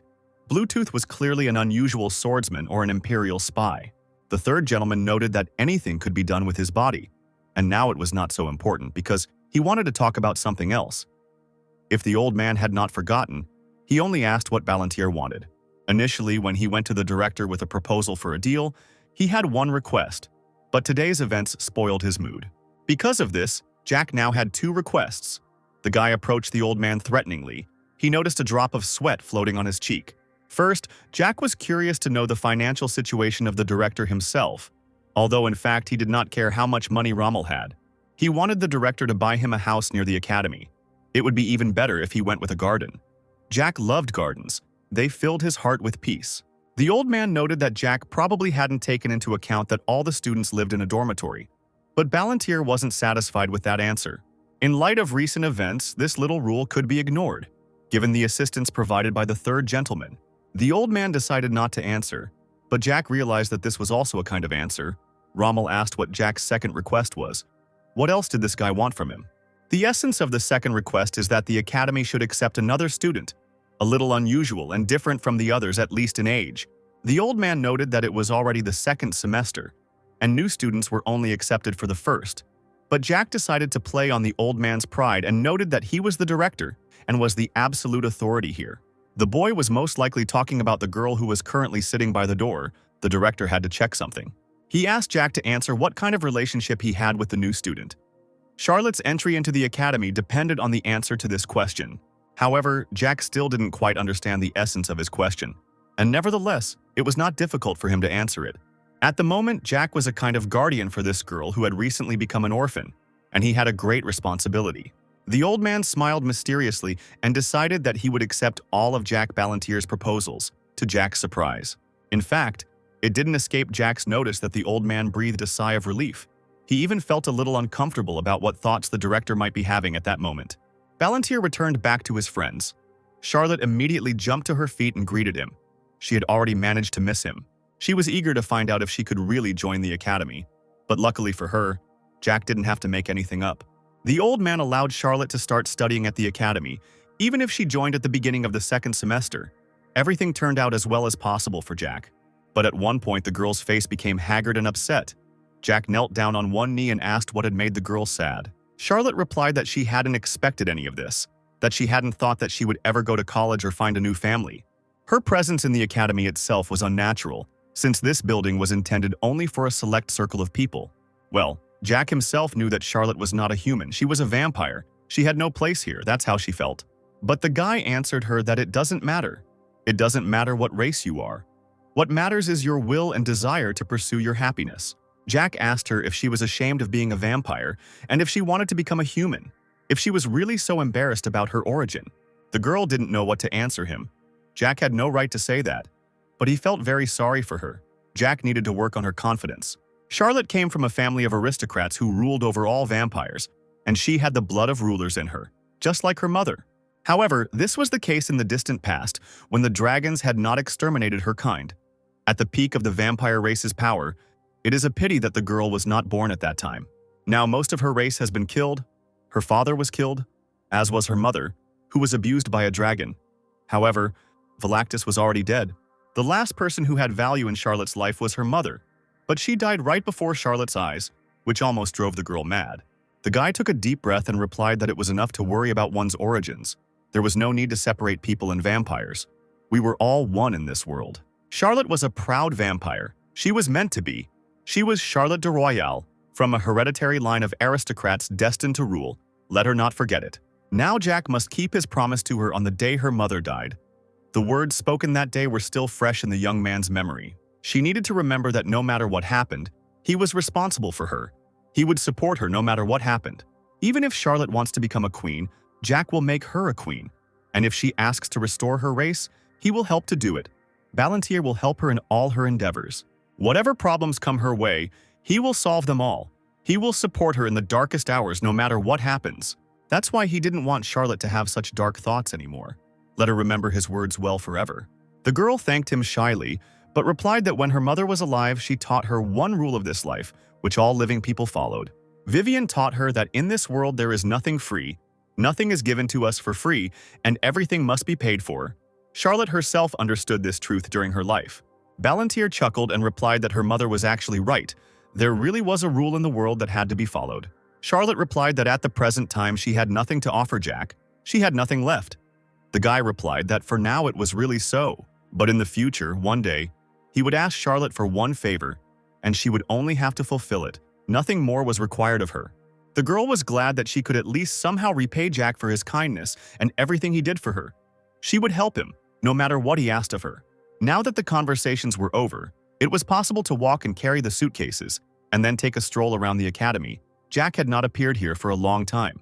The guy was happy with today. He remembered how a few minutes ago they talked with the director about all of Jack's requests.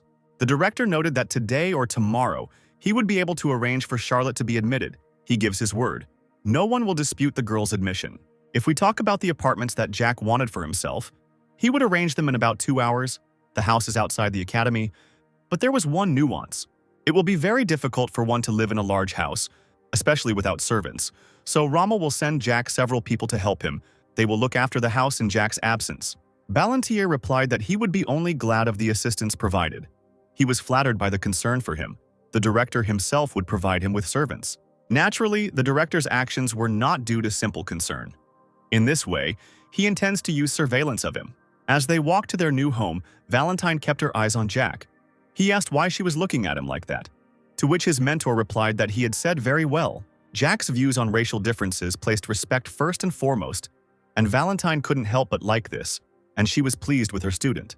After all, up until that moment she considered him an ordinary, spoiled, pompous fool, but in fact it turned out to be the opposite. The guy thought that it was a mixture of a compliment and a reproach in the usual manner of his mentor, and yet Jack thanked her for the compliment. The journey home from him took more time and effort than they had expected, and the teacher was already tired.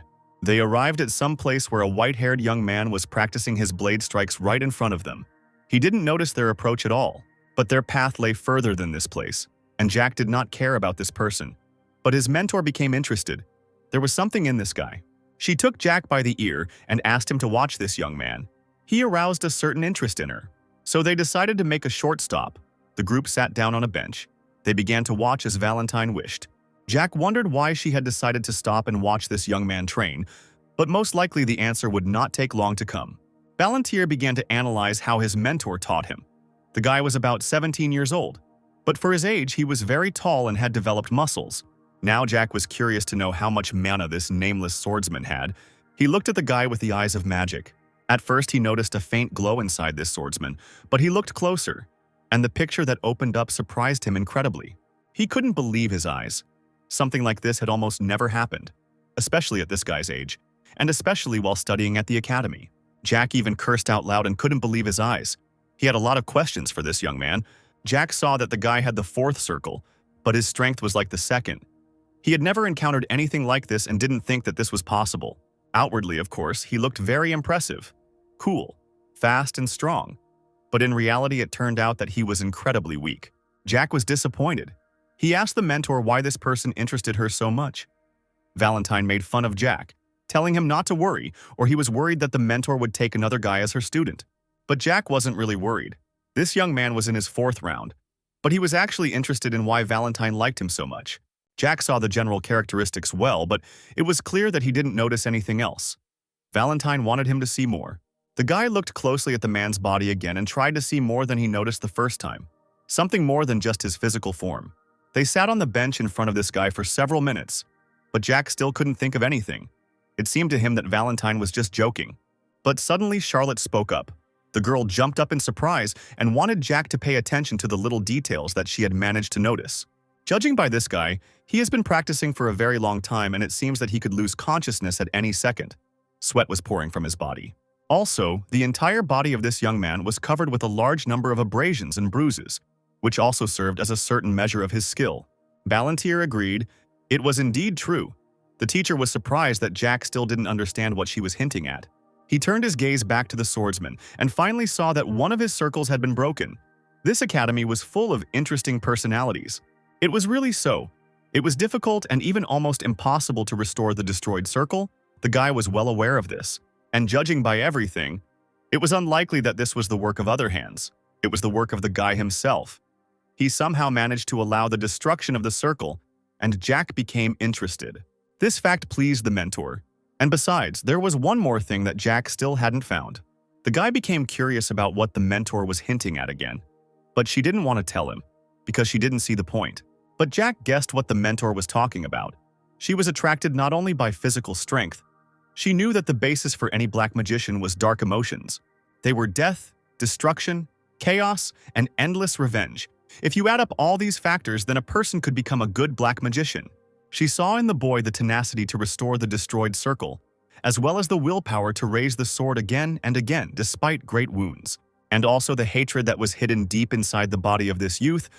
It would be interesting to know where it came from, but it was clear that the youth could not control it. Jack approached the guy with a conversation. He had a short break and could catch his breath. He spoke to Jack with a constant breathlessness. The fencer was completely out of breath. Balantier began with advice. The guy strained his hands too much, which was a big disadvantage. More effort was spent and there was less return. He pointed out that his right arm was too tense and he needed to swing his sword more accurately if he didn't want to die. But his biggest flaw was that he was too focused on the destroyed circle, and it was best to protect his heart. Jack advised changing the attitude towards what was happening in his head, and then things would go much faster and better, and the fencer would be able to reach greater heights than he was trying to now. The stranger asked who Jack was, but he only replied that he was a completely ordinary spectator. He decided to tease the guy and asked if he was ashamed to be a weakling with such a physical form. He was embarrassed and couldn't answer anything, and only turned his gaze away from Jack and looked at the floor. He was ashamed to speak, even to think about it. Balantier decided to lend him something. He handed the fencer a red and blue bottle, which was an elixir. And not an ordinary elixir, but a top-level potion with the taste of grapes, which Jack also loved. The stranger wondered why this guy, an ordinary spectator, gave him the elixir, but Balantier replied that he simply did so of his own free will. At this point, the third gentleman was counting on the fact that he could simply give away the expensive, top-class elixir, since Gonzalez was rich enough that there would be some use for it. It was necessary to move on, but Jack almost forgot about his manners. He asked the stranger's name. He looked at him and remained silent. Jack asked his question again, and the stranger introduced himself as Thanos, his whole tone betraying his fussiness and uncertainty. Jack wished him good training and turned to leave. He still had urgent matters to attend to today. But it turned out that Thanos still wanted to ask Jack about something. He didn't hear the guy's name and wanted to find out.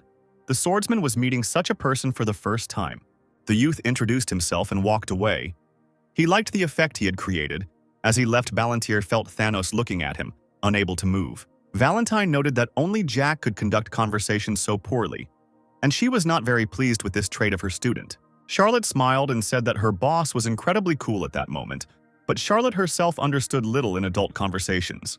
The group continued on their way to their apartments. Jack sheepishly said that Charlotte was overestimating him, and the mentor complained discontentedly that Jack was not listening to her at all. They walked calmly forward and enjoyed a small, everyday conversation. The sun was shining all around, and Jack's mood was elevated. Studying at the academy promised a new stage in his life. Thanos still stood in the middle of the training field and looked at the retreating figures of the strangers. They left as abruptly as they appeared before him. He looked at the elixir again, and only now did it dawn on him that the elixir had been given to him by Jack Ballantyre himself, a controversial and famous figure in recent times. The swordsman had heard rumors about this boy. Everyone called him an imbecile, a stupid offspring of the Marquis's son who was only capable of eating and breathing, an absolute mediocrity. But now, after meeting this boy, Thanos was not so sure about the veracity of these rumors that surrounded Jack like flies around festering meat. Everyone knew this. From the beginning of his studies at the academy, he had no equal. No one could compare with him in terms of academic performance. In the first semester, he got Fs in all subjects, which was completely incomprehensible and confusing. Maybe it wasn't him at all, and the boy decided to play a joke on Thanos, because all the rumors and what he noticed today were contradictory. After some time, Jack finally got to the estate next to the academy. It was an estate built especially for the Duke's guests, a white, majestic building richly decorated with gold, marble, and with a large garden. Somehow, you wanted the third gentleman. He was met by a group of servants, led by an unfamiliar man in a white robe with blue hair. He noted that if the master needed anything, he could always inform his servants about it. Jack recognized this unfamiliar figure. He was the director's servant whose name was John Doe, from whose past life there was great benefit. Ballantyre remembered that the same pseudonym had belonged to a man who became famous for his cruelty during battles and bloody war. Jack was pleased with the result. The Duke's estate was on a completely different level, and the director did not skimp on the third gentleman's request. The house that was given to Jack Ballantyre was an estate for aristocrats. Such a subtext did not escape Jack's sharp mind. He couldn't shake the feeling that the director wanted to interfere with the succession of titles in the Ballantyre family. And it was clear even to a fool that the old man had his own plans for him. Jack asked John about this, but he only replied that his personal feelings were completely unimportant. He did what the master ordered. The boy agreed with his statement. He was indeed a servant, but it was not very polite on his part. The hooded man was confused as to what Jack meant. This man had hidden his true nature from his new master, and that was a sign of bad manners. I wonder if the director knew about this. The servant was puzzled as to what Ballantyre was getting at, and wanted him to explain everything. But the guy didn't stop. He criticized this strange hood that covered his face. Jack was tired of the fact that lately he had been meeting so many idiots. As far as Ballantyre knew, there were very few ninth circle holders in the kingdom, and by all appearances he was an incredibly lucky man. But one thought crept into the guy's mind. He decided to ask his newly minted house manager one thing, just in case. Is he a spy for the Tolkien Empire? Otherwise Jack will first interrogate and then kill him. Instantly, a tense silence hung over the entire surroundings. No one could answer anything. Everyone was waiting, spellbound, for John's answer. The next moment the man in the hood cursed. He was perplexed how Jack could understand because he stopped the flow of mana in his body. In those seconds, the stranger's face and hair changed. The final face had a completely different texture. It was a middle-aged man with a scar near his left temple and long gray hair. The director's request to look after Jack greatly surprised the owner of the Tesla Empire Tower, Bellamy Craig. In the war between the Tesla and Tolkien empires in the Third Master's past life, it was he who remained until the very end near the director's body. When Rommel's lifeless body was found, Bellamy did not leave his master until the very end. Even when he was covered with a blanket, he sat next to him and mourned his death. Craig was puzzled how a young man like Jack could figure out that Bellamy was a polymorph. But the guy replied that there was nothing surprising about it. He really wouldn't have guessed before, but in connection with recent events he could identify them by eye. Just recently, Jack had the chance to kill a polymorph, and he remembered the dragon he sent to the next world. Bellamy was the master of the tower, as well as the rector of the Faculty of Magic, and Ballantyre was just his student, so let him be more polite. The guy was angered by the statement that if he wanted respect, he should have introduced himself right away. Or Bellamy preferred to make fun of people and then demand respect for himself. Didn't Jack have the right to do this today? After all, he had revealed the rector's true identity. It was unlikely that anyone had managed to do this so quickly before. if at all. The rector agreed with Jack that he really should have introduced himself right away, instead of going through all this masquerade with changing his appearance. Bell's eyes did not miss the boy's unusual strength and abilities. He was curious to know what other talents were hidden in this child's body. He sensed potential in Jack and made him an offer to learn magic from him personally. But the boy did not appreciate such an idea. The guy replied that he already had a mentor. Bellamy thought that the guy meant Elizabeth and noted her exceptional abilities. Previously, he wanted to make her his student. She had hidden potential, but she, like Ballantyre, immediately refused. But this time, Bellamy was going to give up so easily. He wanted to get such a student, even if he had to sacrifice a little pride. The man approached the third gentleman and grabbed him by the hand and repeated his offer again. He passionately wanted Jack to be his student, but he refused, citing the presence of the mentor. But the rector did not give up. He came even closer and offered himself as a tutor. But Jack somehow doubted whether the magic tower allowed such things. Before this, the teacher entered the conversation.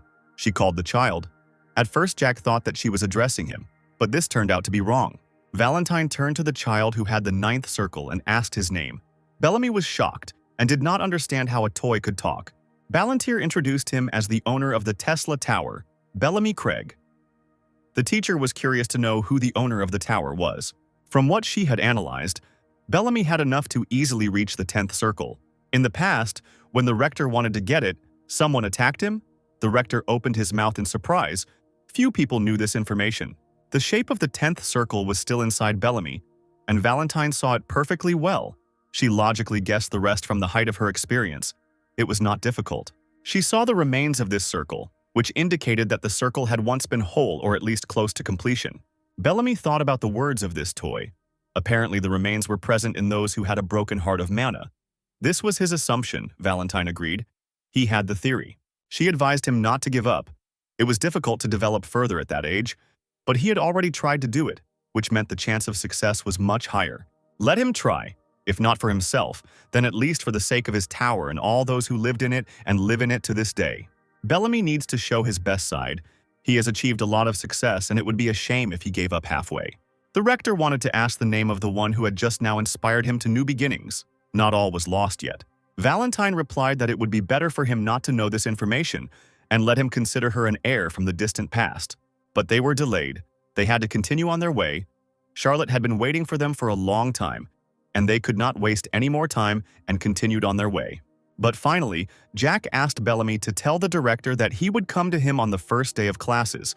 It was still necessary to discuss a couple of nuances of their joint cooperation.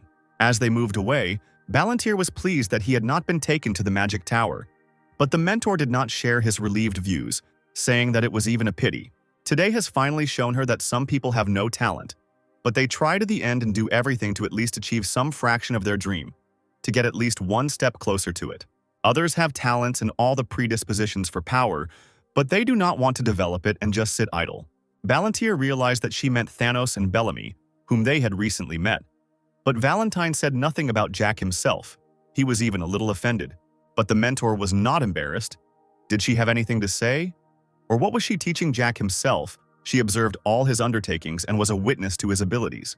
He had already used Dark Release on Gonzalez, which meant that Jack could not learn anything more from Valentine. His training was complete.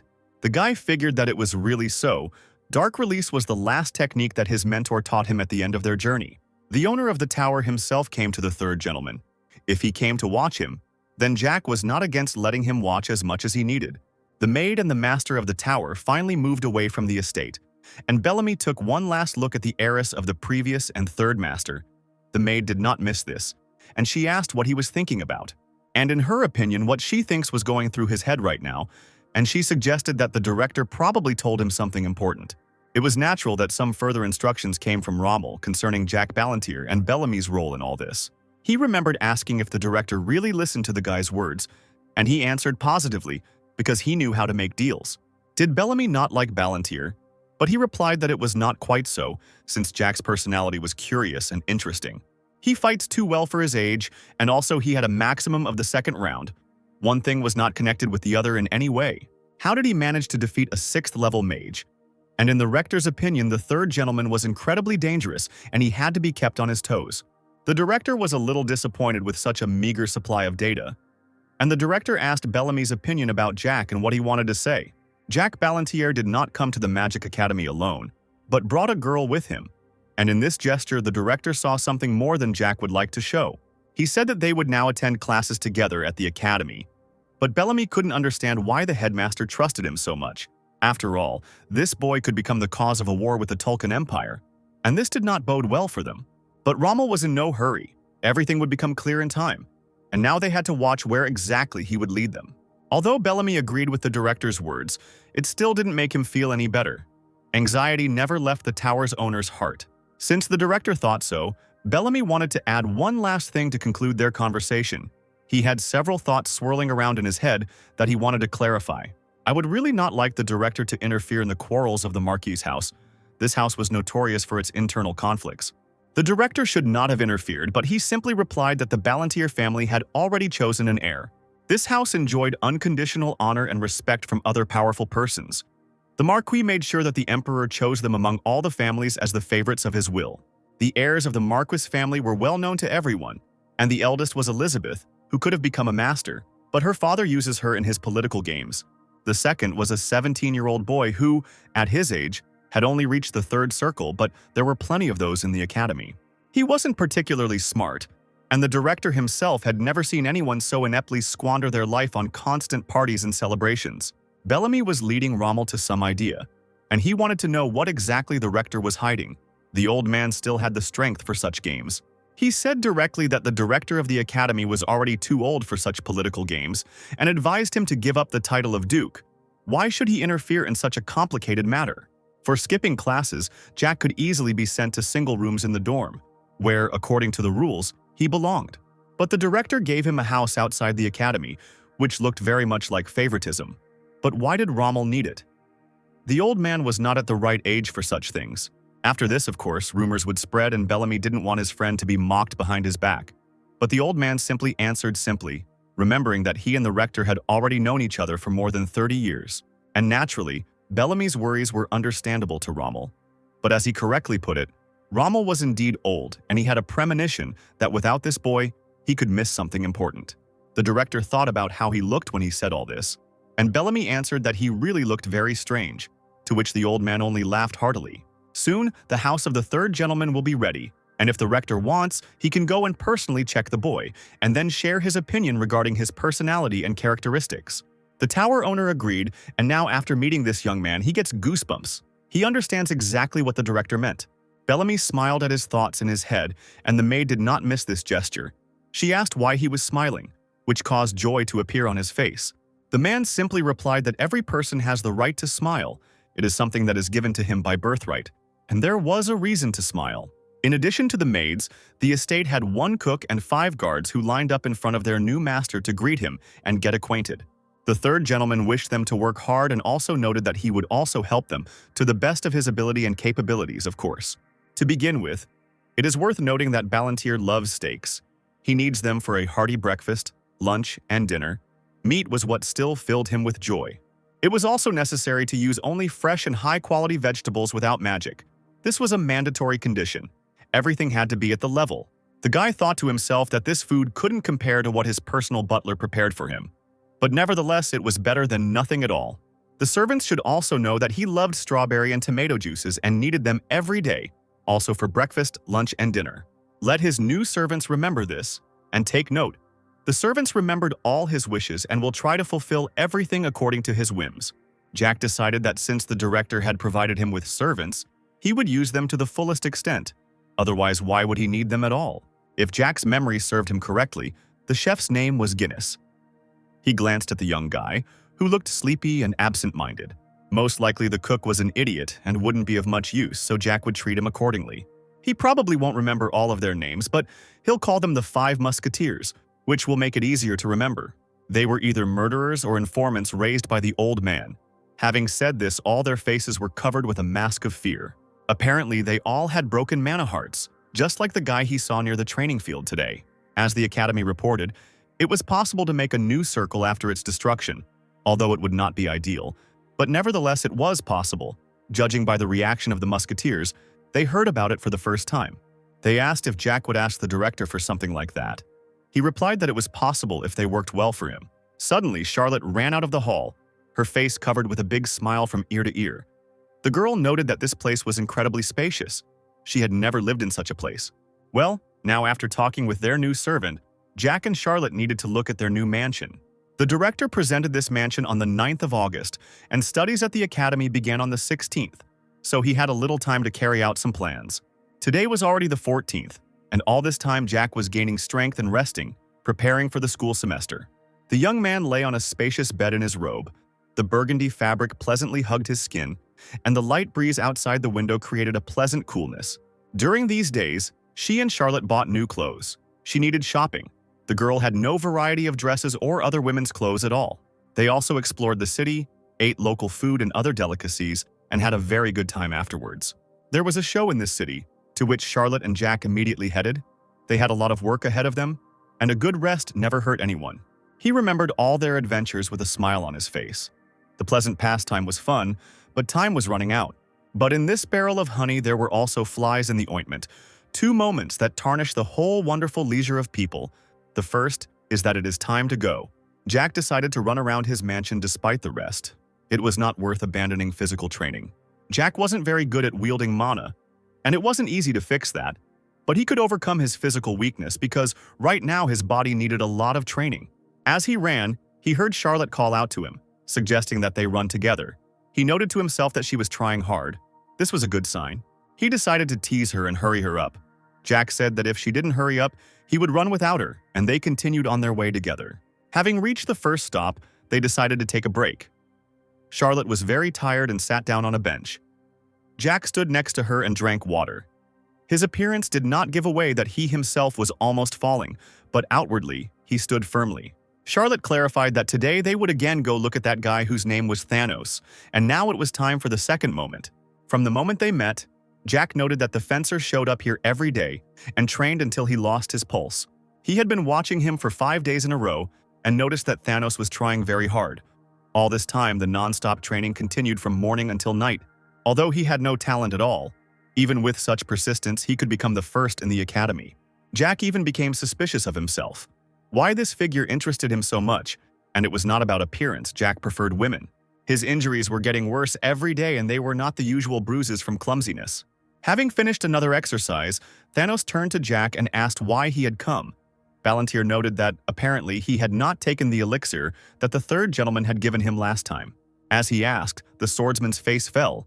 He lowered his eyes in shame. He was hiding something, and Jack intended to find out what exactly. Thanos began to explain that the elixir cost about 40 gold pieces, but the third gentleman did not understand what he was getting at. The youth had given the potion as a gift, not sold it. But later, everything became clear to him. The guy began to talk about obligations regarding the return of his debt, although it was unclear what debt he was talking about. But even after that, Jack didn't understand why the guy still hadn't drunk the elixir. Some other part of this story was still being kept hidden, and Jack was going to find out the rest. This elixir was necessary for this guy. He had very serious injuries and probably several broken bones, and the potion would have cured him. Also, his legs were damaged, and after some time he will not be able to move them. But even all these arguments did not convince Thanos to admit that if this is all, he will continue to train. He trained through extreme pain and day after day for almost a week, something that would have been impossible for the average person. Jack even suggested that he spends all these days in exactly this way, from morning to night, practicing various strikes and earning himself new injuries. He sadly stated that he did not understand how people like him, who try so hard, get so little in this life. Valentine chuckled slightly. It was strange to hear such statements from Jack himself. He, more than anyone, should understand everything. He noted that Thanos was very cute. Valentine sarcastically noted that this was indeed the case, although she expected more compassion from her student. But in fact, even if Jack seriously thought so, Valentine herself felt very sorry for this young man. She noted that as her student, Valantir himself should have learned how much hatred and greed Thanos was currently filled with. He agreed that he understood that at first glance it might seem that these traits lead him forward. But in his case, on the contrary, if he does not know how to control them, they will inevitably lead him to complete collapse. Of course, during all his self-destructive training, he grows. But at the same time, regression occurs. Didn't Jack feel sorry for him? However, Balantier had already seen enough of this torment, and it was time to make a decision whether to take Thanos with him or not. He and the mentor exchanged glances. Of course, the swordsman had absolutely no talent, but nevertheless he was an interesting person, and Jack was not going to leave him so easily. The third gentleman called out to the man and asked why he was raising his sword. At first, the swordsman did not understand the question. His answer was extremely banal. He replied that he really wanted to become the best swordsman on the entire continent. Was he really sincere in saying this? Valentine was surprised to hear such a statement from a 17-year-old boy. Jack asked him again. But before he could finish his speech, he burst into uncontrollable laughter, so loud that Jack's body doubled over. Thanos looked away and replied that the guy could laugh at his dream as much as he wanted. It wouldn't offend or hurt him in any way. But the young man did not even think of laughing at his dream. Even if he did not think so, he was amused by something else. But first, the guy had to calm his hysteria. He was curious. He couldn't understand how great the greed was in the swordsman's heart. But now, he understood everything. He turned to Thanos again, who asked irritably what else this impudent fellow wanted from him. Jack asked directly if he wanted to become the new chicken. Charlotte was humming some unknown tune as she ran towards Jack, carrying a jug of water with her. Most likely he was thirsty and she wanted to please him. Returning to the training field, the vampire noticed how Jack approached Thanos and took him by the shoulders. They were excitedly talking about something. She became curious about what they were talking about, and she heard that Jack wanted Thanos to be his chicken. The fencer did not at all understand what the third gentleman meant by this proposal, but Balantier was not embarrassed by anything, and he thought that he needed to repeat his proposal. Perhaps he didn't hear Jack. He actually said the word chicken, and the guy confirmed his guess. He heard everything correctly. Jack waited for an answer from this untalented guy whether he would be his chicken. But Thanos replied that he did not understand what was being discussed, but felt that it was unlikely to be something good. Jack noted his intelligence.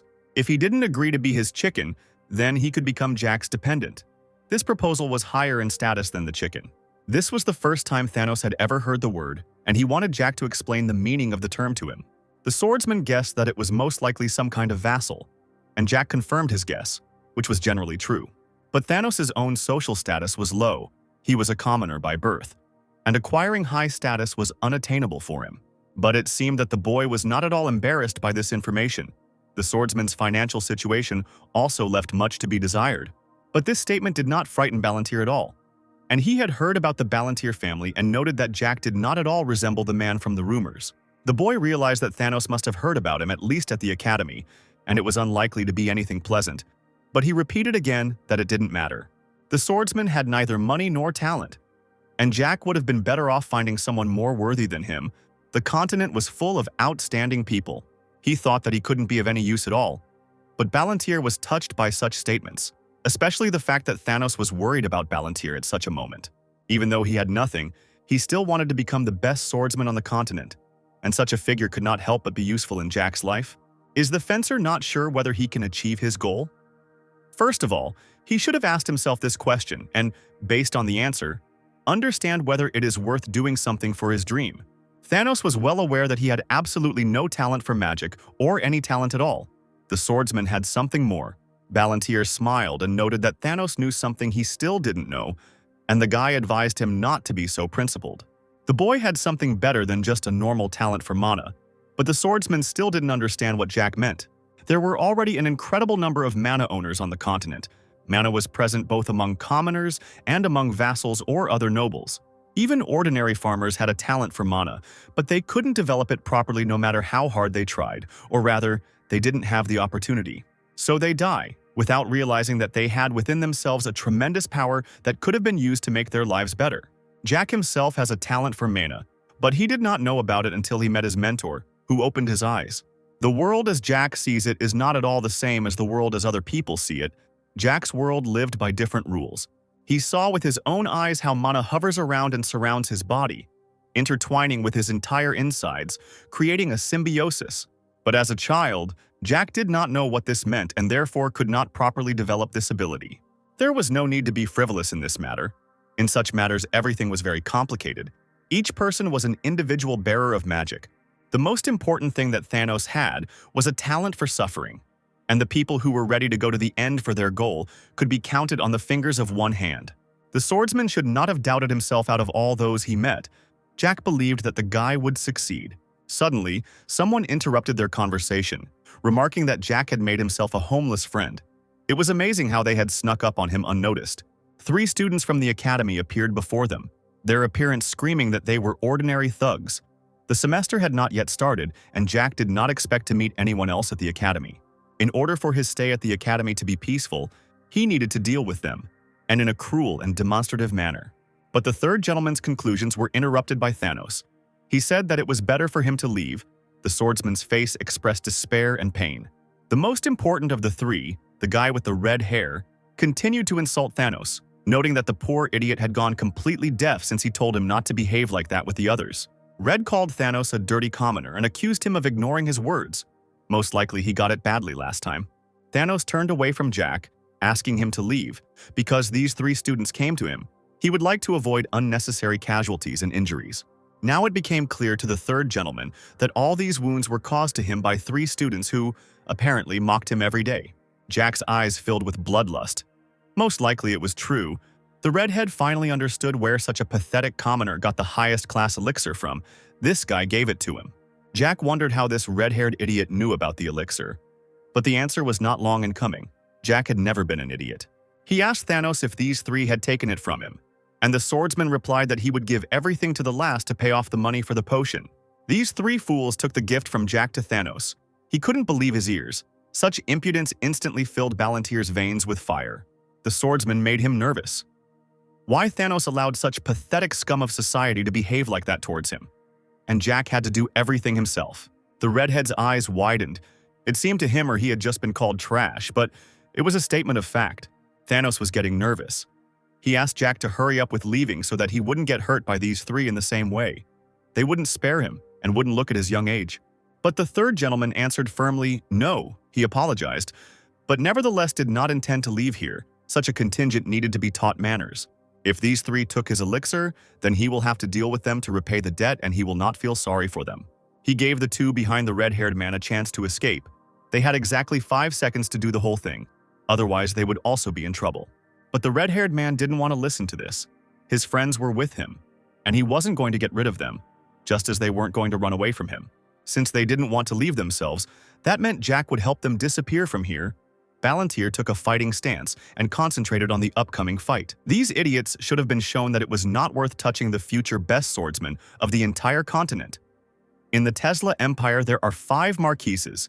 They are real aristocrats with lands, and not those who received the title for achievements in magic circles. One of the 5 marquises, Marquis Herman, lived in the east, and his family had one problem child who was right in front of Jack. The future young master, Dietrich Herman, who would soon graduate from the academy, was an extremely unpleasant person. His dark path began at the age of 13, when he brutally murdered his family's maid at the estate, but the matter was quickly hushed up. Later, at the age of 14, he became addicted to substances, and at 15, he began to be attracted to women of dubious origin for the pleasure of the body. There were also rumors that he not only used questionable substances, but also sold them. The future of the Herman family was predetermined, because Dietrich was the eldest son. However, at the academy he was not allowed such liberties. All these dubious black things were vetoed, and he found other ways to entertain himself.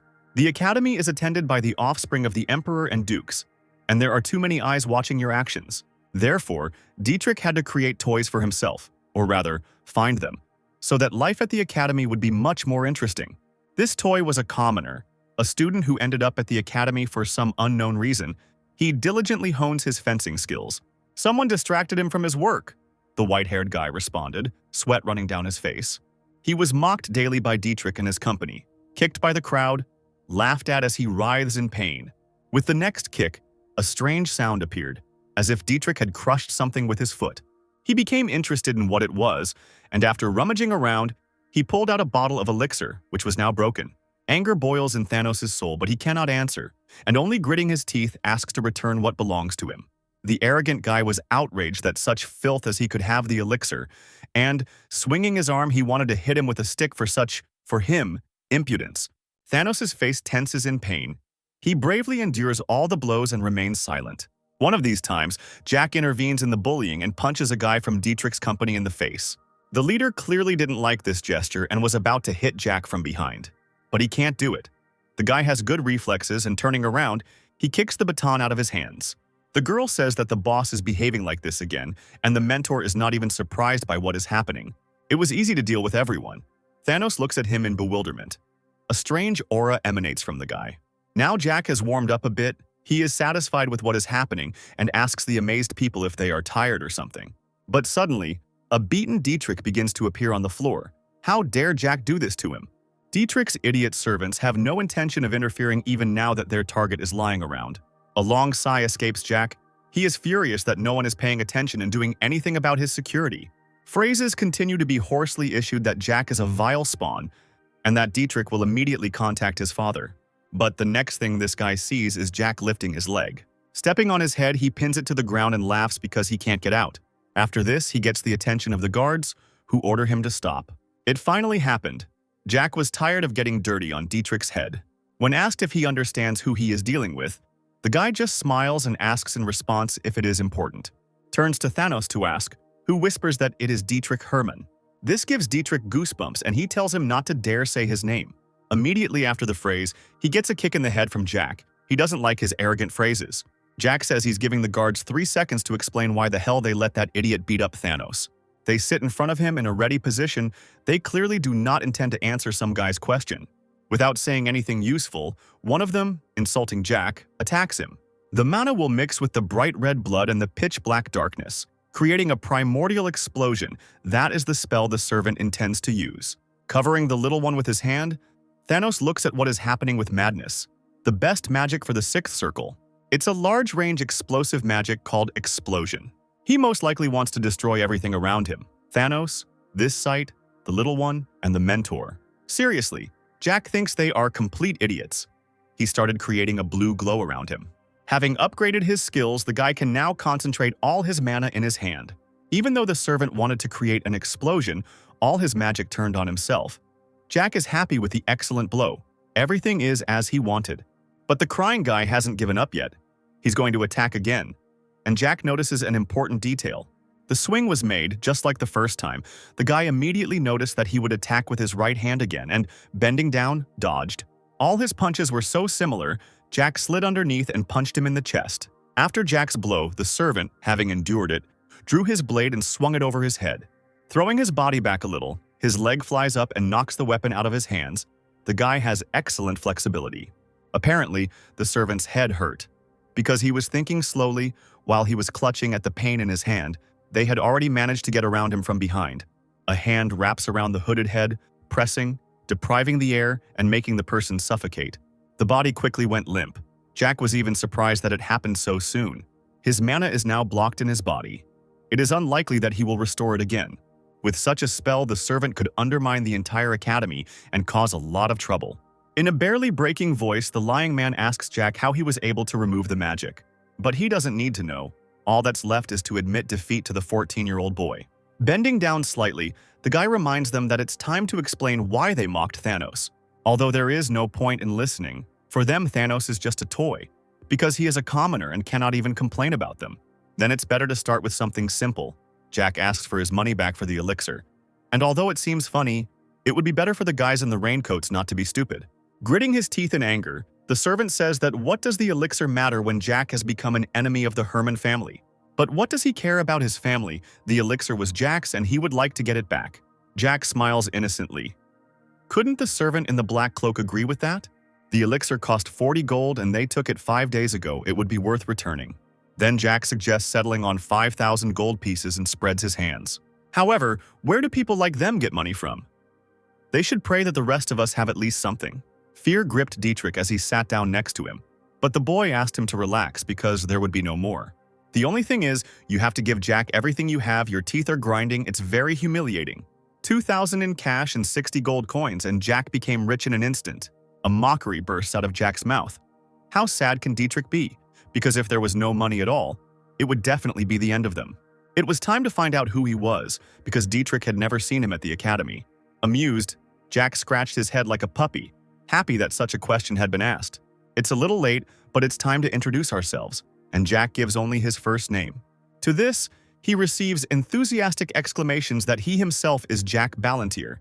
Everyone already knows about him, as if he were a celebrity. Looking from below, one wonders how this is possible. Is he Palon's younger brother? Now it became clear what kind of friends the idiot older brother Jack has. Now he enjoyed mocking him even more, he thought, not trying to hold back his smile. Jack never touches ordinary guys, but people like them are an exception. With a swing, he shoves his boot straight into Dietrich's mouth, his face in tears. They only have a family name, and without it, they are nobody in this world. His circle. Didn't Dietrich use the mana of higher-level magic users to transfer it to himself? He himself can do nothing but mock those who mean nothing. Dietrich might think he was lucky, but when they turned 20, Jack would definitely throw their bodies into the lake behind the academy. Jack's face is furious. He says to remember his name, and that he lives in the mansion near the academy. If he wants revenge, then he will wait there. But next time, he won't stop, Jack says, and takes his foot out of his mouth, noticing that the boy has wet himself from fear. He calls the little one to go with him. She certainly agrees, and sets off with her mentor in her arms. Thanos is also called Jack. Passing by, touches his hand, saying that the offer still stands, so let the guy come. Kindly, he boasts that they have a good cook in their house, so Thanos can eat meat every day. Birds are circling above the academy courtyard. It looks like there will be a fireworks festival tonight. There's a magic explosion in the sky, and Jack has nothing better to do anyway, so he goes to watch. In the province of Auburn, there is always a fireworks festival 2 or 3 days before the start of the semester. This is a great opportunity to welcome new students and transfers. Jack may have seen some disgusting things today, but the academy is usually not that bad.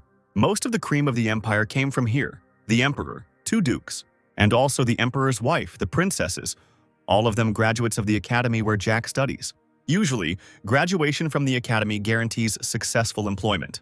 But if you create problems and inconveniences, then expulsion will not be long in coming. Jack, intelligently cutting off a piece of meat, put it in his mouth, and wonders whether it has been 4 years or 5 years. In the past, during this time, the name of the Tesla Empire was wiped off the face of the earth. As he chews, he already hopes that they will all die soon, and Charlotte is content with dessert. Jack is quickly pulled out of his thoughts by the teacher, saying something is terrible. He already thought that he said it out loud, and asked what she was talking about. The heiress answered that she was talking about what happened. That is, she is now talking about the academy, or more precisely, about the attack on it. The mentor does not understand why security is needed at all if she allows such behavior. It wasn't that the mentor, who was one of the founders of the academy, didn't expect something like this. According to paragraph 1 of the article of the Special Law on Conduct on the Territory of the Academy, all students are equal. There is also a group of inspectors who regulate the internal discipline of students. Article 1, paragraph 2. Everyone must maintain neutrality regarding political views. Yes, such attitudes would be beneficial, but ideologies are distorted over time, and the norm is set by those who manage to get in. With a displeased snort, the teacher admits that she hid something. She talks about dragon blood, dragon bone, and the Tolkien Empire. Awkwardly scratching his head, Jack thinks about telling what happened in his past life, but it will take a long time. But, nodding understandingly, the mentor says that it is not necessary, and the guy agrees with this. The sky began to shine. With each explosion, it acquired more colors. The attention of all the heroes switched. Festive performances, fun, people. Jack hadn't lived in such a world for a long time.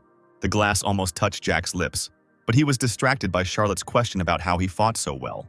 The only correct answer is that he has accumulated a lot of experience. After thinking for a bit, a logical chain formed in the girl's head, and the next thing she asked was if he had killed many people and received a positive answer. Deciding to make sure, he asks again if it is true that he came from the future, and again, the answer is positive. To be more precise, Jack went back 20 years, because he is little again. It seems Jack had already talked to Ron about this. He was the first one to know about it. Then he said that he died by accident, but in fact, there was no accident.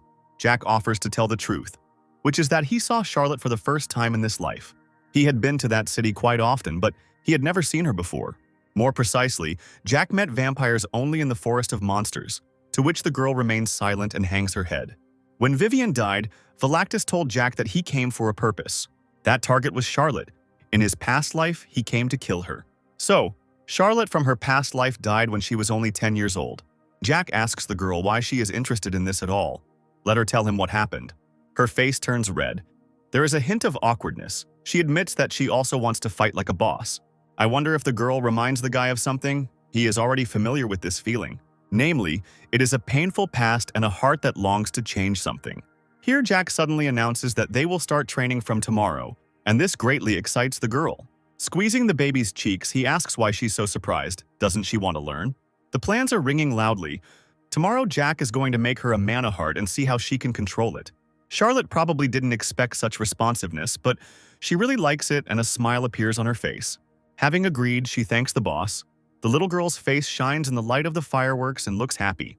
Jack smiles smugly again. Helping someone only makes him happy. She imagines how hard it will be for him in the future, but that's not something she should think about now. The cries of the poor maids ask their master to calm down. One of them clearly has a broken head, but in response he hears a rude, "Shut up." Chairs are flying into the walls, the whole room is turned upside down, and in the center stands the culprit of the mess, named Dietrich. Enraged, he repeats Jack's name viciously, saying what a fucking bastard he is, his body trembling with uncontrollable anger. Even if it was only for a second, Jack's gaze was very frightening. It was burning red and thirsty for blood. Why is it that some 14-year-old boy was able to scare Dietrich to death? And peeing in front of him was damn disgusting and humiliating. The fist is clenched so hard that it shakes. The poor maids better not catch the fierce guy's eye. The only thing visible across the room is the trail of his knife blade. They are flying at a decent speed, and so are Jack's incessant insults. There is trash on the floor. Most likely Dietrich has shredded something. He promises himself to do the same to Jack. Out of breath from his own rage, he can barely hold the sword in his hands. But as if from a distance, he screams that he is finished. Charlotte is still following Jack. It's already the second day of the semester. Lots of out-of-town students have arrived. Jack wants to see Ron. His steaks are incredibly tasty. It was unclear to him why, but his body began to tremble. Although the weather outside was pleasant, Jack felt a bit dizzy, and he grabbed her with his hand. Although the reason is clear, that red sauce that Charlotte devours with her sandwich is his blood. His skin is pale and he looks uneasy, but he asks if the baby is enjoying it. She answers quite happily, says that it's very good, and she went on saying that she likes it. Suddenly their attention is drawn to a figure sitting sadly at the gate. It was Thanos. When asked what he is doing here, Thanos only sluggishly raises his head. But seeing Jack's look, he sadly lowers it again, asking if he could ask them for a favor. Sitting at the table, the guy spreads his arms out to the sides and says that it's nothing fancy, but take whatever you want. In response to the hospitality, Thanos shyly folded his hands on his knees and wobbled slightly in his chair from excitement. Sipping a glass of red drink, Jack nudges him, saying that they'll find him a room later. Charlotte, who has already settled in, also asks Thanos to start eating. There is a plate with a gorgeous steak in front of him, but the depressed guy hangs his head. Suddenly, tears start to flow like a stream. Sobs are heard throughout the table. This leaves Jack in a stupor. The huge guy started crying seriously, biting his lower lip nervously. Jack, in order not to embarrass the guy, tells the cook that he was apparently in a hurry, and this time there was too much onion. It was hurting his eyes. The man, understanding the gentleman's gesture, says that it seems so and accepts the remark to improve next time. The next morning, the guy greets Thanos and asks if he's feeling better. The flushed guy rubs the back of his head. He apologizes for yesterday's behavior, but Jack replies that there is nothing wrong with it. It's surprising that he won't even ask about what happened. Although Jack is very interested, he may have his own secrets and he doesn't want to push. The thought flashes through his mind that this way he can earn his loyalty. He hopes that the mentor is looking at him. But the woman just snorts, and Jack tries to play the hero again. Jack asks if Thanos knows that he doesn't have to go to class at the academy, to which he says yes. Then, sir, you allow the boy to just stay here, but he hesitates. He has his own room, and if he is hungry, he can turn to their cook, Guinness. Those five, as you can call them, are looking after Jack, so it's best to befriend them. The roses sparkle in the sun, and when asked if this is the Marcus estate, Jack replies with a categorical no. Originally, it was the guest house of Duke Ausenbel, a nice old man, and now this house is a gift that Jack received from this duke. Thanos thanks Jack for telling him about this and begins to leave. The guy is going to train. If he misses even a day, he will become weaker. Thanos' wounds healed thanks to the elixir he took before eating. And Jack, watching him train, thinks how hardworking he is. Maybe yesterday he cried not because of the food, but because of the elixir. But Jack still didn't come to the end, because he was torn from his thoughts by a loud call. This is Charlotte wishing good morning. She is not wearing a dress but a sports suit with a bandage on her head, ready to start the lesson. A satisfied grin appears. Jack is also ready and is about to start by creating a mana circle. Still near the estate, by evening, Charlotte was exhausted and lying on the ground without strength. Jack praises her. She tried her best today, but in response you can hear a howl that she can't do anymore. But suddenly she excitedly asks what it means. Now she can use mana. Smiling kindly, Jack gives a positive answer and calls Charlotte a good girl. The gentleman, of course, guessed, but now he was convinced that she really was amazing. She makes excellent use of mana, which is at a high level, as if she is already practicing with it. To be able to create the first mana circle in 10 hours is a very good result. Charlotte casually accepts the offer to finish for today and, tired, goes to the estate. But after taking a couple of steps, she staggers and falls onto the bench, and a second later she is already asleep, and she is really tired. The teacher asks the boy if he's going to say something to Charlotte. It takes 10 hours to create a circle. Usually it takes beginners 2 or 3 days. Well, if he were in his place, Jack would have immediately asked to become Charlotte's apprentice. All the same, without his help, it would have taken her at least a day to do the same thing.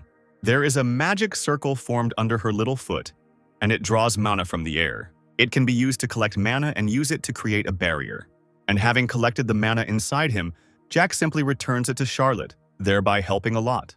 It's easier this way, but this method won't suit everyone. The guy sighs. It wasn't easy for him either. So she's still a good girl for being able to create such a clean circle in such a short time. What is interesting to the mentor is that Jack does not want anything in return for his help. Looking at Thanos, he takes him by surprise by noticing that he is crying again. The guy immediately wiped the tears from his face. He didn't notice when they managed to return. Thanos' behavior was suspicious. The master looked at him, wondering what happened. It was easy to guess. Apparently the guy felt that he had reached his limit. Thanos is devastated and unable to properly answer the question of whether he has surrendered. Envy rages in his heart. The little one was able to make the first lap in just 10 hours. He hopes that she doesn't have a talent for fencing, then she will excel in everything. Jack asks if he thought it was easy to become the best knight on the continent. Unable to restrain himself, he falls to his knees again in tears. He hates himself at such moments. Jack sighed heavily and looked down at the big guy. How could he be such a crybaby? Jack tries to cheer up the guy with his questions. The best knight on the continent is about to give up because of a girl or something. Gently touching his head, he ruffled the white-haired man's hair and said that he could still fulfill his dream.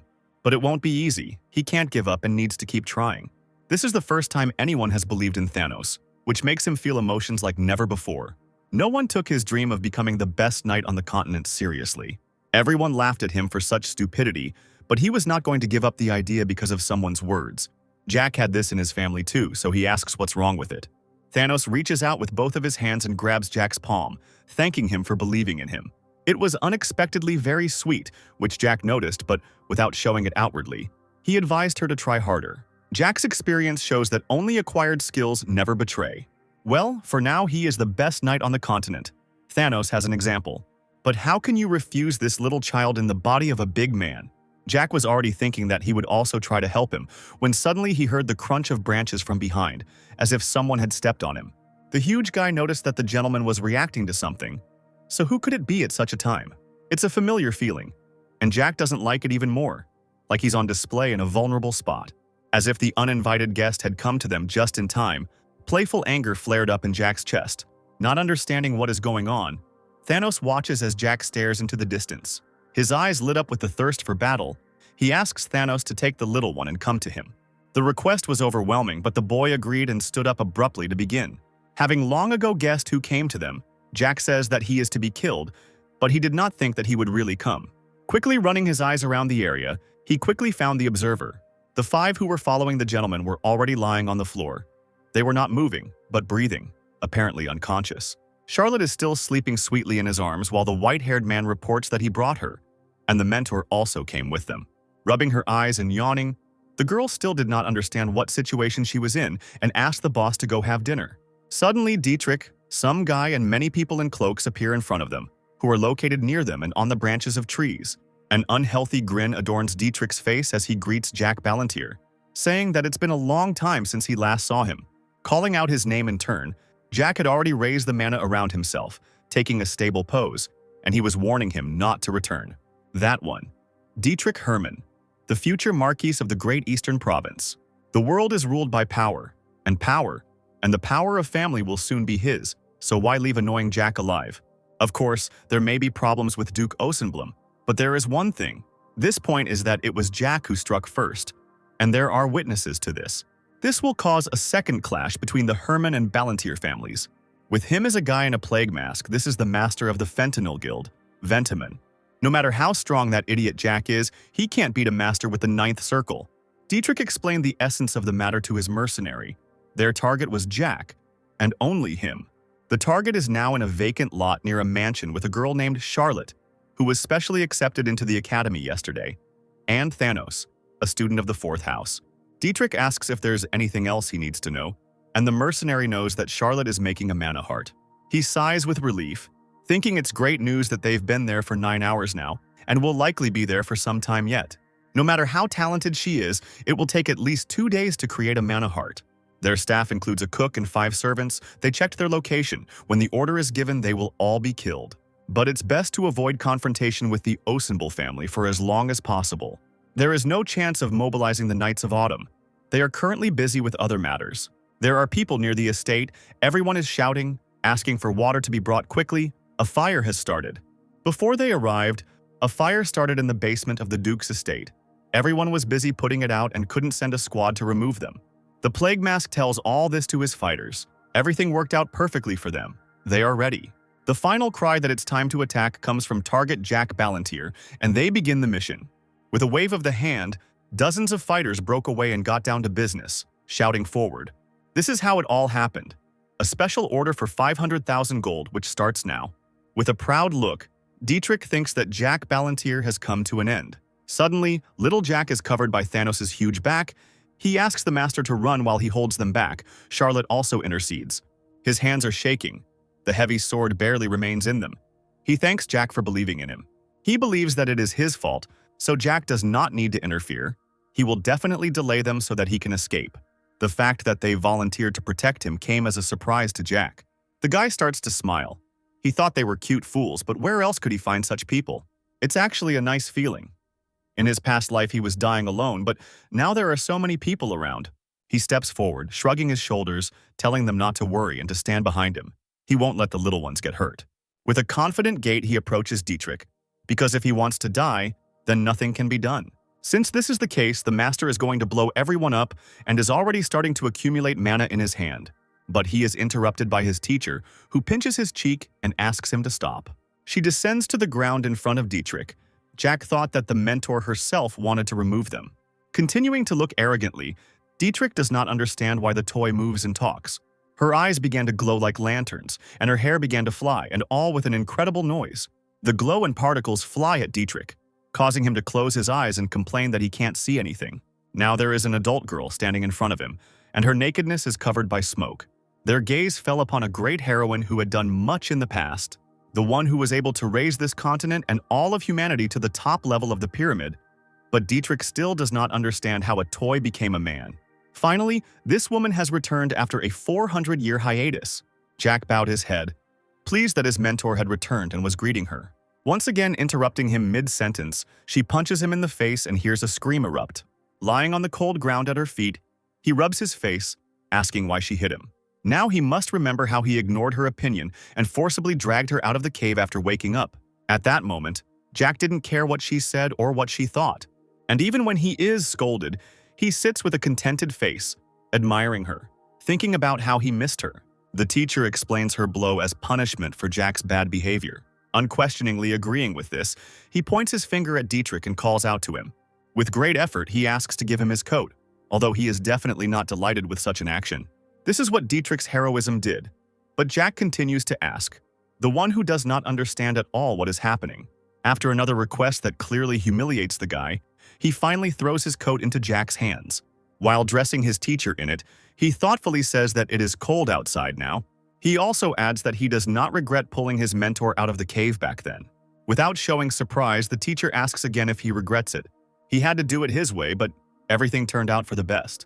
When asked by his mentor if she wanted to die peacefully in that place, Jack replies that he knows that this is not the case because he is her student. Perhaps she was wrong, because after all people are just animals following their desires. And knowing this, the teacher thought that the world created by people would be different from all other worlds. But she was wrong. There is no difference between humans and other races. That day, Jack pulled her out of the cave because she subconsciously wanted it. He knows that his mentor has not made bad choices in the past. Having trusted someone he shouldn't have, he was never able to fully see what she had been trying to achieve for so long. As a result, this cave became an eternal prison that she created for herself. Dietrich's men and he himself feel fear. It seems she is indebted to her student. Looking at her back, Jack at first didn't even understand that the mentor was talking about him. Everything seemed different, so he thought that she did not consider him her student, but just a naughty little child. In any case, Jack will not refuse such words. He is very pleased to hear them. The hand stretches forward. Black smoke begins to swirl around it. This is the mentor accumulating mana. Since they came to eliminate Jack, the mentor asks them not to hate her when there is nothing left of them. His jaw clenched, sweat pouring down his face. Dietrich clearly didn't like this statement. He ordered his men to kill them right now. The teacher begins to recite a spell, a black resin that will cover the earth and color the sky.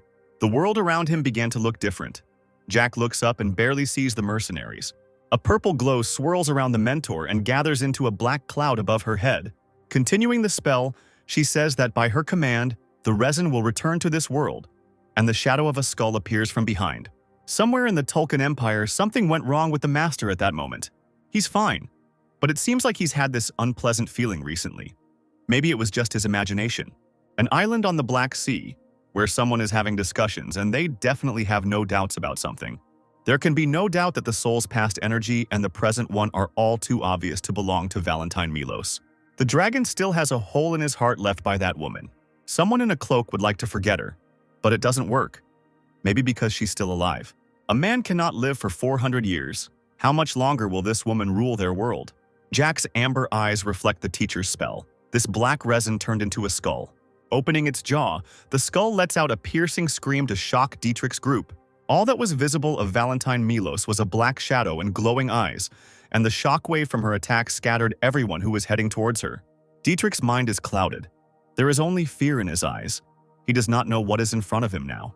A strange sensation in his legs makes itself known. He has never seen anything like it. Around him lie the mercenaries in agony, each one beginning to lose limbs and turn to dust, gasping for air in an attempt to catch them. When Dietrich's legs began to disappear, then he realized that this was death. His hands are shaking, but that doesn't stop them from crumbling into tiny pieces, which means that's how he'll die. A bony hand reaches out to him as he tries to crawl back to prevent it from touching him. In an attempt to save his life, he throws himself into the last thing he has to offer, money. But the mentor half-heartedly ignores the proposed increasing sum, not intending to spare Dietrich. Nothing helped him as the boy finally crumbled, his particles flying into a glowing portal in the sky. Charlotte covers her mouth with her hand in fear and tells Ms. Valentine that she is the final boss. The woman reaches out her hand. The little girl is scared at first, but it turns out she just wanted to touch them. One on Charlotte's head and the other on Thanos' shoulder. First, she turns to Charlotte de Royale, who inherited the noble blood of her ancestors. Then to Thanos, a warrior who moves forward without giving in to anger or his desires. She introduces herself, adding that she is the mentor of this foolish student from the past. The mentor adds that she hopes these guys will take care of Jack. Suddenly, Thanos decides to object. Putting his hand on his heart, he says that the mentor said everything correctly, except for one thing. Sir, or rather Jack, is definitely not stupid, and this phrase was unexpected for the guy. Smiling, the mentor agrees that she was wrong, and Thanos is right. Without understanding what is wrong with her, Jack decides to play on her nerves, turns on the narcissistic little boy, from which the teacher pushes him away with her finger, and he is convinced that she is still just as mean. Having asked to be left alone, the teacher wants to talk to the student. Jack tells Charlotte that if she is hungry, there is some of his blood in the kitchen that she can drink before bed. And he tells Thanos that there are unconscious guys on the territory. They need to wake them up and he can go to sleep too. After pulling Thanos' huge arm, Charlotte says that her legs hurt and asks him to carry her. The guy himself is not happy with this news. Waving goodbye, Jack tells his mentor that they are loyal and good guys and that they are really fun to be with. Jack grinned and asked what the teacher wanted to talk about with her smart student. Standing opposite each other, Valentine Milos says she has given it some serious thought. Has Jack already forgotten the words he said when talking to that man? Even though the mentor sat in Charlotte's arms, she had heard about the dragon's blood and bones. Immortality, it is natural for a person to want to live forever and never grow old. It was the heterogeneous system that became the continuation of the study of immortality. Does this mean that dragon blood and bones are connected to this? The mentor asks. Nodding, Jack replies that the mentor is thinking in the right direction and everything is correct. All people want to live long, but of course, this is not enough because at the same time they want to be healthy and young. During a study of immortality that was conducted in the distant past, a key moment occurred. One of the scientists, who looked rather old, expressed an interesting opinion. It's impossible to live forever, so why not just start living like dragons for thousands of years? Races that have lived for many centuries, such as vampires and dragons, are different from species whose blood, organs, and even bones do not last. The rate of aging of the body, the number and quality of cells, sensitivity to mana intake, everything has its own time limit. There were strange sheets of paper lying around, all covered in blood, after which the experiment being conducted became special. It became an experiment in interspecies communication, with bodies grown in flasks. Heterogeneous mating was only half successful. It was a complete failure on the path to eternal life. But people were able to learn to use the power of orcs and elves. However, there was one problem. After receiving their power, they only had 5 to 10 years to live. An experiment conducted over 400 years ago is now being carried out in the Tulkun Empire. In 2 years, she will complete it, and the life expectancy of half-bloods will increase to 30 years. With guilt in her soul, the mentor says that she thought she killed everyone 400 years ago, but apparently this is not true. Jack shakes his head. The mentor found out about the experiment too late. She walked into the lab alone, her bare feet treading on the cold, leaf-strewn floor. There, the mentor burned all the documents related to him and killed all the half-breed monsters that had been created. The body on the floor was barely crawling. It was dying, crying, and reaching out with its hands to the woman's feet. Scientists, magicians, knights, and so on suffered the same fate when they saw her. She destroyed all the documents and killed everyone who was connected with the experiment. However, she missed one moment. The mentor should have killed the Dragon Lords. A look of sadness came across her face as she realized why they had to be destroyed. In order to destroy it, the Dragon Lords most likely handed over their own as test subjects. That's right, because the two lords really want to penetrate the human world. Jack asks if the mentor knows who exactly was the test subject, but receives a negative answer. The guy thinks that he doesn't need much explanation about what's so special about half-breeds. These half-breeds of the future can use soul energy, just like Jack and Valentine Milos. This means that the dragon that became the material for experiments is the child of two lords. Among all the dragons in existence, only these two lords can use soul energy. And of course, their own child, their heir, also has a talent for this. A heterogeneous combination of the owners of the 10th circle of the Tulkun Empire and the child of two dragon lords. With their talents, they can easily break through the mana wall and use soul energy. Hearing all this, the mentor had another question and Jack was not against answering. Looking at the student, she asked what he was striving for, but the guy almost didn't get the point. She is a person from the distant past, and she does not want to be connected to the world, but she cannot stop being interested in it. Since Jack knows about the future, there must be something in his head, and that's what interests her. But he doesn't know. In any case, the experiment will be completed in 2 years. In a year, he will grow to the 5th or 6th circle and plans to go to the Tulkun Empire during the holidays.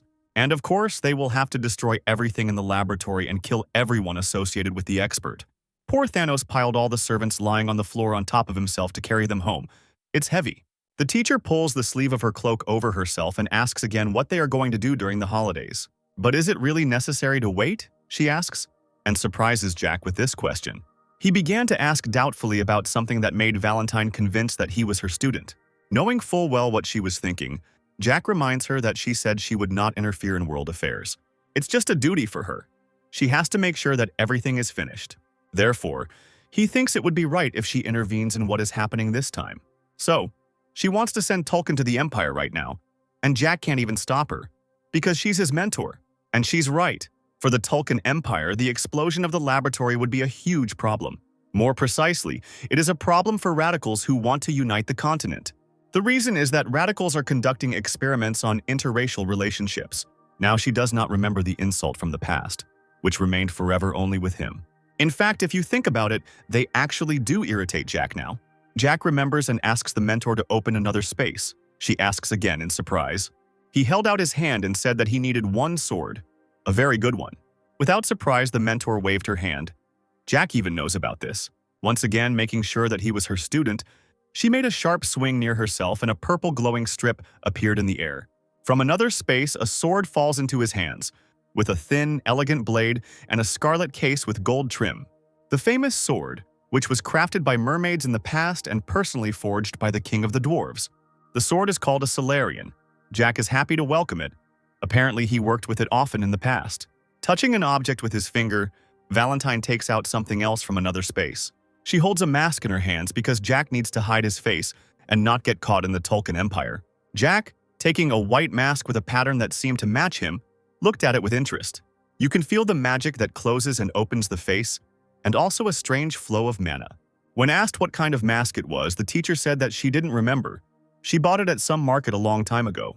As he puts it on, Jack says that she has items that even he doesn't know about. His face becomes sarcastic. Jack laughs, wondering if his mentor used it to spy on men in the public bathhouse. Valentine didn't like this joke. She blushed with anger, and her palm turned into a fist.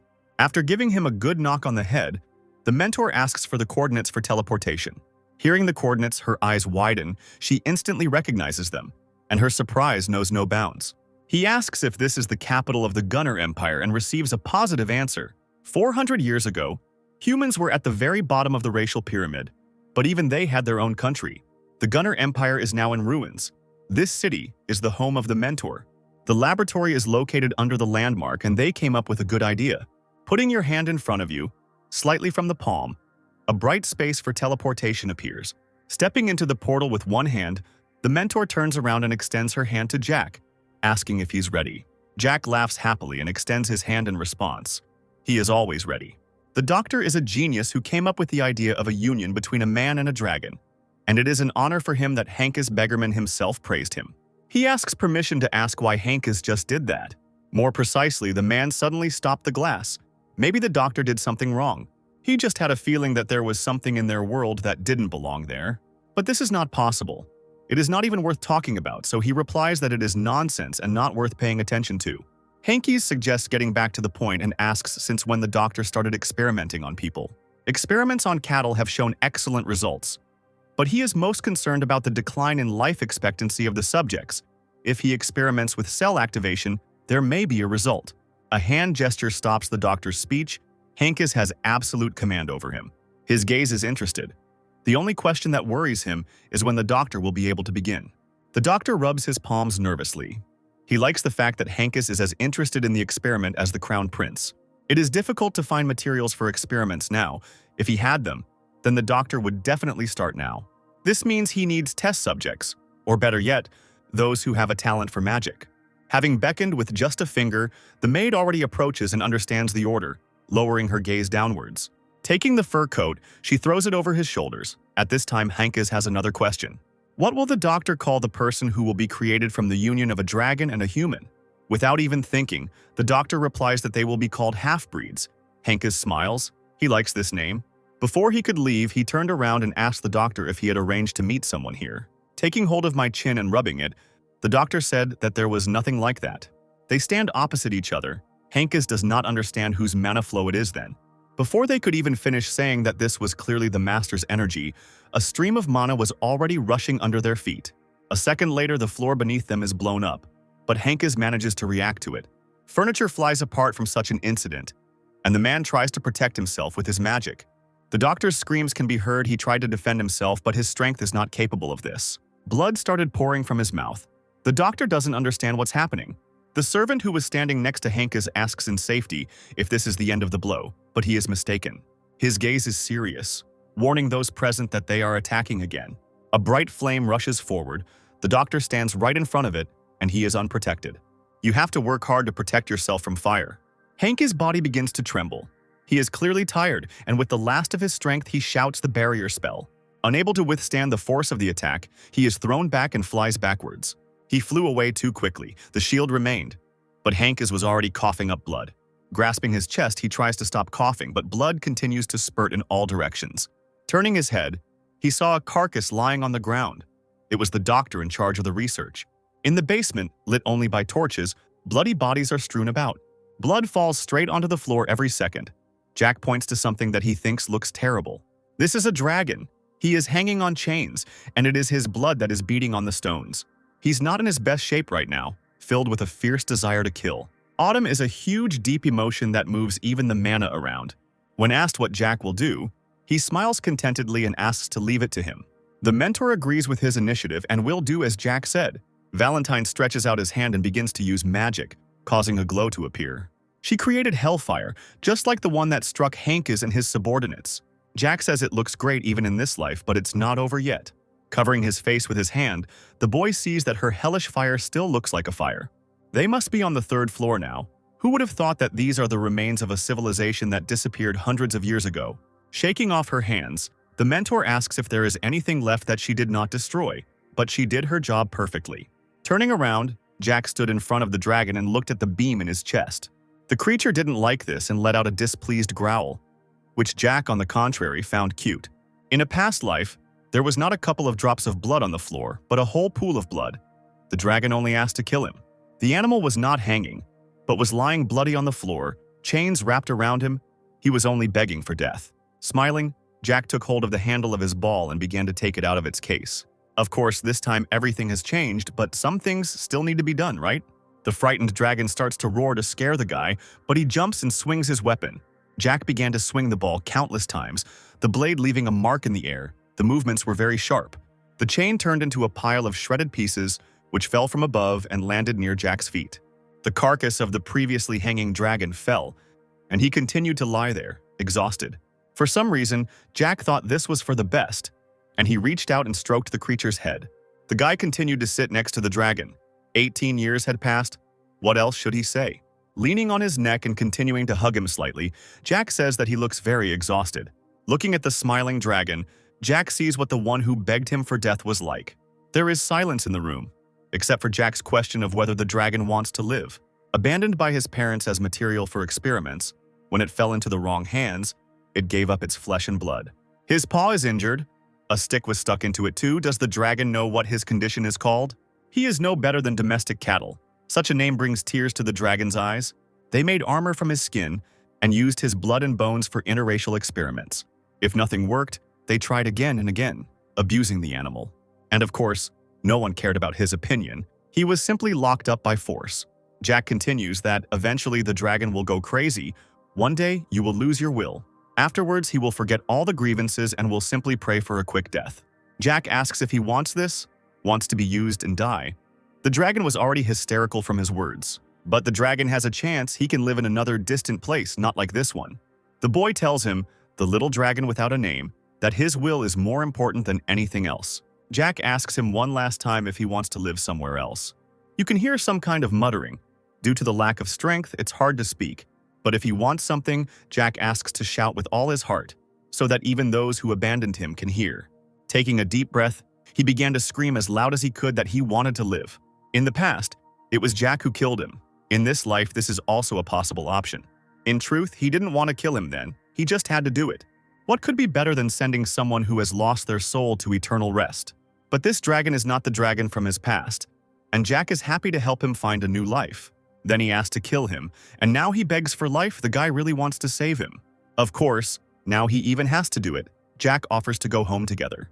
Having already decided everything, Jack asks if the mentor is against it, but receives silence in response. Still, in the end, she nods positively, thinking that she liked him too. Suddenly, an angry voice calls out to them, asking who they are. It was Hankes, and he was clearly not in a friendly mood. The dragon immediately began to tremble, and pure fear was visible in his eyes at the sight of these people. Pointing his sword at them, he continues to glare, saying that he is asking for the last time. The boys are not even a little scared. They continue to talk about their own things. The teacher tells them to act as they know best. But even if the mentor hadn't said so, he would have done exactly that anyway. The white-haired man is furious that his question is being ignored. He asks if they will not answer. Since they don't want to answer, he will force them to do it. He swings his arm and rushes towards Jack. But Hankes didn't expect the little boy to respond with the same force. He looks at the masked guy through the crossed blades in horror, but receives a cold and calm look in return. He tries his best, but nothing works. Jack remembers that Beggarman was at that level at the time. In response, Jack only receives a furious scream. Hankes was not satisfied with the smile. How dare he smile at him? But Jack is only amused by this. He starts laughing and smiling more brightly, as if he is not allowed to do this. The man begins to use magic. He calls Jack a fearless idiot. He uses the 10th circle. Even among the masters, he is one of the best mana users. It is not for nothing that, at the moment, everyone considers him one of the strongest on the continent. A look of madness appears on Jack's face. Even though everyone thinks Hankes is the best, He is still not strong enough. The man gets scared when the boy uses his power. He feels this energy. It was exactly the same pressure he had felt recently when Valentine had summoned the resin. Now Jack looks like a killing weapon and makes the grown man back away. He kicks the blade with his knee, breaking the sword, and then begins swinging it around wildly as he continues to advance. After the next blow to the blade, the weapon can't withstand it and cracks right in your hands. The teacher watches what is happening while the student worries about his master. Having flown into the wall, he leaves behind a huge dent and then rolls down to the floor, exhausted. Can he really lose consciousness so easily? Jack comes up to him. He is clearly disappointed in the strongest continent. Leaning on his sword, Hankes tries to rise. He asks who is in front of him, because he has never seen him. But Jack only laughs in response. Why does he need to know? And this laughter makes the man tremble. After Jack's silence on the fun, the guy invites him to listen to his prophecy. He says that there is one person he knows, meaning the cutie Thanos. For now, he is still very simple, inept, and strong only in his dreams. But the day he becomes the best knight on the continent will be the day Hankes Beggarman dies. The man did not like this prophecy, and he angrily attacked even with a broken sword. Jack does not do the same in response. He continues to stand in a calm pose, holding his sword forward. After looking at the dragon, he returns his gaze to his opponent, Jack's amber eyes reflecting his angry face. Hankes reaches one hand forward, the other holding his sword, to make an attack on Jack. Pulling out his hand was a mistake, because with one movement Jack cuts it off and it flies in the opposite direction. Blood spurts, and the man watches in horror. Jack's eyes are terrifying. They seem to say that Hankes Beggarman is still such a weakling, surprising and a little sad. Using his stretch, little Jack actively kicks him in different places. Thus, Hankes turns into a punching bag, and eventually he falls onto the stone floor of the basement at Jack's feet. The guy, pulling out a bloody sword, says that this is only his wish, but asks him to become a little stronger. Beggarman, now smitten, serves the crown prince of Tolkien. And the prince is the head of the faction of supporters of cruelty, the source of all that exists. In just a few years, all their heads will roll. If it all becomes too easy, Jack will simply lose interest. Jack looks back and sees the boy scared to death by this. He is also too weak now. Beggarman's student, I think his name is Marengos, and the guy is scared. How did Jack suddenly know about this? Jack remembers that in his past life when he killed Beggarman, something strange happened. The previous Jack, after killing a man, noticed that he was being attacked by a knight. Of course, he immediately cut off his head and did not remember any outlines exactly, but there is a but. The mentor and the student are literally one. But does Marengos know about it? You can't cut off his teacher's hand and leave it to him, it's not fair. The red-hot chains that once suspended the dragon now wrap around Marengos' arm. A smile appeared on Jack's face, as if he was amused by this, and asked if he was right. Beggarman's student asks to stop. With one movement of Jack's hand, the chains tighten on his forearm. A moment later, his hand fell to the floor and he himself fell to his knees in tears. Amid cries of losing his arm, the mentor asks if Jack is finished, to which he replies that it's time to go. But there is one thing worth taking, says Valentine, referring to the dragon. With the help of teleportation, a second later they find themselves in the courtyard near the estate, and Jack looks like he is bored. As he takes off his mask, a quiet laugh is heard. It's Jack, and he doesn't stop smiling. But suddenly his face becomes completely indifferent. Apparently he's already gotten used to it. So it's time to get acquainted, and Jack asks the dragon what his name is. Lying on the floor, he looks up as Valentine and Jack wait for an answer. His name is Sel Bakhmut. The dragon's voice trembled and stuttered as he tried to pronounce the last name. Jack stroked him, saying what was the point of the last name of the parents who abandoned him. His name is Sel. Jack says that's all they call him now. Did he get it? Having won Sal over with his caring gaze, the boy offers to heal his wounds. Having agreed with this, the dragon was placed in the room, and now he lay down on the pillow and sleeps, resting. Crossing his legs, Valentine Milos asks his apprentice what he plans to do with the Dragon Lords. In fact, he doesn't know who he needs to bow to. He comes first and bows. It would be strange if the strong one finds the weak one himself. This is a very interesting look. The mentor thinks that this is how he cares about her. Jack doesn't hide it. His mentor has long outlived the human voice. She is 400 years old. In the past, she did a lot of good and created the basis for the existence of the human world. For a world that now doesn't even remember and maybe doesn't even know her name. For people like that, she shouldn't have interfered at all. The guy knelt down in front of her and extended his hand. Holding her hand in his, he says that he will deal with the two lords when the time comes. Valentine no longer has to sacrifice himself and his life for the sake of people. After some silence, the teacher thought about everything that had been said and decided to do just that. They were all covered in a layer of dust and smoke. The teacher got up just to go wash herself. Apparently, Jack had forgotten about such mundane actions but wished her to refresh herself. A dirty coat hangs on a hook in the bathroom, and the mentor's fresh hair hangs down her shoulders. As soon as she gets out of the shower, Jack showers her with compliments. But in response, she advises him to wash himself too, because the guy looks untidy. Jack takes off his shirt, his childish chest covered in scars and abrasions. To heal his wounds, he takes the elixir again, and he will become addicted to it. Waking up, the teacher asks where the guy is going because he is not wearing sleepwear. He places a chair in front of her bed, sits down, and answers nothing. Peering out from under the blanket, she notices a wound on her face and asks if it hurts much. Suddenly, Jack turns into a child and starts complaining that he thought he would die from the pain and that it still hurts now. Judging by his clothes, he was not going to sleep tonight. He heard that the teacher had been watching over him for the 3 days he had been lying down. Ron told him about it. For the entire 3 days while he was unconscious, only one person remained. The teacher sat next to him and spied on him while he lay in bed. Ron thought she was a well-made doll, that's what he said. Now it was Jack's turn to look after her. She always loved to sleep. There was no response, only silence and quiet snoring, like a kitten that had already fallen asleep. It's pitch black outside, it's already past 3 o'clock, and Jack is still sitting on the chair. Sometimes he wonders what would have happened if he had met Valentine Milos earlier. If Jack had met his mentor 400 years ago, at the time she was born. Pulling the blanket up, he covered his mentor more comfortably and hung on the bed on all fours, continuing to look at her. How could this woman be called the most terrible necromancer who terrorizes the entire continent? The guy became embarrassed. His cheeks immediately turned red. For him, the mentor was very beautiful. How many hours ago from all these events in the underground prison of the Duchy of Assemble? It's been 10 years already. Has he really been spying on the boss for that long? A man in handcuffs asks the tower owner if this is bad. The leader cared about him very much, so the tower leader replies that this is bad. The man stabbed him in the heart, even though the leader had accepted and raised him. This means that all his work and sincerity were just a game, since it doesn't matter to him. The tower owner says that there is no testimony or evidence as to how much longer the man can remain silent. Suddenly, he bared his teeth. The owner clearly wasn't going to tolerate it and asked for the last time. Not understanding, the man asks if the tower owner really doesn't know about this or is just pretending. Surprisingly, even in such a situation in the basement and constrained, he feels too confident. As the owner of the tower heard, they even destroyed his circle. So where does such confidence come from? Bluetooth suggests thinking about everything that has happened over the past 10 years. The tower owner, however, believes that it was an accident.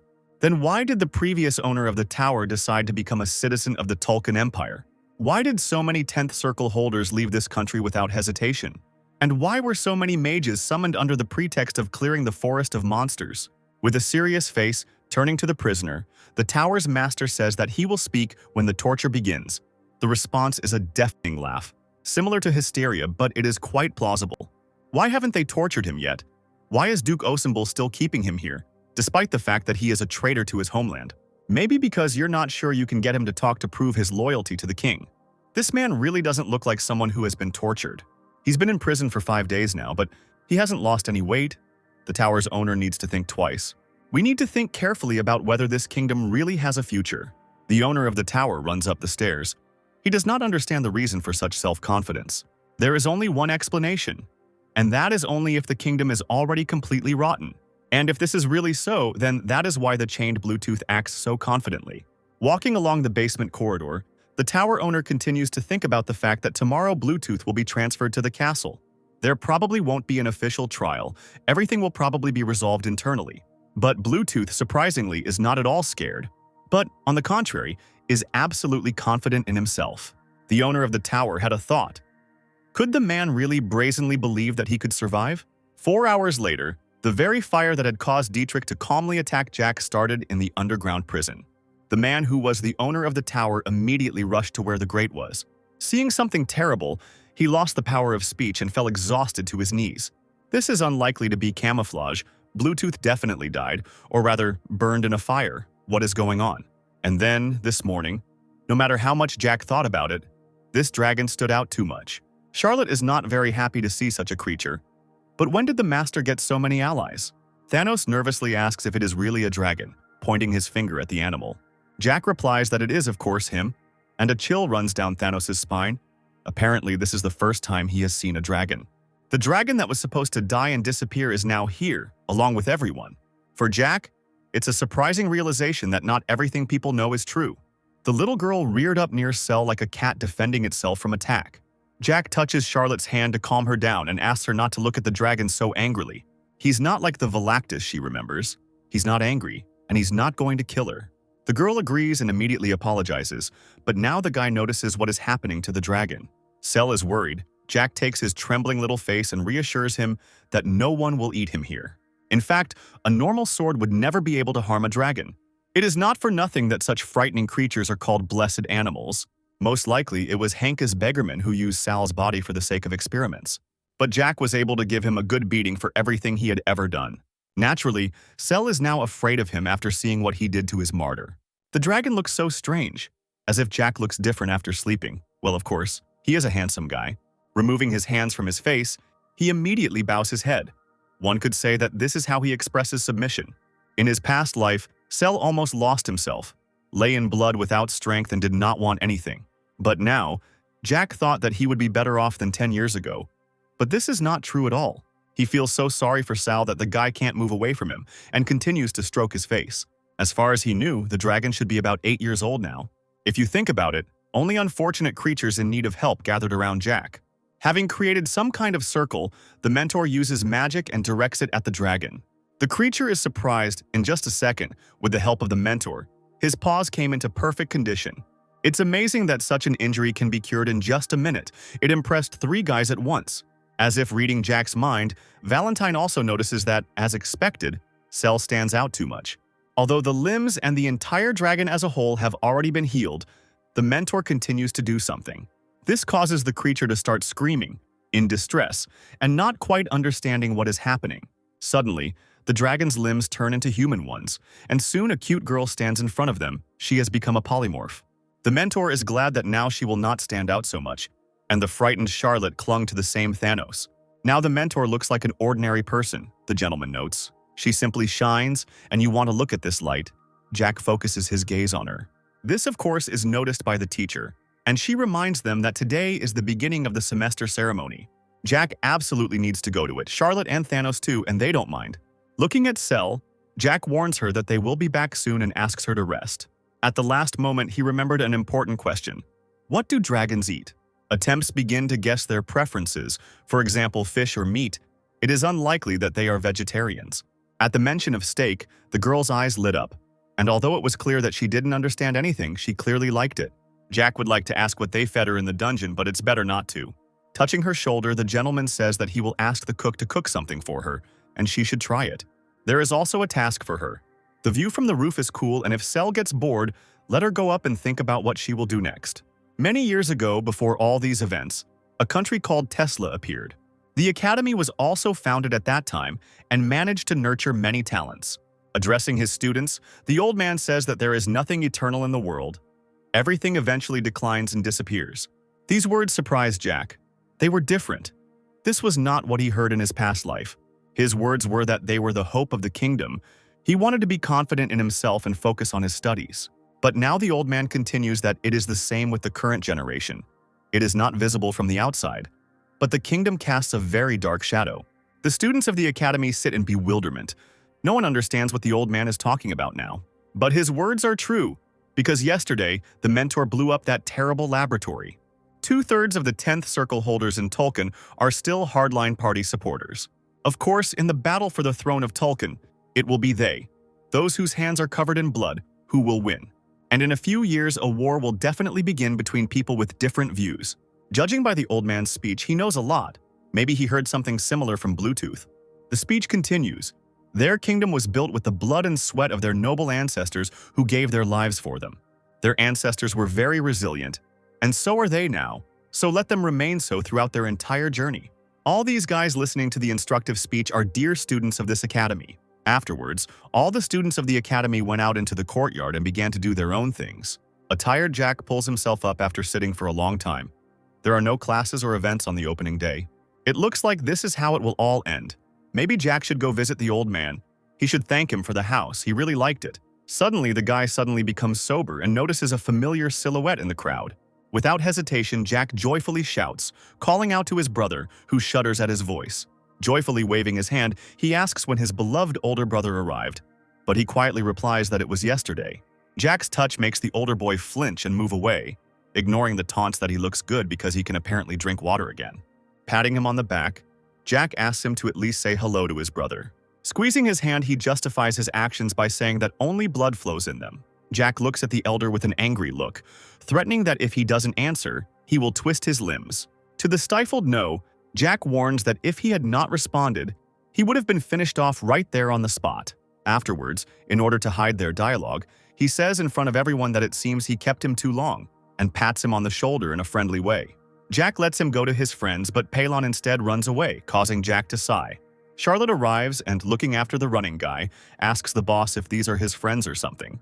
The guy replies no, never, which makes the girl doubt, because he just said that they are blood brothers.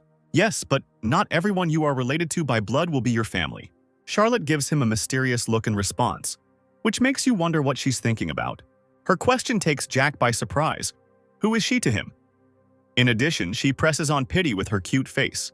This confuses the guy. What kind of nonsense is this? Has she already started puberty or something? But the answer is still that, of course, she is his family, which makes the little girl happy. And even if this sounds like consolation, these are not empty words, but 100% truth. When Jack considers someone his own, they are like family to him, someone he cares about and is responsible for. All these people are, of course, his friends, and now he stands before its members, the mentor and Thanos. Yeah, he clearly shouldn't be with that idiot in the company of arrogant people. Jack should be with people who have a mentor next to them, those who have a big soul. Pelon is told that the guy who was talking to him is strange and doesn't seem like he's his little brother. Jack gave his older brother's friends the impression that he looked like a moron. The strange thing is that if you look at them together, you can take Pelon for a moron, which makes the veins on the elder's face bulge. The guy's behavior seems strange, and his friend notes that he would usually get furious at such words. Thoughts about his younger brother irritate him. Pelon doesn't understand why he's afraid of him at all. He, this scoundrel, was still the elder's toy, but in one moment, everything changed.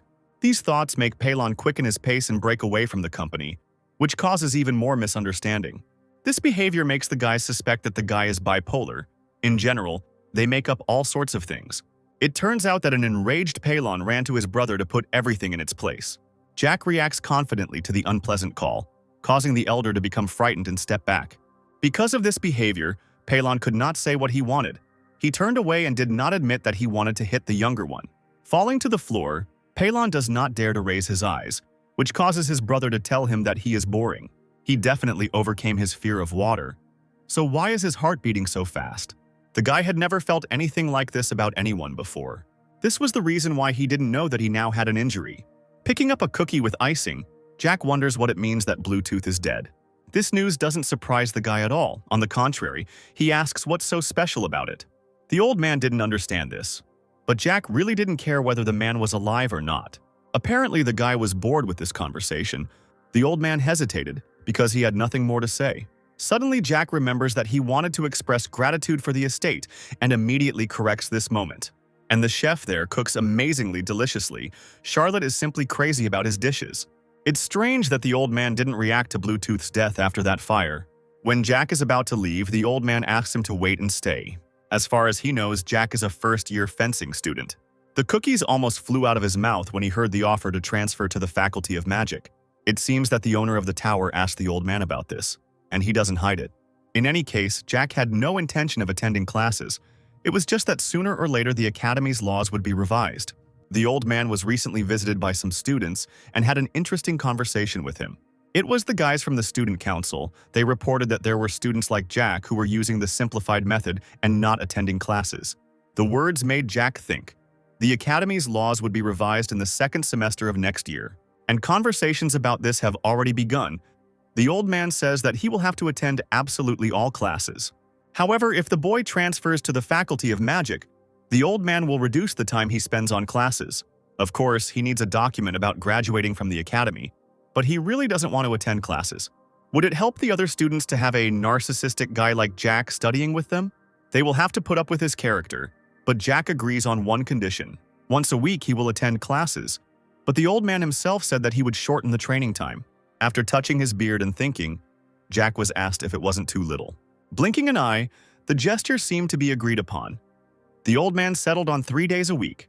Jack has no plans to attend classes at all. He stands his ground. There is nothing to teach him, and he has the best teacher. Isn't it funny that he can't learn anything here?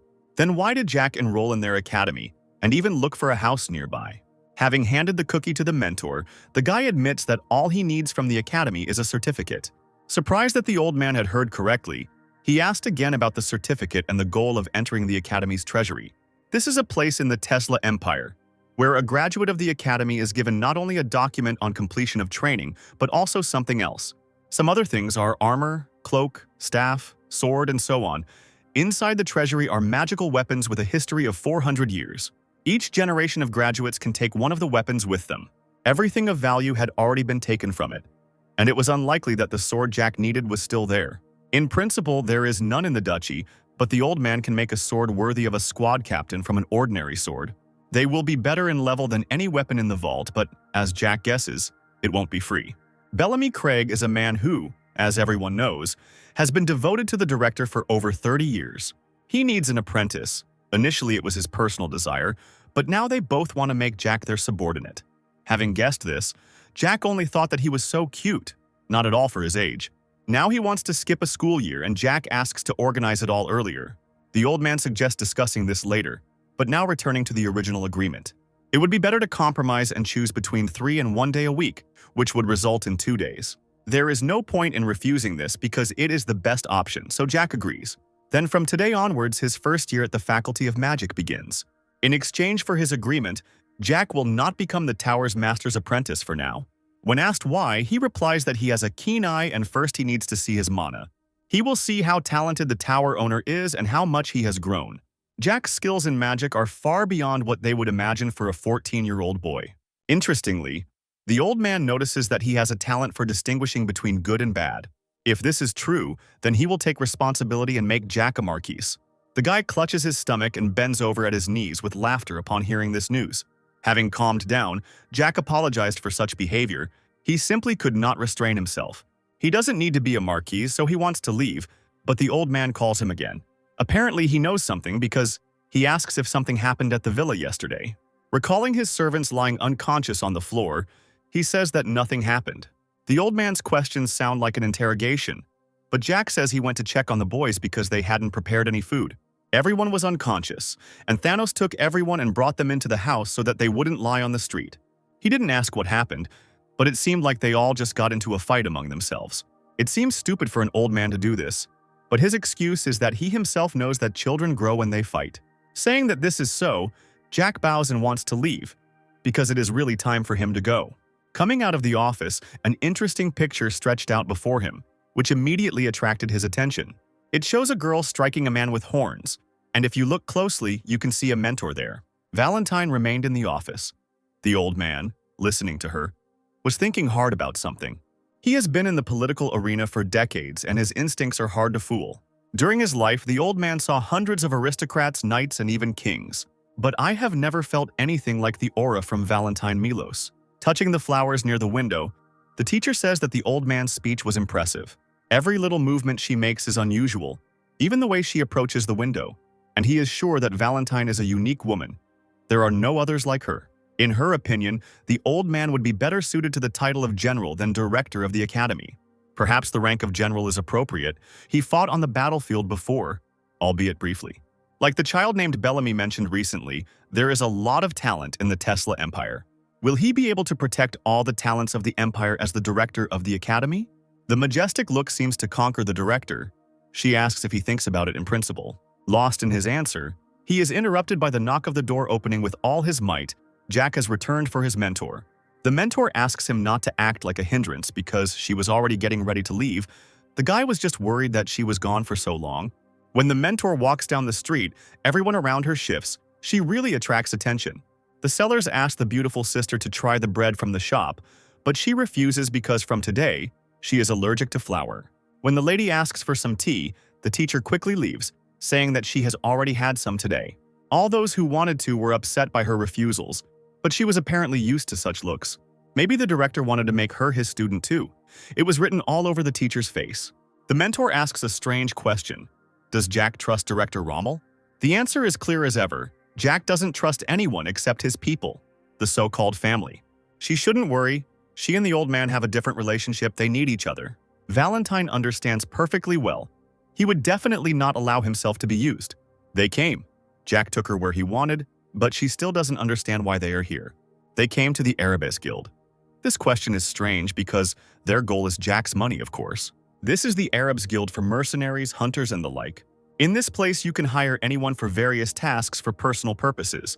Jack knows for sure that if they want a ninth circle mage, it will take a lot more money than it might seem. Most likely, the ninth circle mage is the one Dietrich hired to kill him. However, what will happen if both the one who paid and the one who took it die? That's what they came for. They were met by a nice girl. She turned to the mentor, but Jack showed that he was the initiator, asking the manager, of course, that all the money should go to him. Please convey just a few words to the leader. Last night, the ninth circle, and the murder. After these words, the girl's face became very frightened, and the screeching accidentally spread around. The hand of the guy standing next to her immediately covers her mouth after Jack's name accidentally escapes her lips. Jack's reaction is not long in coming. He grins at the fact that she knows him.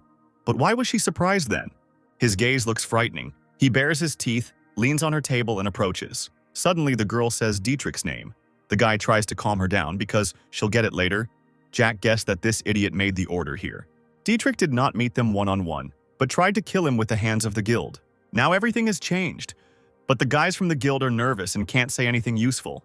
Jack gives the guys just 5 minutes to bring the leader here. Having set the hourglass, time began to flow. And after the time had elapsed, Jack would not care that they were the Arabs Guild and would wipe them off the face of this continent. This situation was incomprehensible to the mentor. He was seriously planning to destroy this guild. Jack sighs. He didn't think he'd have to explain this to his mentor. Many groups that call themselves guilds in our empire, and guilds that use the word adventurers, are not that important. However, they are intermediaries and not independent institutions. They can be considered simply informants. The mentor is surprised at how the world has changed. In fact, Jack came to find out who exactly Dietrich paid, and the mentor just saw that employee's reaction when she saw Jack. It's just that the employee knows about him, and now she is very surprised that he is still alive. If an aristocrat submits a request to assassinate another aristocrat through an agency, it literally means that he is telling the entire world that he will be assassinated. That's why Jack initially thought that Dietrich and the killer had met in person. Who knew he would use a middleman? Dietrich is an even bigger idiot than anyone thought. Everyone here looks at Jack as if they've seen a dead man come back to life. Those who tried to kill him, those who wanted to make some money, showed this place to Dietrich. But Jack doesn't care about all these people. They are all the same to him. From this situation, the mentor begins to understand a little what kind of life he had. The employee opens the door and approaches the manager with fear. A man, with his legs folded, eats grapes and does not understand what has already happened. His face twisted when the man was informed that Jack Ballantyre had come to see them. His brows furrowed, his eyes dimmed. The leader really couldn't understand why he was still alive. When asked if the employee had misunderstood, she replied that the guy had not introduced himself, but that she was absolutely certain. Clutching her skirt in stress, the girl relays the few phrases Jack said to the manager. He also adds that if he doesn't come in 5 minutes, Jack will wipe them off the face of the earth. In his 34 years, he had heard a lot while on his way to becoming a guild leader. It's been so long, but this is the first time something like this has happened. The Fentanyl Guild. Those are the guys in the plague masks who attacked Jack. This is a group of assassins that never makes mistakes. Its leader is a ninth circle mage, but his target is still alive. The leader wipes his hands on his trousers. There is no time to think. We must go to the young master since he is expected. As the sand is about to spill down, Jack responds to a knock on the stairs and is immediately apologized for the wait.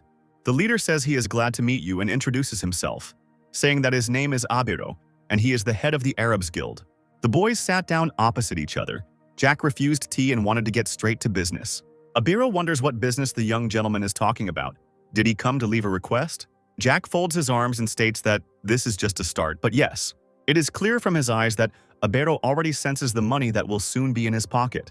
But this is very much in vain, because Jack begins to talk about how someone tried to kill him last night. The guy asks whether the order for his murder was placed through the guild. The guild leader agrees, no remorse, so he doesn't have to hide it. It seems that by imperial law, the Adventurers Guild is an intermediary that connects the client and the mercenary, receiving payment for it. And although the man replies that this is not entirely true, Jack gets the gist of it. The leader warns that their guild is protected by law. True, mercenaries need work. They are sought after by those who want to do their work with someone else's hands. For this reason, Adventurers Guilds were created, connecting clients with performers throughout the country. The Arabs Guild is the largest mid-sized organization in the Teslan Empire, and its leader is in hiding, rumored to even be a member of the imperial family. It's simple. You can imagine how much the person who wanted to kill Jack paid. After all, he was a mercenary of the Fentanyl Guild. Abero adds that they themselves don't know what the exact amount was, which makes Jack frown. He came to talk about exactly this, about the price of his life, which surprises the manager. Kicking the air with his foot, he says that he needs full information about the amount and payment. Jack's furious, frightening eyes make you nervous. He doesn't like to repeat things twice because he immediately understood everything. In response, all that is heard is yapping that it is all so unclear, and that a frowning mentor is watching him. Trying to get out of the situation, Abero says that it seems he wants to receive a quest from the Arabes Guild, but he is not their employee or mercenary, so he will need to sign a contract. And even though Jack is getting angry, he continues to listen about the real treaty with the Empire, about the provisions and points. Irrelevant conversations about the request and the amount of payment, the down payment, the advance payment, and the commission get on Jack's nerves. Jack thinks that the manager didn't understand. He didn't come here to leave a request. The man who wanted to kill him and the man who helped him do it are the same. To be more precise, these two people are dead, and neither of them got what they wanted, especially the money. Having played the fool, a conversation about the commission begins, to which Jack aggressively puts his foot next to the manager, saying that he has completely mixed everything up. They did not reject Dietrich's request. Although they had a choice, no one did so. If Abero does not carry out his order, Jack will kill all the guild workers. Jack doesn't care that they are under the protection of the Empire. He just wants to know who he is talking to. It would be better to do this quickly, before he destroys the leader's impudent face. The guy won't continue any longer. The manager must do everything to find his money. He has a week to do this, and if they are not with him by then, the Arabs Guild will disappear from the face of the continent that same day. Having said his piece, Jack leaves and asks his mentor to follow him near the door. He will conduct his own investigation later, and if he sees a difference between Dietrich's payment and the amount received, it will be bad. Even if the difference is only 1 gold coin, the manager must understand what this entails. Let him not even dare to think that there is a reward for his efforts or work. He doesn't respond to the threat in any way, but his face makes it clear that he has understood everything. After all that was said, the teacher and Jack went down the stairs. The conversation went well. When the employees were alone in the room, the girl asked if everything was okay. Having fallen on the sofa, the man began to suffer. He is in a terrible situation and regrets that he took the order. I can't believe it. An aristocrat kills an aristocrat. Dietrich was in his right mind when he approached them about such a matter. A cry of regret spreads through the room. He didn't want to take on such a job. The moment Abero first read Dietrich's request, he immediately thought that he would never want to fulfill it. It was clear that only a psychopath could ask the guild for such a thing. Having reported this to the top brass, he soon received a reply letter. In it, they told him that he could not refuse young Master Herman. The chief promised that in any situation he could cover for him. Abero introduced the Fentanyl Assassins Guild to the aristocrat Dietrich, and everything should have ended very simply. This means that they are now being blackmailed by the youngest gentleman, who is not even in line to inherit the title. The leader is furious. Tolisso cannot understand what he can say and what he cannot, because the newcomer or the marquises are his friends. The guy doesn't understand what to answer to these words. He hesitates and rubs the back of his head. This is understandable since they took this guy on just a couple of months ago. He does have outstanding intelligence gathering skills, but it's unclear why else he was chosen. Tolisso's heart sank from this realization and he apologized because he realized that he had made a mistake. There's no way that Ventiman would suddenly become a raven. So that he would become a raven and gather the most elite members near Osimbol. It would cost 30 silver, but what if the target of the assassination is still alive? Jack Ballantyre, when asked to be honest about the price for his life, literally said that he did not know the amount of the contract, and there is no evidence that the killer left the province. Maybe he was caught, but then he would know the exact amount paid. Calling out to Tolisso, the manager asks if Dietrich Herman was at the opening ceremony today. The answer to this question is that there was none, after which Abero asks to tell more details. At the inn where Dietrich was staying, only his servants remained, and the accompanying guards had not appeared since the previous evening. My head is almost smoking from this news. It's very strange that he just disappeared. Abero asks to imagine that he is attacked by a master of 9th circle magic and 30 professional killers of at least 6th circle. This performance sends shivers down Taliso's spine and he turns pale. It's terrifying. These guys are the most professional of professionals. It is impossible to escape from them. But the missing Dietrich Hermann died, and the entire fentanyl guild was destroyed. Upon serious reflection, Abero concludes that the mission has been a complete failure. Suddenly, the most stupid question is asked, is it really a failure? To which the manager loses his temper and shouts that the target is still alive. Is it normal that he came back without a single scratch? But Taliso does not understand at all why he is being asked about this. Even if Jack was able to defend himself against the killer with someone's protection, there should have been at least a hint of worry on his face. However, he was completely calm and even dared to threaten to destroy the guild. There was no one special among the latest recruits to Osenbul. The Marquis may have several knights, but he cannot get along with some of them on time. Maybe the one who helped him with the guild was one of the local magicians. Was it really the old man, Duke Osenbul, who helped this little child? This could be an option since Jack Ballantyre even lives in his residence. If this guy is a high-ranking guest in the duchy, then that's a good reason to protect him. But yesterday's fire in the duchy, the army would not have been able to cause something like that. Abero seems to be missing something, so he asked to contact a representative of the Marquises of Ballantyre. And also find out everything you can about Jack Ballantyre and bring the information back to Abir. We need to gather the guys and search everything, but find the place where Ventiman could hide the money. Just as he was about to leave, the manager remembered something and asked to send a letter upstairs. It must be reported that Dietrich Hermann's mission has failed, that the fate of the fentanyl mercenaries is unknown. And the main thing is that Jack Ballantyre may be under the protection of Duke Osenbly. Also, in his memories, an image of a girl who was with Jack appears. But suddenly Abero changes his mind about talking about it, and rubbing the bridge of his nose asks the guy to step up already. It's strange who the woman next to me was who immediately attracted my attention. Recently, they briefly locked eyes while the mentor was waiting near the exit. At that moment, an instinctive fear enveloped him, as if a tiger was commanding its prey. His decision was not to look for her or mention her. He went to the employee to see if she was good at writing an apology letter. Fortunately, he liked to rely on his intuition. While devouring the delicacy, Jack is surprised that they only just got home. And here is such a sight.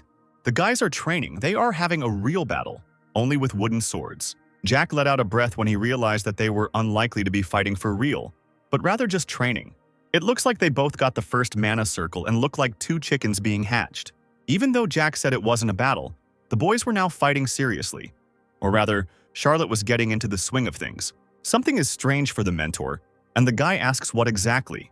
She asks if Thanos really thought he could defeat that kid last night. After this, Jack remembers what happened last night and what she is talking about. She means Hankus Bagerman. Did Thanos really tell about this? Does he really think so? The mentor believes that even from her appearance, Jack should have understood that Charlotte had never held a sword in her hands. That's right, now she's being uncertain with him and doesn't know how to keep her distance. But even so, with her incompetence, she can displace Thanos from his position. The guy notices that this huge guy is now giving in to the little girl. Charlotte seems to be losing ground. He tenses up and grins from applying all his strength. But in reality, it is Thanos who is doing this, and he is no less serious. He is stronger than Charlotte. The little girl even admires his power and muscles. Even with this understanding, it is still impossible to say with certainty who will ultimately win. As Thanos swings, Charlotte manages to attack and smashes his sword against hers. Unskillfully, but she manages to attack. She never studied fencing. How did this happen? A smirk appears on Jack's face, and he wants to argue with his mentor. The bet is that in 9 years he will make it so that Thanos can defeat Bagerman. It seems that he chose a little time for such a thing. Wouldn't Bagerman himself become stronger? Contentment is just splashing out from Jack. The mentor thinks that it will be interesting, so she agrees. They bet on a wish. The loser will fulfill the will of the winner. The argument itself isn't as interesting as something else that makes Valentine curious. This is exactly how Jack will make this child so strong. It seems the guy himself doesn't know this. There are many ways, one of which will suit him. Under the pretext that the boys should rest, Jack separates them. The girl blushed and told her boss that they were not really arguing. It seemed as if she was about to burst into tears, but Jack hadn't come to scold them for their quarrel. Charlotte's eyes light up when Jack compliments her on her talent for fencing. And even though the guy didn't see the whole fight, she managed to do it 3 times, which she herself doesn't really understand. Charlotte hit Thanos' sword 3 times, or 2 out of 3 times to be exact. What to do if the enemy is much stronger than you, when he is huge and you are weak? The answer is simple. You need to be like Charlotte and act as she did. If Jack hadn't interrupted their fight, she would have definitely ended up punching Thanos. After patting her on the head, Jack praises her for having talent, and to see if she is also talented in magic. He invites the little girl to come up to his place and eat the cake he brought. She can also play with Cell, who is currently on the roof of the estate. Request that Charlotte leave to speak with Thanos. In gratitude, she bows almost to the floor, and it's unclear where the little one learned to do this. Jack asks if Thanos knows he lost, and is told that he does. It's a shame for Thanos that Charlotte is so good at it. She has a talent for close combat, unlike him, and he knows it, which is why his face grows dull and his eyes look at the floor. It's fairly easy to figure out how to turn around a situation when you're losing ground, and Charlotte did it twice. Thanos was confused and did not understand how to repel her attack. Jack sharply clenched his fist. Another minute, if Jack hadn't intervened, this giant would have been lying on the ground. There is only silence in response, tears welling up in his eyes. But Thanos holds on while he is being questioned. Stubbornness and selfishness. He means Charlotte. She is physically small and looks harmless. But such a little thing was able to understand his strength, come up with tactics, and repel his blow. The guy mumbles, unable to think of what he should do in this situation. It's simple. Thanos needs to change his sword technique or his power so he doesn't lose control so easily. But he didn't do that. He just continued swinging his sword as before. This won't do, so Jack suggests killing Thanos just once. This phrase really scares the guy, but he wants to train properly. There are no buts in this. He wanted to become the strongest on the continent. For this he will have to try, but Thanos thinks more that he is causing inconvenience to everyone. Jack had already told him that he would have to try, and Jack put his hand on the guy's shoulder. This means that, for the sake of his goal, he must even be ready to die. But Jack wants an answer, so he asks again if Thanos is willing to try that hard. Feeling the sword in his hand, the guy tensed up and still answered that he was ready. Apparently this was a question to show off. He asked the mentor not to leave, but on the contrary to help, hinting at an argument. Still, she is interested in what Jack would like to use the illusion inside the magic circle. The mentor guesses that he wants to change the path of magic and create a training partner for this boy. This proves that he really is an unusual person since she immediately guessed his intentions. It takes a lot of mana to create an illusion that looks like a real person. Running his finger along the asphalt, Jack drew a circle on the ground with mana.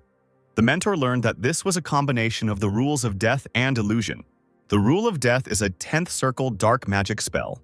It controls a limited space, spreads black magic within it, and changes the path of mana according to the will of the caster. In this space, you can drive your opponent crazy and force him to panic. And the illusion of the 9th circle is a spell that creates an illusion that looks like a real person.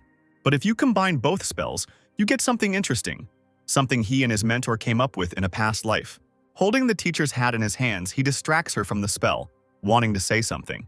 After this, Jack turns around and calls out to Thanos for the same reason. Jack says that battles have difficulty levels from 1 to 10. The higher the number, the stronger the enemy. Immediately after the explanation comes the question of what level Thanos wants to start from. Embarrassed to overestimate himself, the guy sadly answers that only from the first. Since Jack himself gave the choice, he did not object, and it was better to start with the easy one. Running his finger around the center of the circle, Jack continues to cast a spell on it.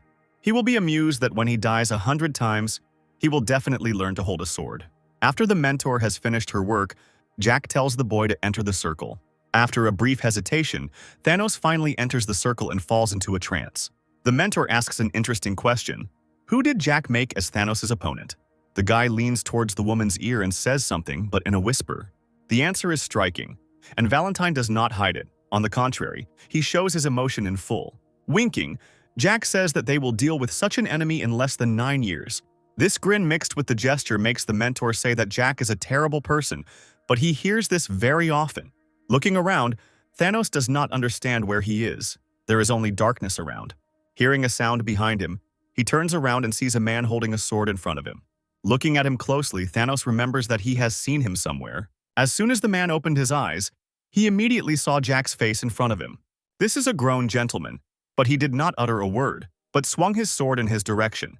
Realizing what was happening, Thanos got into a fighting stance. This is apparently training. After this, the past Jack immediately takes off and flies into battle. This is impossible not to notice, which is why the guy puts his sword in front of him, preparing to defend himself. He tried so hard to concentrate his strength that a grin appeared on his face. Just when it seemed to him that everything slowed down, his sword flew out of his hands. He realized that the previous Jack would cut off his head without regret, and he did it. After this, Thanos woke up on the tiles in the courtyard, out of breath and scared. He clutches his neck to check if his head is still there, and Jack's question about what happened makes his body go numb. A piercing scream of horror is heard. Thanos is frightened by the still little Jack, which was to be expected. Jack holds out his hand, pretending not to understand what he is so afraid of. Thanos grabs himself to rise and asks who was in the circle, but it is just an illusion. The guy didn't understand at all what the gentleman meant, which is why he repeated that it was illusion magic. Jack points out that Thanos has little experience and has never been in a situation where he had to risk his life, and that's true. He is told that he saw Jack in this circle at the age of 18. Jack will tell anyway, even though Thanos has already tried and should have understood it himself. To improve his skills, the guy will have to fight him from his past life, and the longer Thanos can last in battle, the stronger he will become.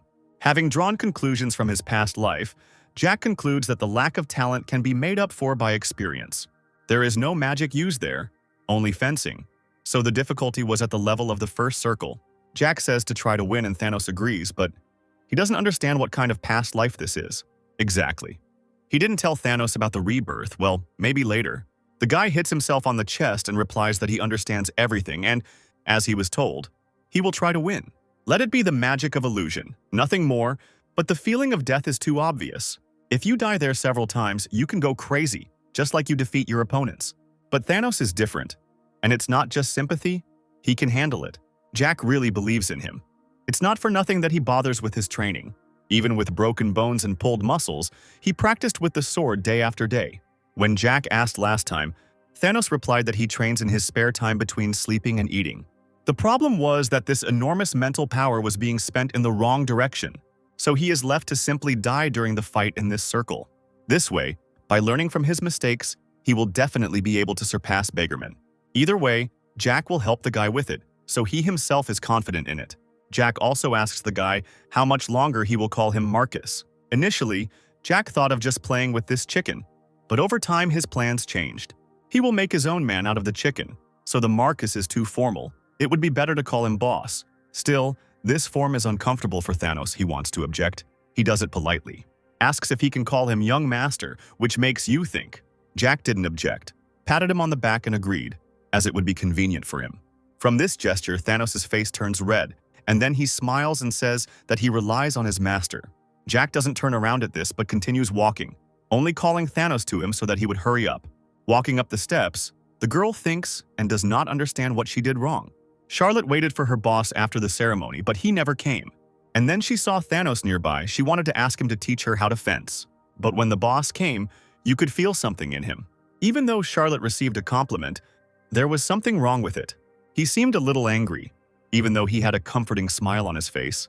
Maybe because they had a duel without his permission, she thinks she will need to apologize to him. Rising up, she suddenly sees a girl standing in front of her. It was noticeable that she was scared, and then suddenly she fell to her knees and bowed to the floor. Valactus, the dragon who used Charlotte and her mother as toys and called himself her uncle. Now she hates dragons and showed it in every way when she met Cell. But the first thing the boss said was that she was not at all like Valactus. The girl's body was shaking. She felt guilty for not knowing that Charlotte was coming here. Tears well up. Apparently she feels very sorry for Cell, so she also falls down next to him and hugs him tightly. Until now, Jack had not told them what had happened to her, but it was clear that Cell was very traumatized. But maybe Charlotte can help her somehow, for example with communication and friendship. The cook remembers that child and is surprised that she is still on the roof. He talks to Jack and offers him something to try since he ran to see the cook. Suddenly, two girls are asked why they are both hugging on the floor. Jack thinks that they have become very close friends, but the mentor thinks that only one side has become friends. Well, yes, if you look closely, for some reason Cell is shaking and Charlotte is crying. Charlotte finally hears the dialogue from behind and immediately pays attention to it. Turning around, the girl sees the boss, quickly gets up and runs with apologies. But as soon as she ran up to Jack, they noticed that Cell was bowing again, almost hitting her forehead on the floor. This does not suit Charlotte, and she tries to get Cell to her feet, but hears in response a request to let go. Something is wrong. This little girl was completely different last night. Well, that poor thing had to go through a lot in that lab. Approaching the girls, Jack picks them both up in his arms and starts carrying them somewhere. At the same time, he asks what Charlotte is apologizing for, and she replies that the boss was angry that they had a fight without permission. Suddenly, Charlotte starts to almost cry and scream that it won't happen again. No way, she can have contractions whenever she wants, she doesn't need Jack's permission. Afterwards, Jack breathes a sigh of relief. Why would he be angry about this? If she doesn't hit him on the head with a wooden sword, he certainly won't be angry, she warns Charlotte.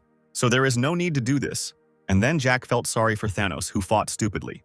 And they are convinced of her talent as a swordsman, so Jack suggests testing her magic at night. Jack notices that Cell in his arms is not as mobile as Charlotte, or rather, she is simply trembling, trying not to move at all. This is a good time to ask her if she enjoyed the chef's painstakingly prepared breakfast steak, and he hears a positive response.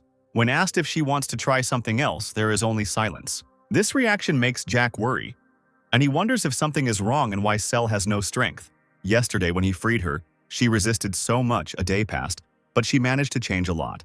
She shakes her head from side to side, saying that she doesn't feel bad, and starts talking about the blackened demon. The demon who changed the earth and sky. Jack did not quite understand the essence, so he asks again. He guessed that it was because of the destruction of the world, and Cell confirmed this. The mentor notes that the girl is talking about the prophecy of the third Dragon Lord. 400 years ago, something happened to the third Dragon Lord.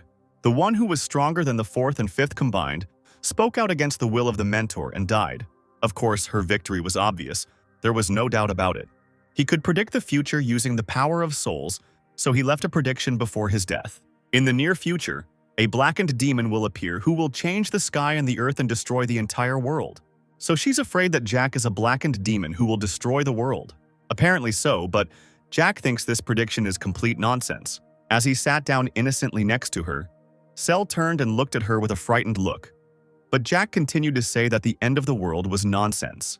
This opinion causes a violent reaction in Cell, because this is the prediction of the Third Lord and he has never been wrong.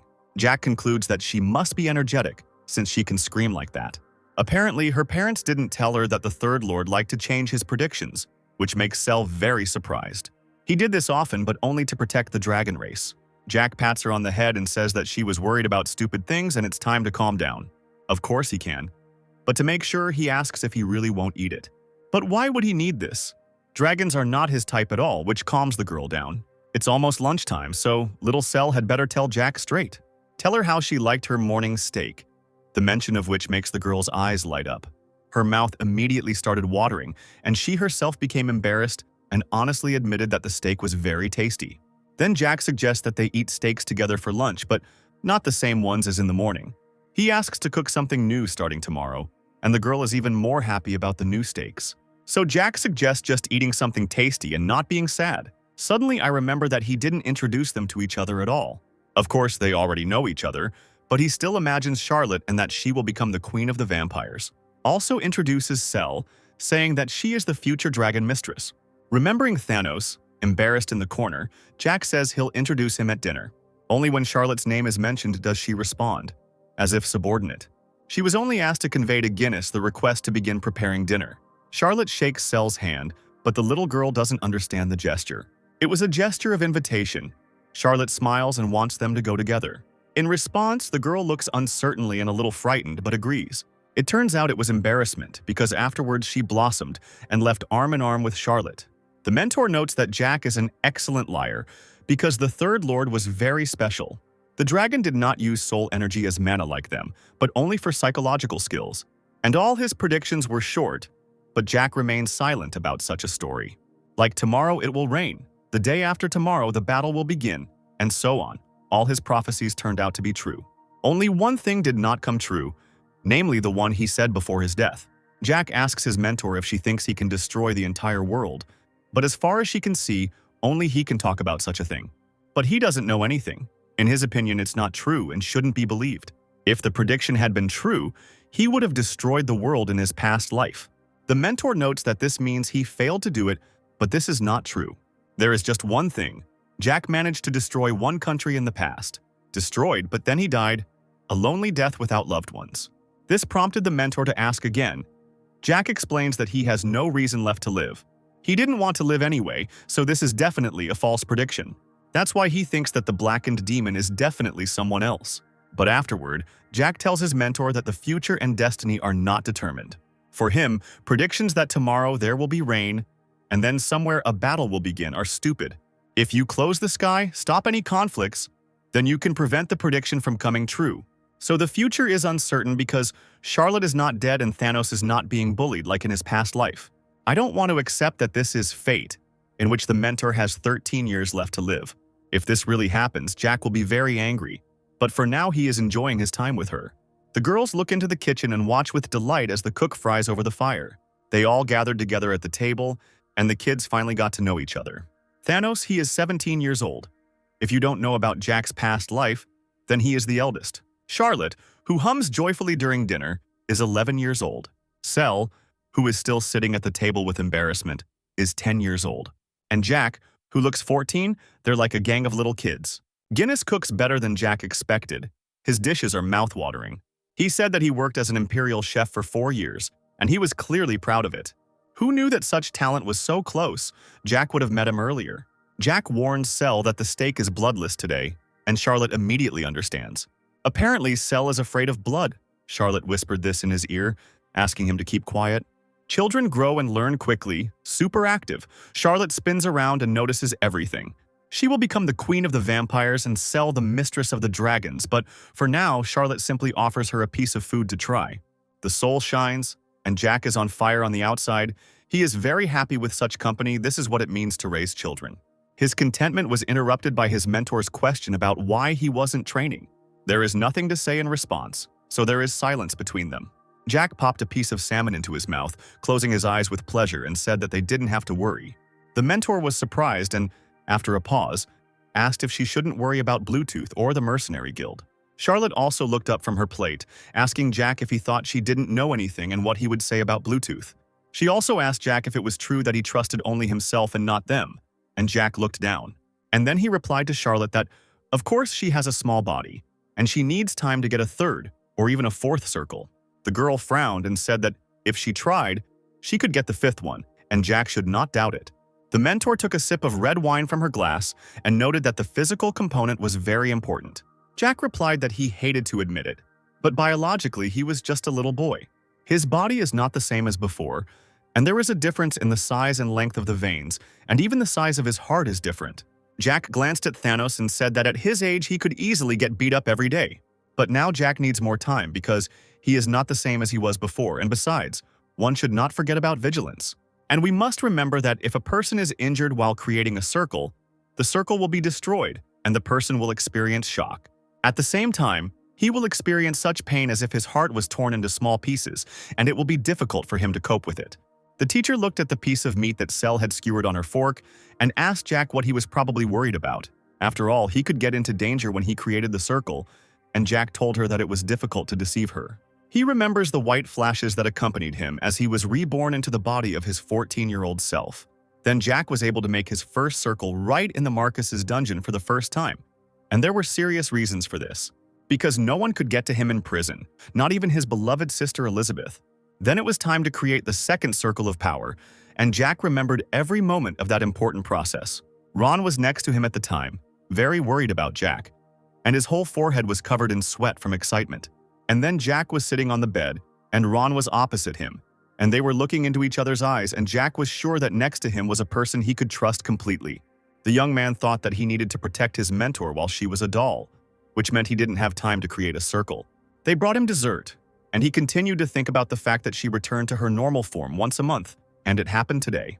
Jack looked at the piece of cake and thought that he shouldn't waste time because of the circle, because the source of his power is not in the circles but in the energy. Valentine noted that it was foolish to receive protection from a student when she was his mentor, and so, even if it's only once a month, she will be able to fulfill her duty as a mentor, and Jack shouldn't be surprised or resist this.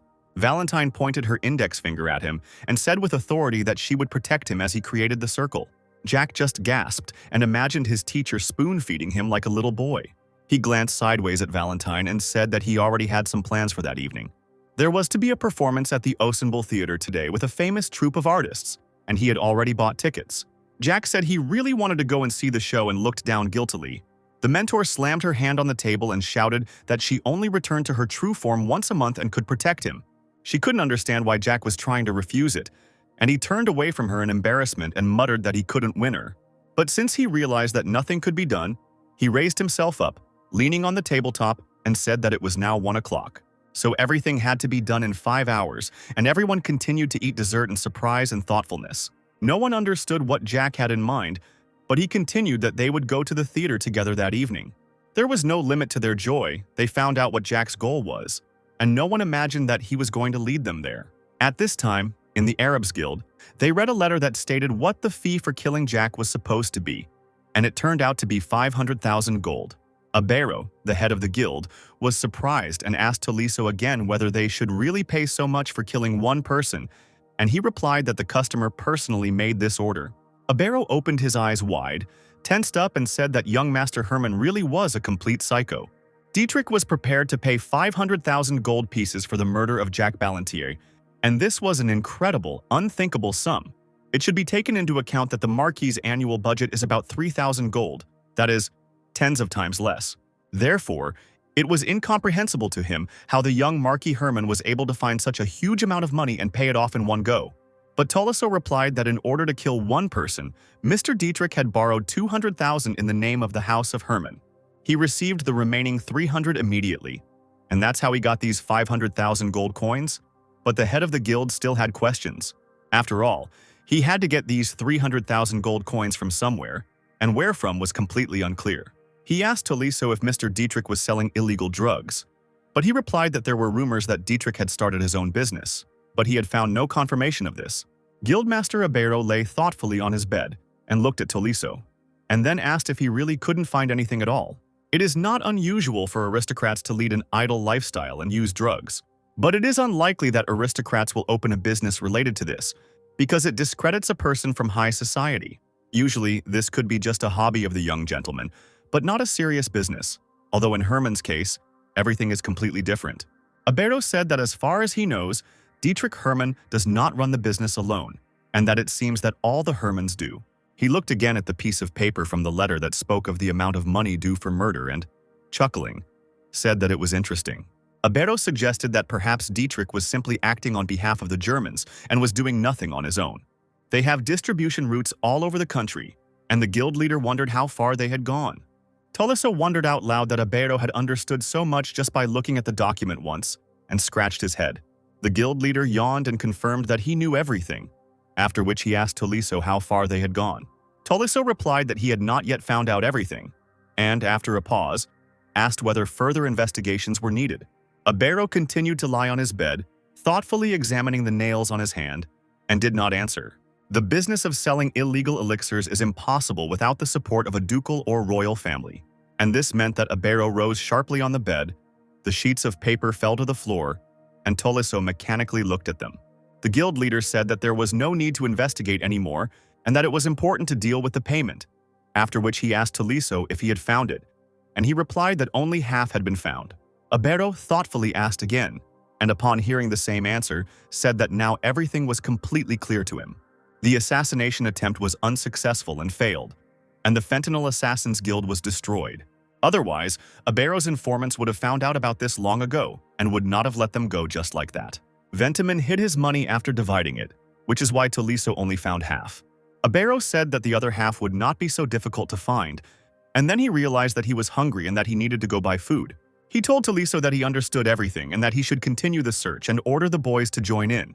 Tolisso asked hesitantly why they had to hide this from the top and smiled sheepishly. He didn't know if they needed to do this. Abero replied that they would not hide it. They simply needed to resolve everything themselves so as not to add problems to the top. The guild leader added that the top brass were too busy, and Tolisso aloud admired his wisdom, and Abero thought it was a good thing he was such a fool. Soon, Abero went out into the city and went to the market to buy food. There he reached the baker's shop, a gray-haired and mustachioed fat man. He simply beamed when he saw him, and Abero asked the baker, Mr. Martin, to wrap up 10 buns for him to take home. And while the baker was taking hot buns out of the oven, the head of the guild was pondering Tolisso's words, whether they were hiding anything from the top, and grumbled that he could not trust them. Jack's threat was real, so he needed to find the money at all costs to keep his head. He looked at the problem from different angles and eventually decided that he could then decide whether to report to the top or not. Just when he thought that even though he was the branch leader, there was no point in him giving his life for the guild, someone touched his leg and meowed. Abero saw the cat with the collar, thought how cute he was, and bent down to pet him.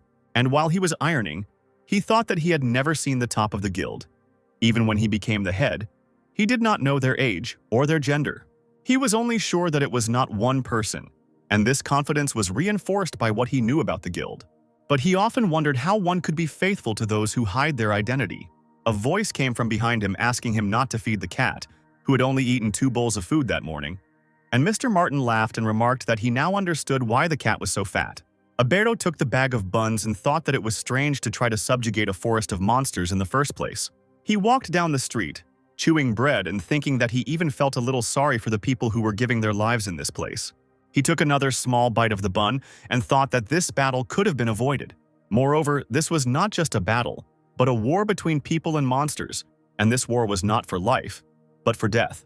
The monsters can't get out of the forest, but despite all this, the essence remains the same. It doesn't change.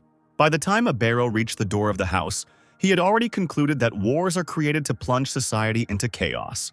At home, they were already waiting for him with food, and he told everyone that the kingdom was now calm, and held out a bag of buns, offering everyone to take one. The girls, talking to each other, noted that the Arabs Guild was stronger than it seemed, and that it was not difficult to control the mood in the country with the help of information. Their faction supports the king, so it is natural that the guild is protected by the king's law, and the number of enslaved mana users that were not needed was sharply reduced. Abero went up to his room and, thinking about the high probability of the king losing the support of the aristocrats, he was surprised that their guild could also be involved in all this horror. He touched his fingers to the portrait lying on the table and noted to himself that too many strange things had been happening lately. Abero lay down on his bed and began to think about Dietrich Hermann and his drug business. He tossed and turned and thought, trying to solve this riddle, but he came to the conclusion that it would not have been possible without the support of the empire. And then maybe those 300,000 gold pieces were used to push that idiot Dietrich forward and make him responsible. And in this case, without any doubt, they must have made a fortune because the sum is simply enormous. But even without mentioning the amount, Abero couldn't understand how the guild could not know about the movement of such money. And one day of investigation is certainly not enough to find out all the details and understand everything.